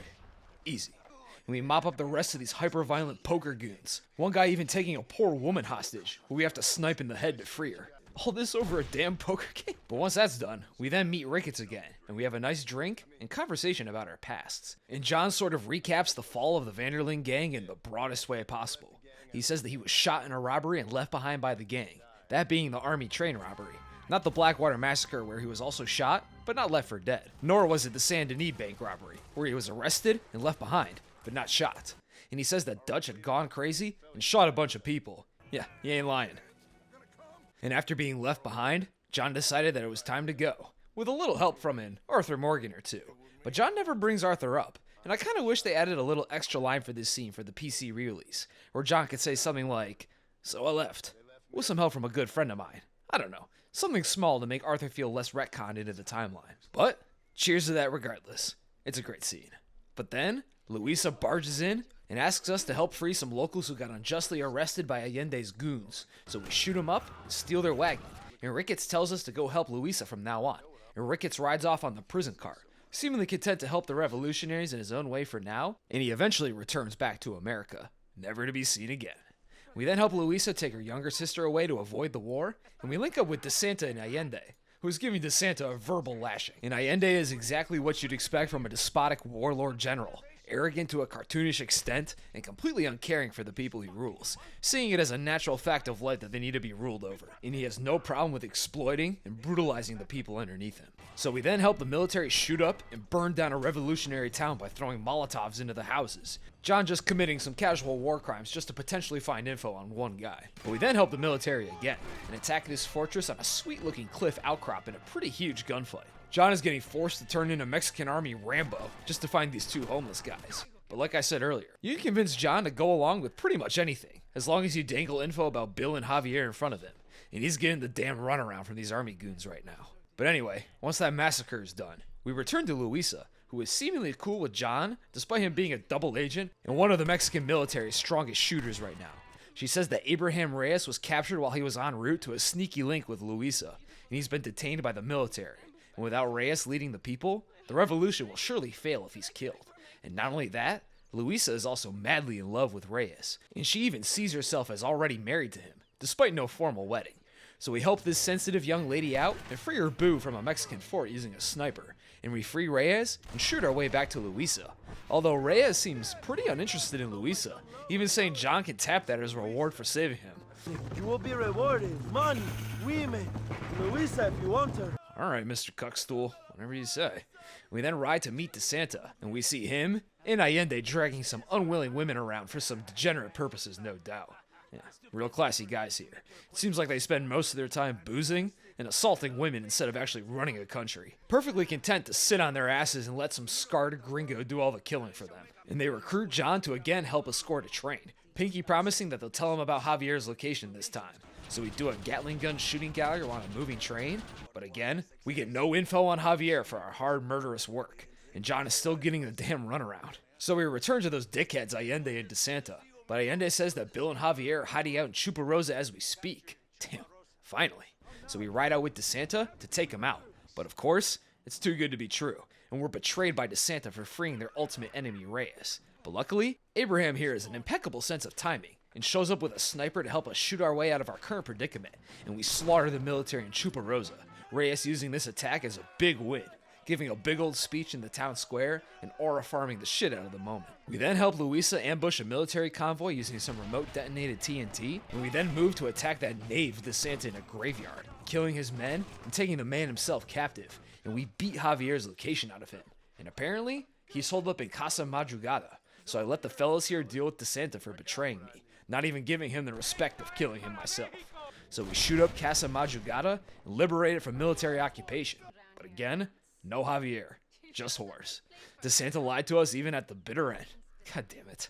We then help Reyes steal a train so he can appropriate its goods from a large safe. Javier Escuela info now, please? No? Not now? Oh. Okay. But then later, we run into Reyes smashing some random woman not named Luisa, which matrimony enjoyer John Marston takes issue with and presses Reyes about Luisa and his relationship with her. But Reyes sees peasants like Luisa almost like pets rather than actual people. My wife? These peasant girls, they believe every word a fellow says. So naive. It's really quite charming. I love peasants.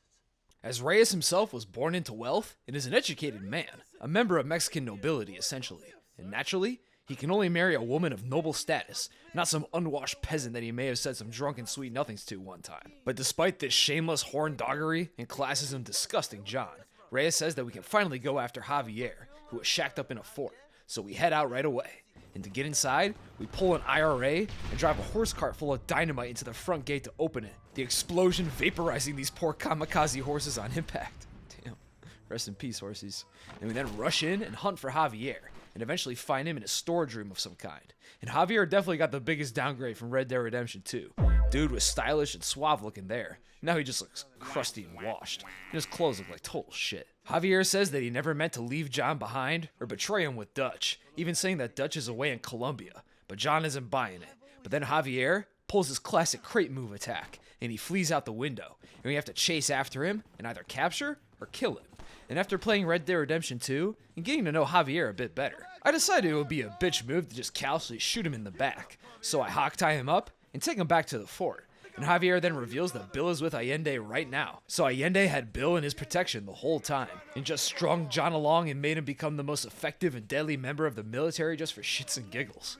So we lock up Javier and blow up Mexican reinforcements with a damn cannon. And once that's done, we finally take Javier and turn him over to Ross and Fordham, who tell us to go kill Bill expeditiously, but then to go meet him in Blackwater when we're done, because word on the street is Dutch Vanderlyn himself is in West Elizabeth. So we head to Escalera, which is in complete chaos, the whole town mad as hell, and we find Reyes tied up and getting slapped around by 3 soldiers, and we stand off with them, but then Luisa comes out of nowhere and charges the men with only a knife, and she gets dropped immediately, which gives John an opening to kill the soldiers, and we can obliterate the captain here in a duel.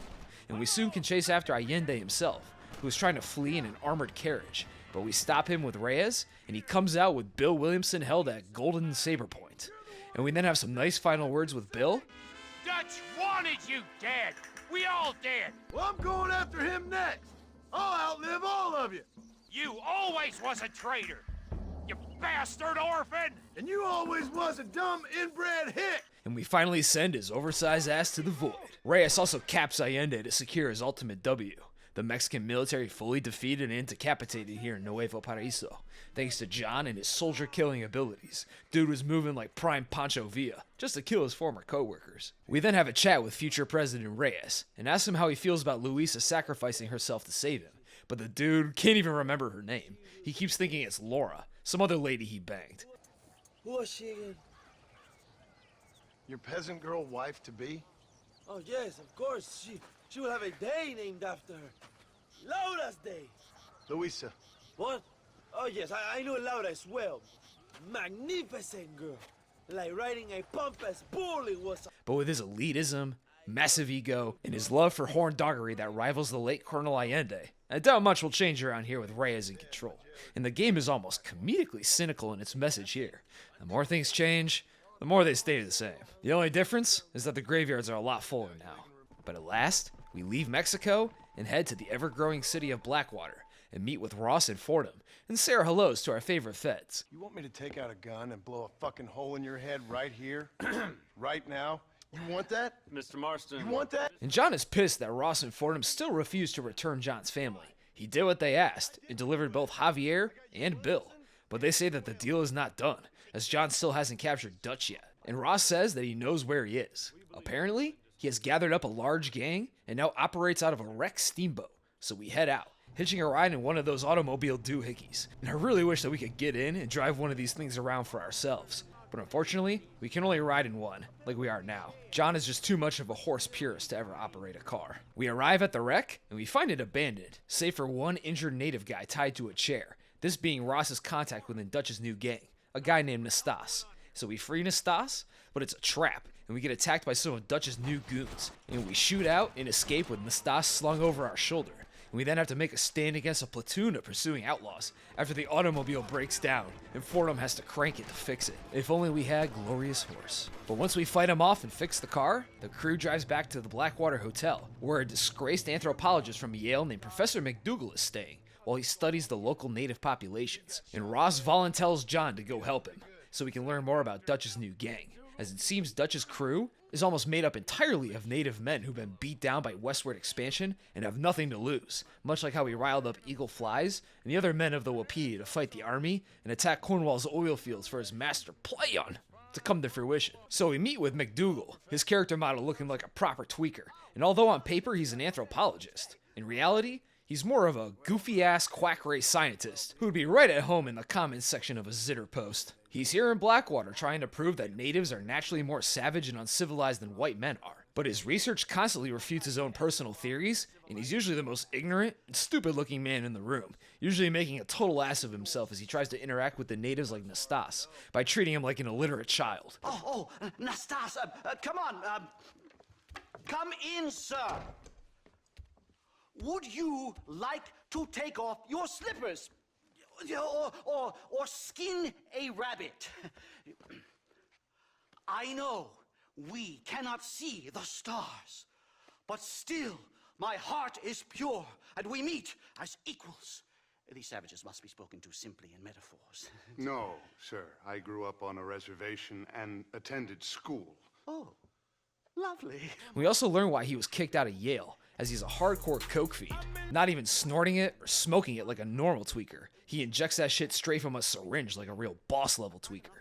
Nastas then walks in and says that he knows where Dutch and his gang are shacked up, in an encampment in the hills behind tall trees, in a place called Cochine. Nastas, who shares Dutch's voice actor by the way, had flipped on Dutch's native gang, as he wisely thinks Dutch will just lead these disillusioned men to their own deaths and destruction, fighting a hopeless battle against the law and civilization. So we climb up the mountain and scope out Cochine, and we finally see Dutch for the first time in the game. And for John, it's been over 4 years since John last saw Dutch in Micah's mountain shed. And we see Dutch drag an officer out of his cabin and coldly execute him, showing us that Dutch is just as brutal as he was at the time of the gang's fall. He then spots John and then shoots at his binoculars, which incapacitates John. But we wake back up at McDougal's place. Nastas came in clutch with the rescue. McDougal then tries to reassure and thank Nastas for saving us by telling him a story about how his friend's dad was a native-killing pedophile. Man in Yale, whose father once shot 18 natives in one afternoon out in Wyoming. Oh, the man was quite traumatized. He took to lying with choir boys. For a wise man, you are a very stupid man, mister. And John takes this awkward moment as his cue to leave. We then meet Ross and Fordham again, who say they got a tip that Dutch and his boys are going to rob the Blackwater Bank today, which is a ballsy-ass move from Dutch. So we go with them and set up a sniper ambush for old Dutchy boy. And right on time, his gangers attack the bank, and we start sniping. And once we clear out the shooters, we enter into the bank and clear it further, until we come face to face with Dutch himself. The son meets the father yet again, and Dutch has a woman held hostage. It's a very tense meeting. Dutch then tries to emasculate John by telling everyone that his wife Abigail was a whore before she got married to John, and that they would all run trains on her. But I don't know. I just can't imagine Arthur doing the deed with Abigail. He's just got too much respect for women, and he kind of gives me Volcel vibes. But anyway, if Dutch at the end of Red Dead Redemption 2 was unhinged and cruel, then in Red Dead Redemption 1, Dutch is an actual psycho demon. He let the soul of King Von travel from Micah's icy corpse to himself, as not only is he robbing the Blackwater Bank in broad daylight on a whim, He also blasts the poor girl he held hostage right in the face to cover his escape, which I like to think is what he did when he killed Heidi McCourt during the Blackwater robbery as well. And we chase after Dutch and shoot out with his men in the woods, but Dutch ultimately escapes back to Cochine. We then go with McDougal and Nastas to meet with a few of Dutch's gang members to try and parlay with them, so McDougal can convey his racial theories to them or something. But the meeting goes to shit pretty much right away. Turns out, Dutch's men don't want to listen to racial screeds, and they just want to kill us. And Nastas is shot in the head. Damn, poor Nastas. And they have to kill the remaining natives who appear to attack us, and we escape back to Blackwater with McDougal, who is totally rattled by the entire ordeal. Well, I can safely say that was the worst experience of my life. I wish I could say the same. So you ain't planning on sleeping then? Sleep? My dear boy, I'll probably never sleep again. And the next time we see him, he's packing all his things to leave immediately, and is acting insanely paranoid. But his paranoia is well-founded, as we soon hear Dutch down on the street yelling and shooting at us, saying he's gonna kill us and the professor because he's bored or something. You and your friend there, the professor? We're gonna kill the both of you. Why you want to do a thing like that? I don't know. Sport, I guess. And he says that unlike John, Dutch is still fighting for something. His never-ending struggle against modernity and woke liberal nonsense like laws, taxes, and functioning society still goes on. And it seems that Dutch still lives by that outlaw philosophy, despite how warped he's become as a person. And John scares McDougal a bit. Now what are we going to do? I'm gonna hand you over to him and watch him tear you limb from limb. What? I'm just kidding. But we escape to the rooftops and have a pretty fun shootout with Dutch's killers.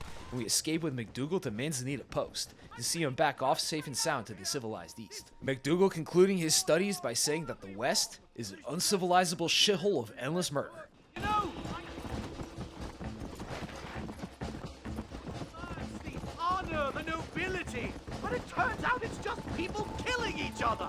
Well, fair enough, I suppose. We then link up with Ross and Fordham again, who tell John that it's time to put Dutch to rest permanently for the good of civilization. So we ride out on a special automobile with a Gatling gun mounted to it, and we make it rain lead on these Dutch gangers who come to attack a nearby cache, and we slaughter them with our turret. That is, until our car gets blown up by some explosives. But Ross, Fordham, and John all survive the explosion with barely any scratches, and we then continue on to kill Dutch, riding right up to the entrance of Cochine, and laying siege to the settlement, systematically eliminating the remaining members of Dutch's gang, even fighting with Dutch while he's on a massive mounted armored turret, and we chase him through a cave system until we corner him on the side of a cliff, and Dutch has no more places to run.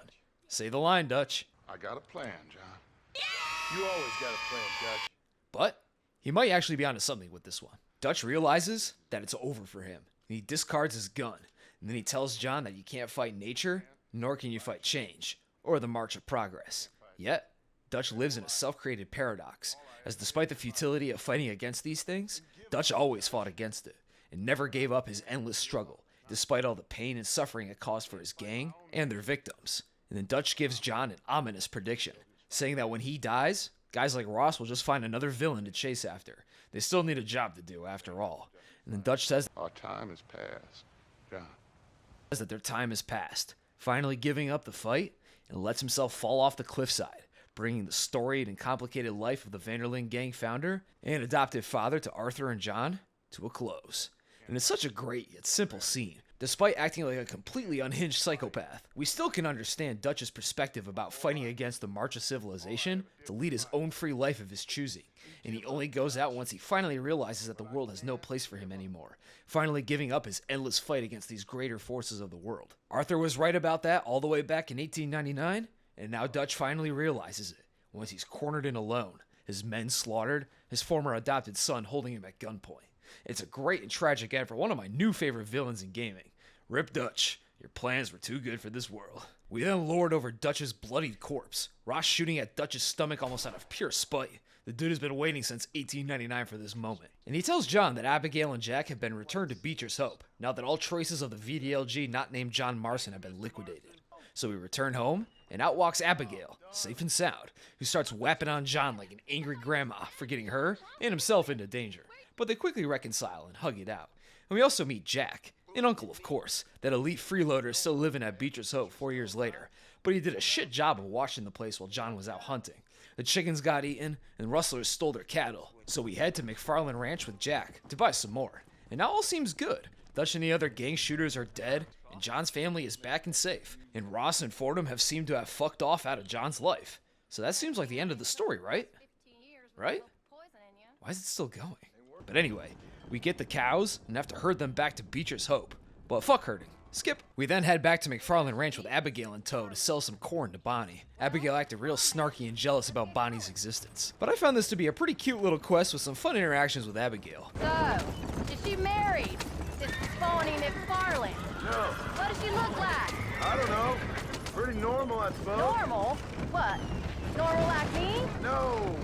Normal as in 2 eyes, mouth, nose, that kind of normal. Besides, ain't no woman fine as you. A little flattery. Now we're finally getting somewhere. And Abigail had the right senses too, as based on Bonnie's reaction after we leave, seems that she wanted that Marston hammer a bit. So we then do some animal-themed missions with Uncle. And ever since the RDR2 epilogue, John and Uncle have always loved to riff on and insult each other, but they still had a mutual respect and understanding between them. But in Red Dead Redemption 1, it seems that John and Uncle fucking hate each other. John's straight up threatening to kill Uncle a couple times, and sounding pretty pissed off with him pretty much always. You want a long sleep, Uncle? That can be arranged. It'll cost me less than food. You always was a hard and nasty man, John Marston. That tone of voice ain't so becoming on you. Makes you seem all pent up and angry like some Blackwater would-be business tycoon with a bad case of hemorrhoids. I'll give you a bad case of someone just shot me in the head if you don't hurry up. And Uncle just sounds miserable whenever John's nearby. Seems like there's some real venom there. But anyway, we hunt with Jack and Rufus, teaching him how to skin some elk. And we even rescued Jack from a bear after he ran off to go hunt by himself. And Jack's acting out a little bit, as he's frustrated at feeling helpless, and not much like a real man, being bossed around by his dad all day, and just coming off of several months-long captivity by the feds, is making him feel pretty restless and aggravated. But he's still a good kid overall. We then talk with Jack as he cuts some wood in the barn. But then, Uncle spots a horde of U.S. Army men and federal agents coming straight for Beecher's Hope, and they start sieging it in force. And we fight off a wave of government shooters, Jack and Uncle even upping pole to help us fight. But Uncle takes a hit, and he dies soon after telling the Marstons to run. No! Rip Unky! But John moves his family to the barn, and we drop more troops than we can count. They sent the damn fort after us. God damn. But we put Abigail and Jack on a horse in the barn, and John says his goodbyes. I love you. I love you. Now go! Get! And his family rides out and escapes. John then faces the barn doors and peeks out to see 30 or so goons aiming their gun barrels right into his soul. Knowing that he's got nowhere else to go, John then opens the doors and tries to shoot who he can with Deadeye, but there's just too many shooters here. It's impossible to kill them all. And John gets absolutely eviscerated, shot full of holes, and amongst the shooters is that thug Edgar Ross. And it looks like Dutch's prediction came true. There's always another monster. And Ross was never gonna leave John alone. Dude literally shit-talked his 4-year-old son out of pure hatred. But then they silently walk off, leaving John dead on the ground, bringing his story to a brutal end. And it's such a legendary scene at this point. It's such a heartbreaking moment that fits the game's cynical tone amazingly well. John never obtained any sort of redemption in his quest to kill the remnants of the VDLG. He's used as a government attack dog, and then is discarded like old trash, the consequences of his outlaw past finally catching up to him, leaving himself and Uncle dead. But at least he sacrificed himself so his family could get away. As despite getting no real redemption in this story, he still died a hero, like his big brother Arthur, died protecting those he loved. We then get to play as Jack, and we ride back to Beecher's Hope, and find John's bloody corpse. And we then bury him on the hill overlooking Beecher's Hope. And we then cut to 3 years later in 1914, where we see a grown-up Jack Marston don his father's hat, and we also see that Abigail had died recently too, Jack burying her next to John on that hill. Jack then sets out, and from here, you get to play as Jack, and complete any side content that we may have missed as John, and all your progress saves over for Jack. And they're both functionally identical, except that Jack has a bunch of new voice lines that are all kinda goofy, and he's a total asshole to his poor horse. Work you there, lag! Let's go! Let's go!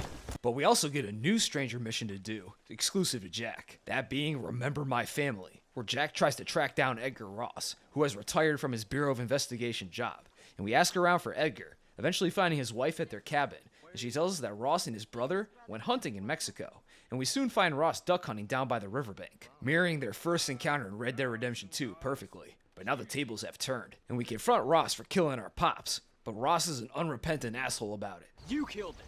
I saw you. You keep saying that. You sent him to do your dirty work. Then you shot him like a dog. And I'll shoot you like one too, you little piece of trash. Now get out of here before I kill you as well. So we duel him, and Jack absolutely cooks this crusty old bastard, leaving his holy corpse by the water. And it's such a great moment of revenge for Jack, and the players as well. Oh, that felt good. This 15-year beef finally coming to an end in the most poetic way possible. But, with this killing of Ross, Jack is now forced to become an outlaw. You can't really just off a former federal agent in broad daylight and expect to get away with it. As the cycle of violence, revenge, and death makes another turn, and the title drops as Jack walks away, completing the story of Red Dead Redemption and the Red Dead series as a whole. Well, at least for now. And I really enjoyed my time with this game. In the game's story, which admittedly does take a little bit to get going through all the boring tutorials and ranching quests, is a really fun series of increasingly more bombastic and wacky-ass gunfights with outlaws, Mexican army goons and revolutionaries, and Dutch's new gang, along with some interesting side quests to bolster the game's world and themes. And quests like I Know You are just downright legendary, and keep fans speculating to this day. And I also really enjoyed the much more cynical tone this game has compared to Red Dead Redemption 2, where in that game, despite it being another tragic story about a doomed outlaw, Arthur still achieves true redemption and gives John a new lease on life and helps out other people like the Downs family get their lives back together. Where in this game, John's redemption feels more like a cruel joke rather than a realistic scenario. He shoots his way through the West, kills his former brothers in arms, and is rewarded by getting turned into Swiss cheese by that asshole Ross, which pulls his son into an outlaw life when he gets revenge on him. And all that work to give his family an honest life at Beecher's Hope, far removed from any outlaw or gang life, all for naught it seems. And Jack ends up a lot like his old man, a killer and an outlaw. Brutal. But it's really great thematic shit, and it's helped by amazing writing, genuinely impressive cinematography, and great voice performances from John, Ross, Dutch, and more. And I completely understand why this game is so beloved. But this isn't all there is to Red Dead Redemption, as we now get to take a look at the Red Dead series' only single-player DLC expansion pack to date, Undead Nightmare. Undead Nightmare is a zombie apocalypse-themed non-canon spin-off of the base game, where the whole map has been emptied out and has been replaced by hordes of zombies that have overrun all the towns and settlements on the map, and only John Marston can save the world.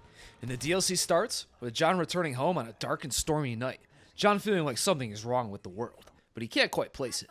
But later on, a zombified uncle walks in and eventually attacks and bites Abigail, forcing John to put Uncle's rotting ass down. And then Jack then gets bit by Abigail, who both turn into raging zombies, who John then hog-ties up and brings inside. And John is pretty unfazed by his whole family getting zombified, John acting like they just got a bad case of the fever or something, instead of being the literal Walking Dead, scolding them to not bite chunks out of people and just chill the hell out until he returns. Now, I don't know what the hell's gotten into you sick, crazy bastards or what Uncle's done to you, but I'm going to get help. Stay calm. As calm as you can, seeing as both of you seem to have gotten a little excited. Probably just a fever. Jack, be kind to your mother. Abigail, teach the boy right from wrong. Both of you.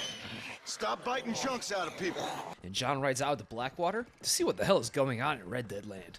In Undead Nightmare, there are two main activities to do, outside of the main quest: clearing settlements of undead and purging graveyards by burning coffins with your endlessly burning torch, and then usually fighting a boss zombie from the base game, like zombie Alma Horlick rising up to attack, still hollering about having her perfect day, or zombie DeSanta who we get to kill a second time. Settlements and towns will have a bar that you'll need to fill for however many circles there are above the bar, which you do by simply capping zombies, and if you wipe out all the zombies in the area, you can then loot the place's treasure chest for ammo, throwables, and more. As ammo is a pretty important resource. You have a limited amount of it to start, you can't just buy any. You have to either clear settlements to loot them for ammo, or loot zombies who wear gun belts and holsters for a few extra bullets, which will force you to mix it up with your weapons a bit, so you don't run out of certain ammo types too fast. But if you scrounge corpses marked with X's on the minimap, and liberate towns often, you'll never really run out of lead. And the third-person shooting here is still pretty easy overall. I don't think I died a single time in this entire expansion. But beyond the opening cutscene and clearing out Blackwater,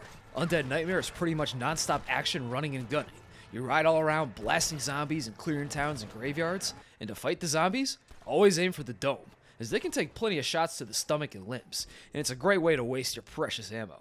And zombies can come in 4 or so types: the regular generic runner zombies, obese bruiser zombies who can knock you on your ragdoll ass, speedy bolters who run on all fours after you, and the retchers, these puke zombies who spit green acid at John and explode into acid clouds shortly after being killed. And these zombies may or may not just be a blatant ripoff of the spitters from Left 4 Dead 2. But no matter the zombie type, they all can be taken down the same way, lead right between the eyes. And Deadeye is again the MVP here, especially for those fast-ass bolters who stick low to the ground, who are pretty damn hard to hit in the head with free aim. So just slow down time, calmly mark all the zombie heads coming towards you, and just like that, these walking corpses never stood a chance. And it's just such a great time shooting up these towns and liberating them from the undead menace, and dropping 6 or more zombies in a single Deadeye volley was never not satisfying to do. There's also plenty of side quests and wacky shit to run into, like quests to save missing people from zombie attacks, and some choice stranger quests with a zombie or supernatural twist, like the movie director guy from the base game, who now wants to make a movie about zombies, and tasks John with tying up and bringing him a retcher. But when he tries to go to make his movie, he gets pounced on and eaten almost immediately, and John just stands there and watches in amusement. But the best side quest here is no question the birth of the conservation movement, where John has to help a frightened hunter in tall trees kill Sasquatches, as apparently they eat babies. And this whole quest is just one big joke, referencing the popular urban legend that a Sasquatch was running loose in the hills of GTA San Andreas. And we then have to hunt 6 Sasquatches that are just milling around in the woods, pulling drive-bys on them from horseback like it's Southside Chicago, until we meet the final Sasquatch, who we confront on his baby buffets. You eat babies! But the Squatch tells John that they don't eat babies, they eat berries and mushrooms. And we have just unknowingly wiped out the last remaining members of his Sasquatch race, who have lived in these hills for a millennia, leaving him completely alone, and he just breaks down into tears, telling John to kill him through sobs. Shoot me. I can't take it anymore. Make it stop. It's hilarious, but also really sad. I feel bad for poor Bigfoot here. And once I put him out of his misery, I get the achievement, 6 years in the making. A reference to GTA San Andreas being 6 years old when Undead Nightmare released, and finally added Sasquatches to a Rockstar game. Love it. We can also encounter some mythical and scary animals, like chupacabras, zombified animals, all the birds have been replaced with vampire bats, a damn unicorn, which is hard as shit to get. You have to tame all 4 horses of the apocalypse, complete their challenges, complete a hunting challenge where you have to set animals on fire, kill a chupacabra, and then the unicorn will spawn in. And even the biblical 4 horses of the apocalypse, war, death, famine, and pestilence, who John can find just out in the wilderness milling around, and we break them by doing a horse balancing minigame. So, does that make him a biblical malevolent force of nature then? Probably not. But those horses got some pretty sweet designs, except for famine, because it looks like someone skeeted all over his ass.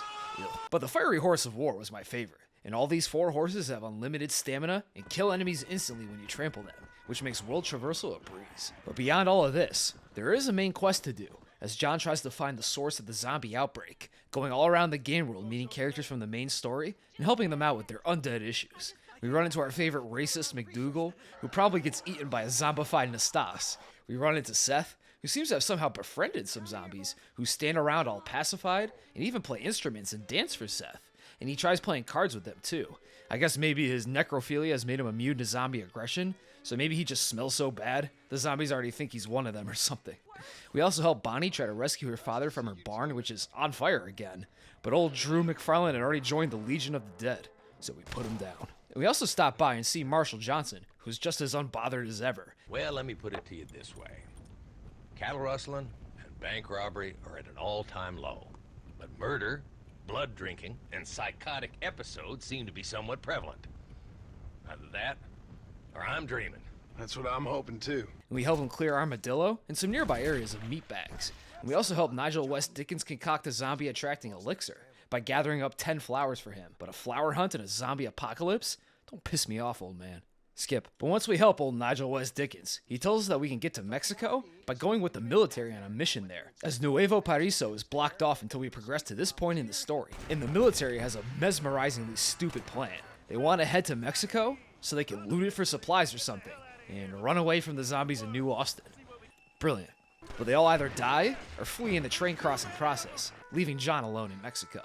We then also run into Landon Ricketts, who teaches John how to craft explosive zombie bait, and we help Mother Superior Calderon test out holy water on zombies, which seems to temporarily de-zombify these biters, which we use as a sort of blue flame holy grenade. It's all very unserious shit, and the expansion has a lot of fun playing around with how each main character from the base game will react to a zombie apocalypse, but it's nothing too narratively important at all, and this whole expansion is strictly non-canon. But the story does have a conclusion, which happens in Mexico, as when we talk to Mother Superior Calderon again, we pass a Mexican woman leaving the church, and we've been seeing this girl all throughout the DLC. She can be spotted in most groups or crowds, and she even shows up outside of a window, and she seems to be following John around.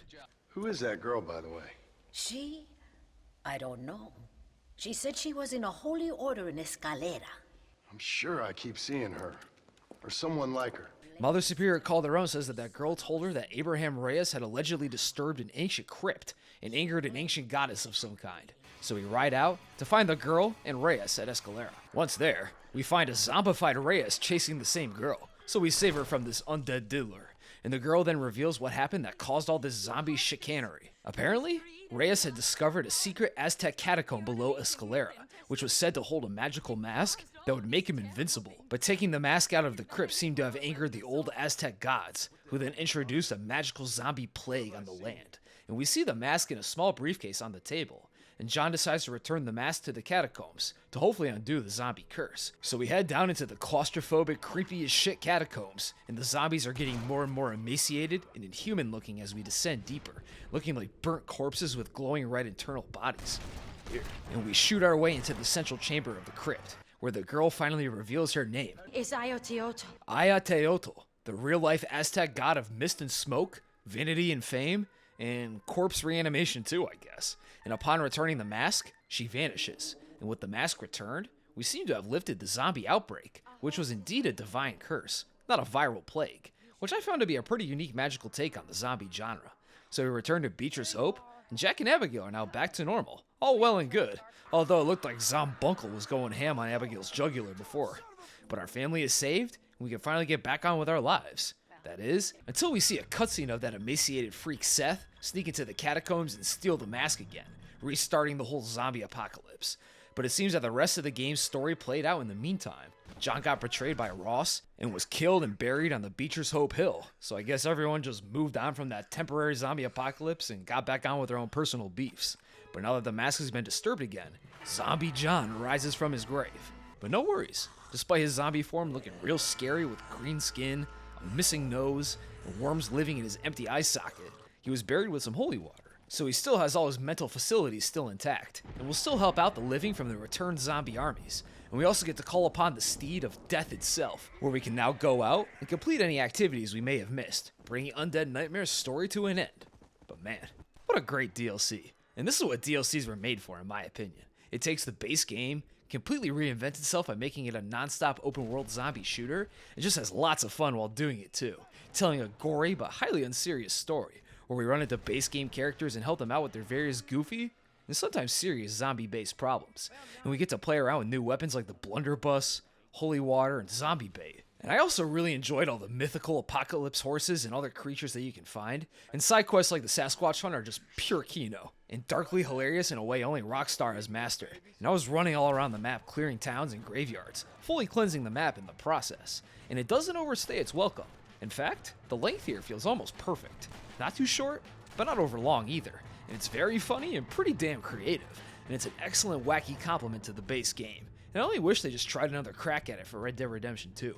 But we're all cucked by live service models on this bitch of an earth. And Undead Nightmare was the last single-player DLC Rockstar has released to this date.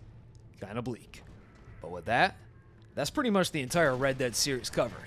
And this was a great time. I think I enjoyed every single one of these games in their own unique way. Revolver, Redemption 2, and Redemption 1. And I was honestly surprised at how much I liked Red Dead Redemption 2 on my second playthrough. The world really captivated me this time, and I was scouring every nook and cranny to look for creepy and weird shit. And the story is just, so good. Too good. Rockstar should be a little bit nicer to their protagonists. That's all I'm saying. But with that, that's all I got for you today. And I hope you enjoyed this video if you're still here, and there's more to come in the future. And I love you all. Goodbye.